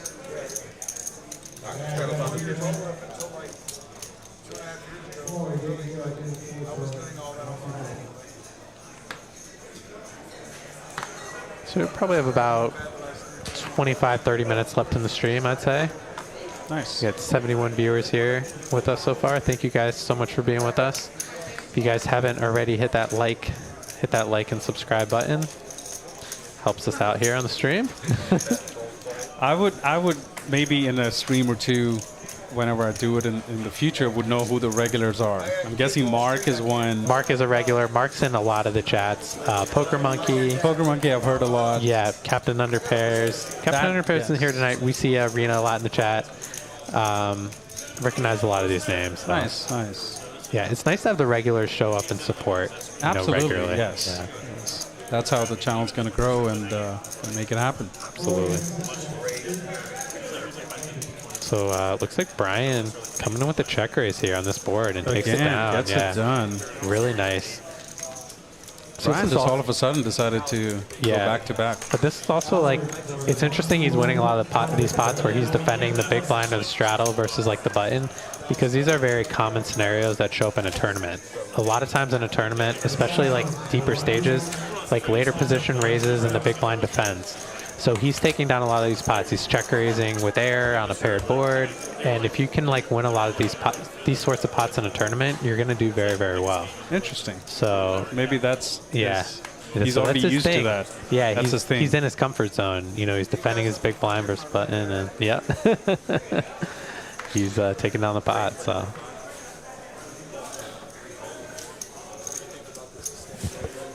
Oh, we got Stacy Sloan in the chat. She said she's last night's PLO dealer. Awesome. I know Stacy. What's up? How you doing? Thanks for being in the chat. Hey, Stacy. How are you? Yeah, I agree, Mark. Carlos was due for a big win. We were happy for him as well. Absolutely, he was, and I'm glad. Yeah, great guy. And he definitely earned that King's hand versus JD. That was the hand of the night. I think that's the highlight hand for me. That's the hand of the night for me as well, yeah. That's the highlight hand, and unbelievable. Because I was sick to my stomach when he was going to win a hand with aces versus kings and lose it, kings versus aces. Yeah. And I'm like, what a night for this guy, you know? And then he just took it down. And it just turned around. And when he shoved the turn, I was just like instantly like, he's going to win it. I don't think JD can call. Yeah, anybody. It's a really tough spot there, you know, for that hand. 100%. Yeah. We might try to see if we can pull Carlos in after the stream to talk to him about his win and his hands, maybe. Absolutely. Yeah. We'll get him in here.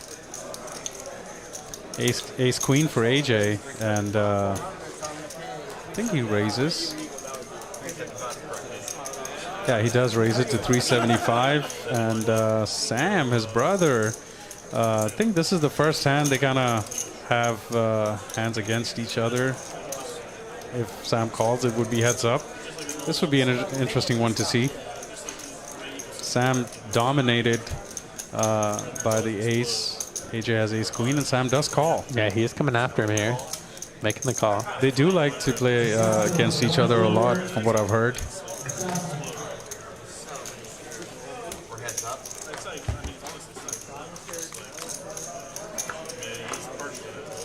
And this board does not hit anybody, but AJ well ahead with ace queen. Let's see if Sam tries to bluff him. 375, and now I have to pay another 400. If Sam's in position, he's definitely got a hand he could flow with. Absolutely, but I think he's gonna let it go after talking. After the speech, after that speech. See, yeah. Nice hand from AJ. Oh, he didn't show it. and he has to keep his button. So brutal. Oh my god. Oh, so if it touches the mug, that's it. It's a mug. Yeah, oh my god, that's sad. Oh man. Well, at least Sam gets that out of him, I guess. Yeah. You know, in a way.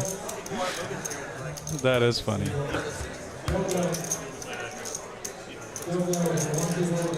Yes, we do have a straddle.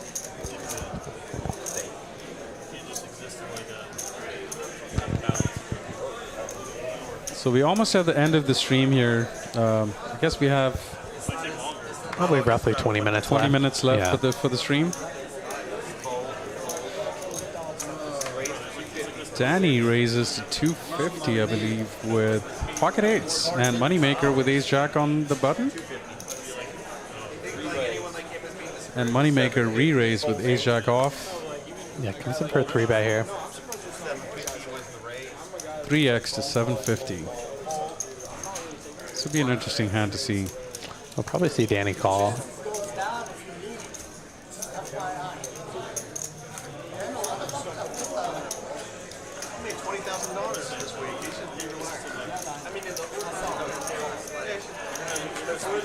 Danny makes the call. I know you get frustrated, but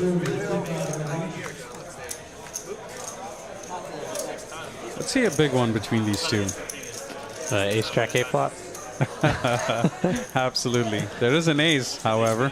Ace 7-6. Good flop for Moneymaker. Gonna c-bet. Tough spot for Danny. Absolutely. It's either an ace or eights and above pairs. Big pair, yeah. So it's like tough spot for him. It's not beating many hands. Maybe a hand like king queen or. Yeah, and Moneymaker is not the one that would probably do that with king queen and just bet right flop. So nice hand, less Moneymaker. chances for him to do. Yeah. Very nice hand. Let's take a look at the winnings. Absolutely, let's do that. See where we're at. Carlos, I think, number one, close to $15,000 in profit, followed by Moneymaker from 12K, not even being involved in any big pots. But just hasn't lost a single hand. I think he's won every pot he's played. Pretty much, seems yeah. like, He's been very slow and steady. Yeah, and then every pot at an average for like 1,500, 2K, and there's your 12K. Yep, there it is. All it takes is 5 or 6 of those. That could have been more than 20K if he would have played the ace-king aggressive, but that's his style. I think I kind of understand his play now. He likes to minimize his chances unless he has smashed it. Right. But in spots where he could have made value, he does not like to go for it. He does some potential damage control. Very much. I think that's his style of play, and that's how he keeps winning every time. He's consistent. Something to look at and Absolutely. consider. Yeah. It's a lower variance approach. Absolutely. Moneymaker raises with ace-3 off, and AJ with ace-king of hearts this time.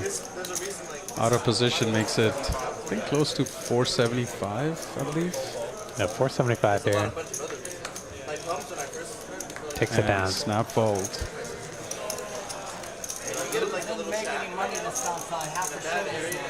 Oh, he's showing it. He's going to show the ace-king and get rid of the nice nit button. AJ. So Sam has the nit button, and who else has it? Sam has it, but I don't know who else does. I'm going to look at it in a second. I think Paula has it. I see some red. I don't know. Let's see. Paulo, no. Oh, Sam had it. Sam lost it. So Sam paid it already. Oh, it was Sam and AJ. They were the last two left, and AJ forgot to show when they won that pot. Oh, that's what happened there. That is sick. Yeah, and then AJ won the next hand. Okay. Wow. So Sam's paying everybody. Okay, I get it now. That is funny. That makes sense why he called heads up. But doesn't tell his brother. That is very turn his cards over. So he got he got two chances and still couldn't do it, basically. He's still couldn't do it, yeah.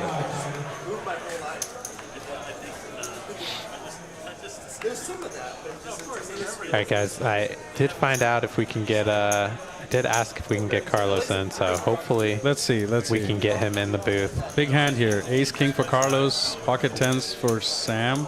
And Danny has ace king as well. And Danny has ace king as well. Now this could get really, really big here. Yeah.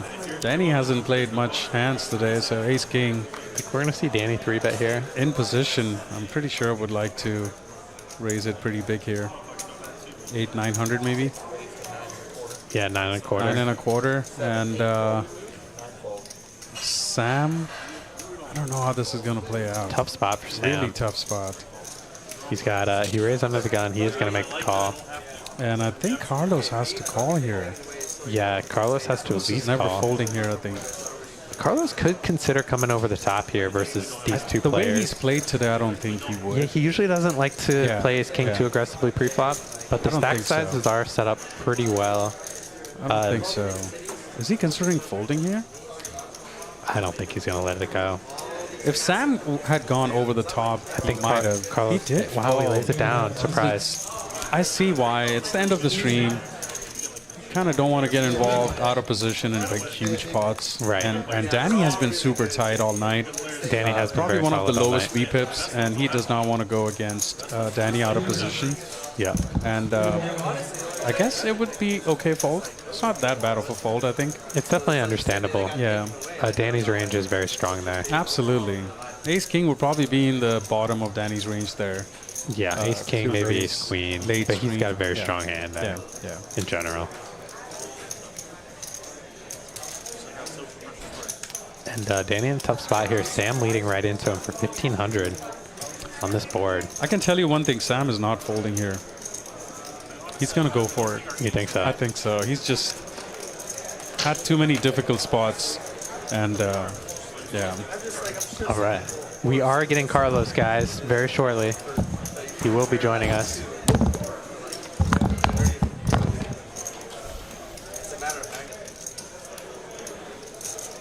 It's a pretty safe turn. And, wow. So interesting. Danny floats here. Sam has to be a little concerned. And we have Mr. Carlos Cortez. The man, the in legend booth. in the house. We're going to What's talk up, to sir? him right after this hand here. Yeah, right after this hand between Danny and Sam. You actually folded Ace King on this one. What's up, sir? You got fold.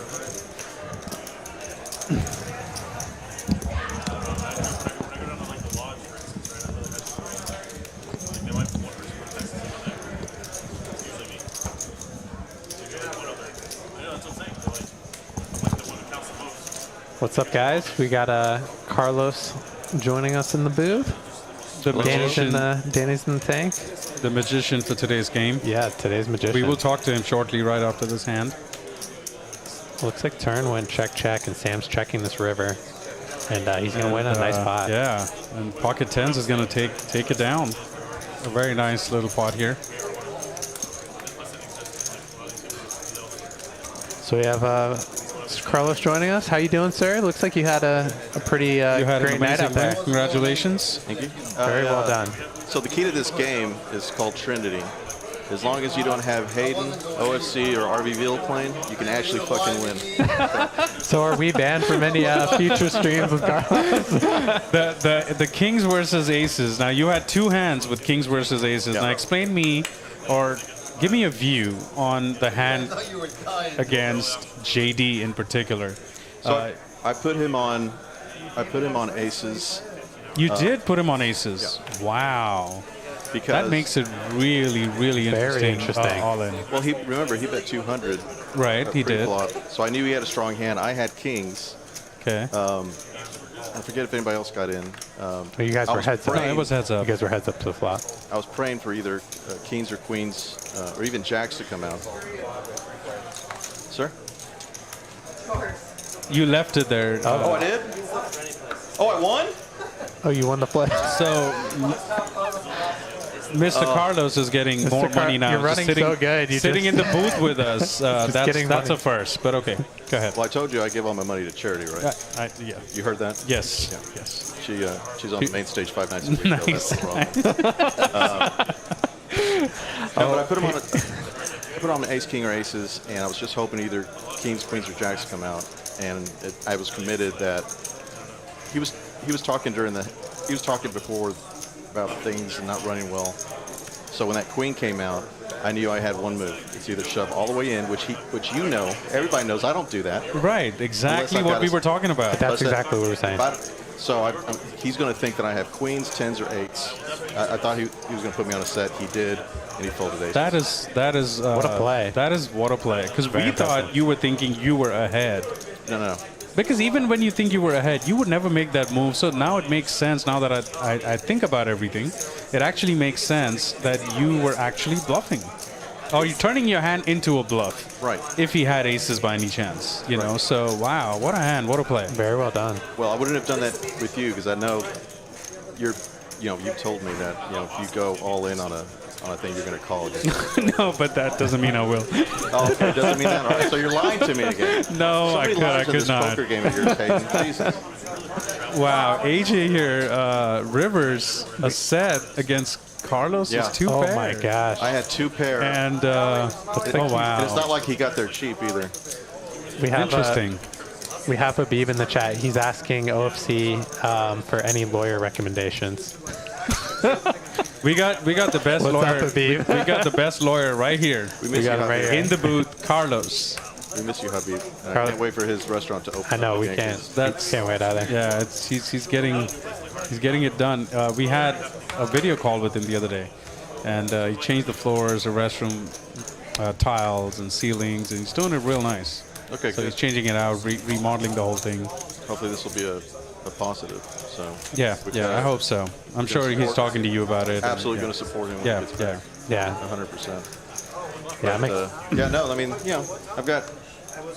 Hey, by the way, did Eddie tell you what my? Did you put is my poker name Carlos? Yes.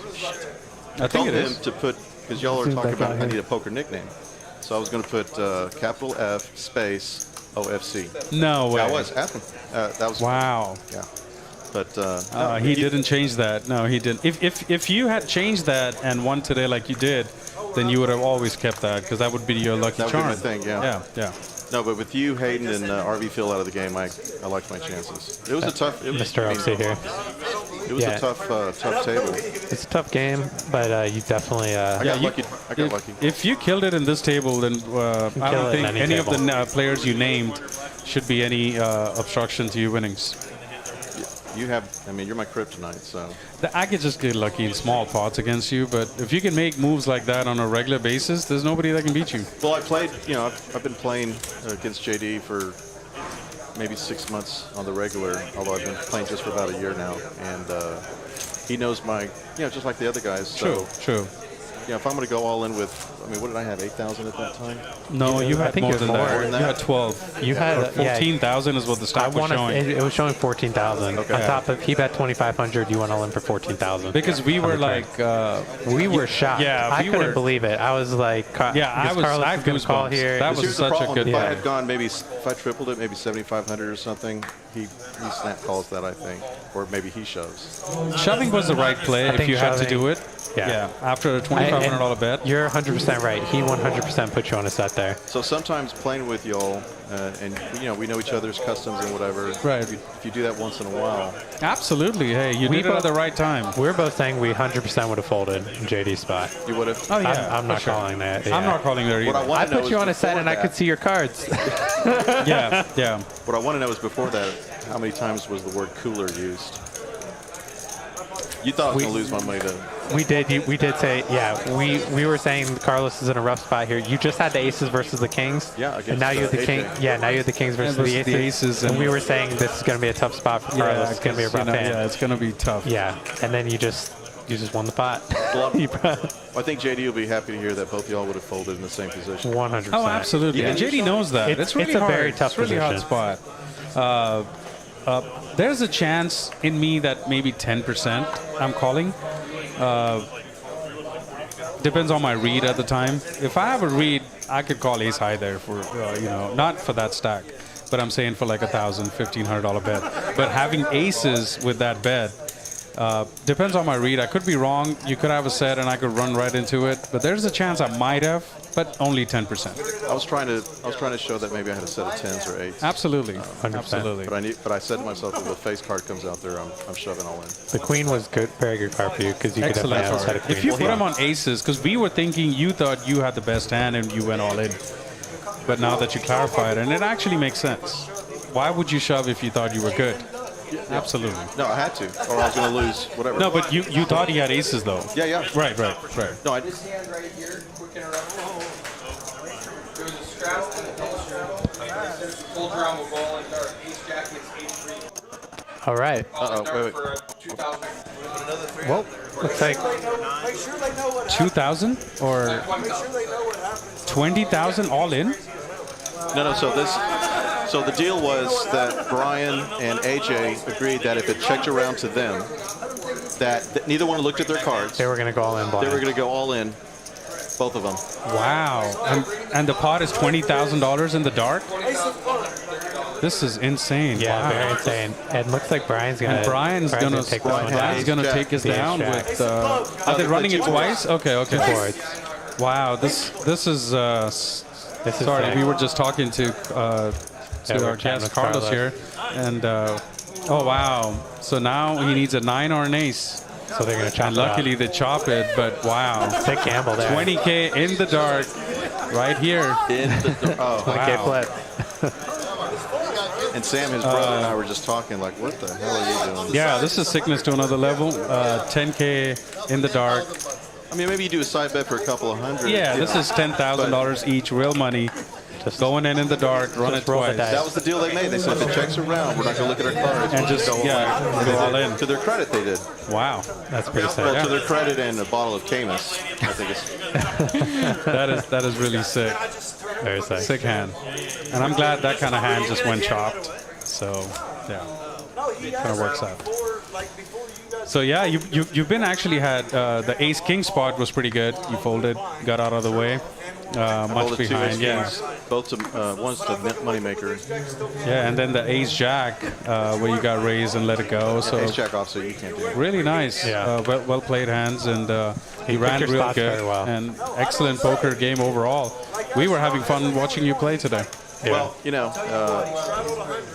I started last March, but playing with the best, I mean, that's how you get to be a better player. Absolutely, we were just talking about that too. Just talking Yeah. about that, yeah. And hopefully it's not too expensive doing so, but no, it's, I mean, I've learned so much. And, you know, I grew up here at Poker House. This was my first spot back in March of last year. And then playing around and seeing the best of y'all and teaching me. I mean, you learn. Absolutely, 100%. every hand is a lesson, is what I say. You know. Well, and the fact you can see yourself on stream, you can see your mistakes Yes. Yes. and get to know what the other players' customs are, which is what I was counting on. Yeah. Nice, and you use it Fit at to the your right hand. time. Perfect, perfect. Because if you lose that hand, you go reversed to whatever you win. So in overall, with you winning 5K to you losing 15K, that was a 20K profit hand for you. So that's a huge hand for you. I only wish it for the was night. you instead of JD. That's the Absolutely, only thing. yes. And I'm glad I was sitting here in this chair Yeah, he picked and not in JD's chair. That's you know. classic OFC. He picked the right time to be off the Yes. table.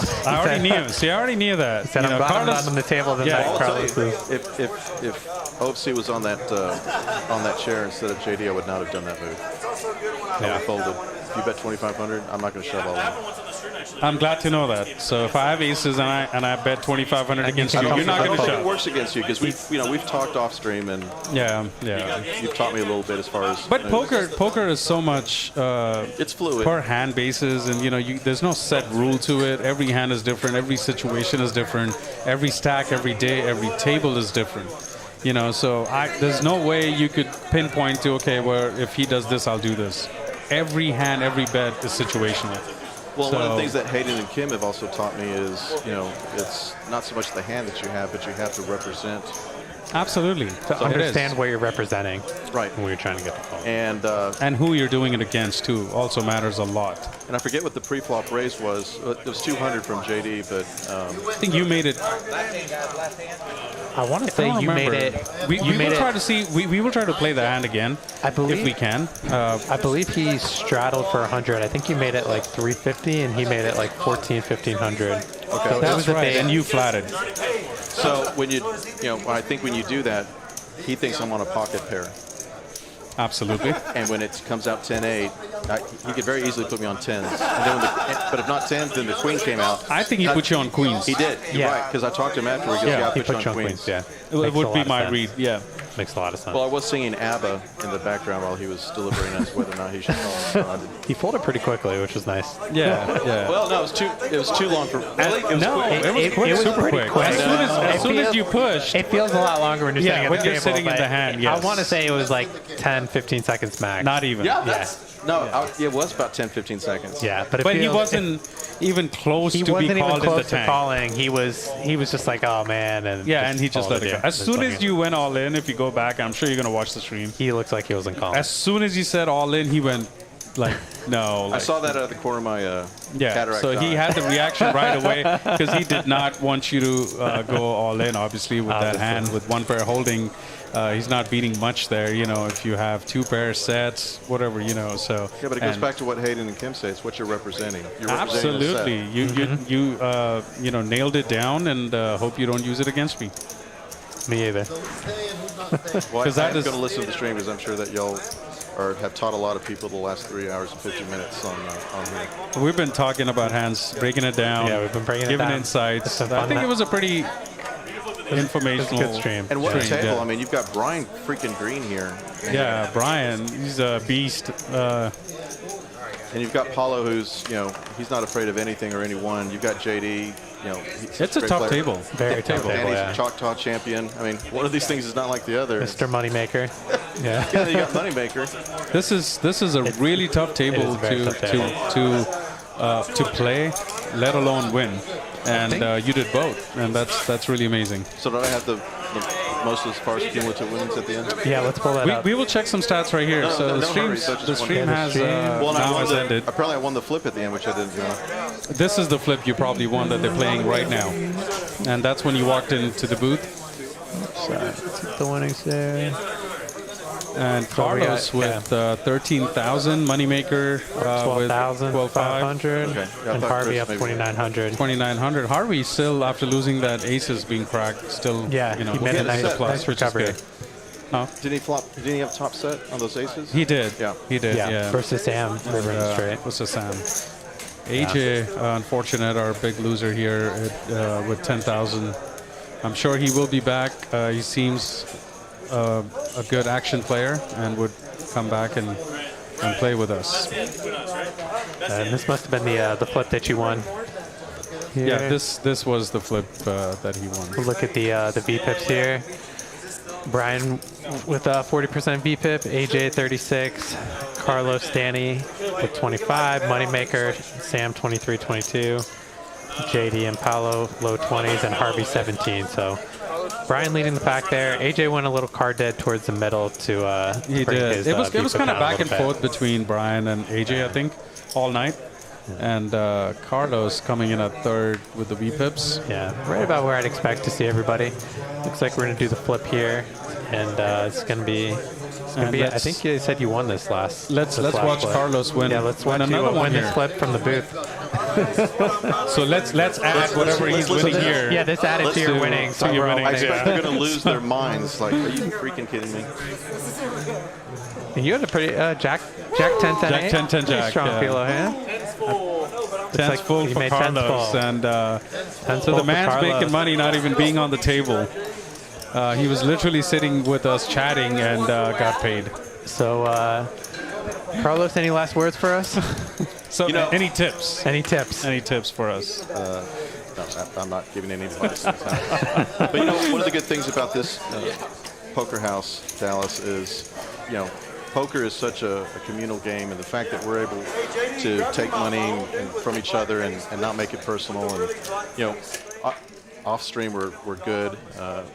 There's some friendships that have been developed. I mean, believe it or not, I know everyone thinks that I hate OFC, but Sean's Except me. Everybody thinks that. Yeah. Sean's really good. Hayden and Kim are solid people. I've met so many solid people, contrary to what you may have believed if you don't play poker, as far as what the people are. And yeah, you have that element, but you do in anything. But the fact that we can exchange money and go against each other and battle hard and take thousands of dollars and either win or lose either way and still remain close. And Absolutely. be able to play, That says a lot. and to play Absolutely. night after You night, nailed week it. after week. I mean, that says a lot about the players. Absolutely. And And as long as right. you're playing, within your means, Yeah. that's how it Exactly. That's the key. Like me, Habib, you, I think we go against each other, but right when the game's done, We go out to eat afterwards. forget about it, move on. Good drink. Yeah. And, that's absolutely well said. Well, it's been a lot of fun. OFC, thank you Absolutely. for being here with me tonight. Pleasure, Really Hayden. appreciate Thank it. you for Carlos, helping me out Thank you through for the joining stream. us. And Thank great you, stream. Carlos. Well played Congratulations again. on your win. Very well played, and we'll see you guys.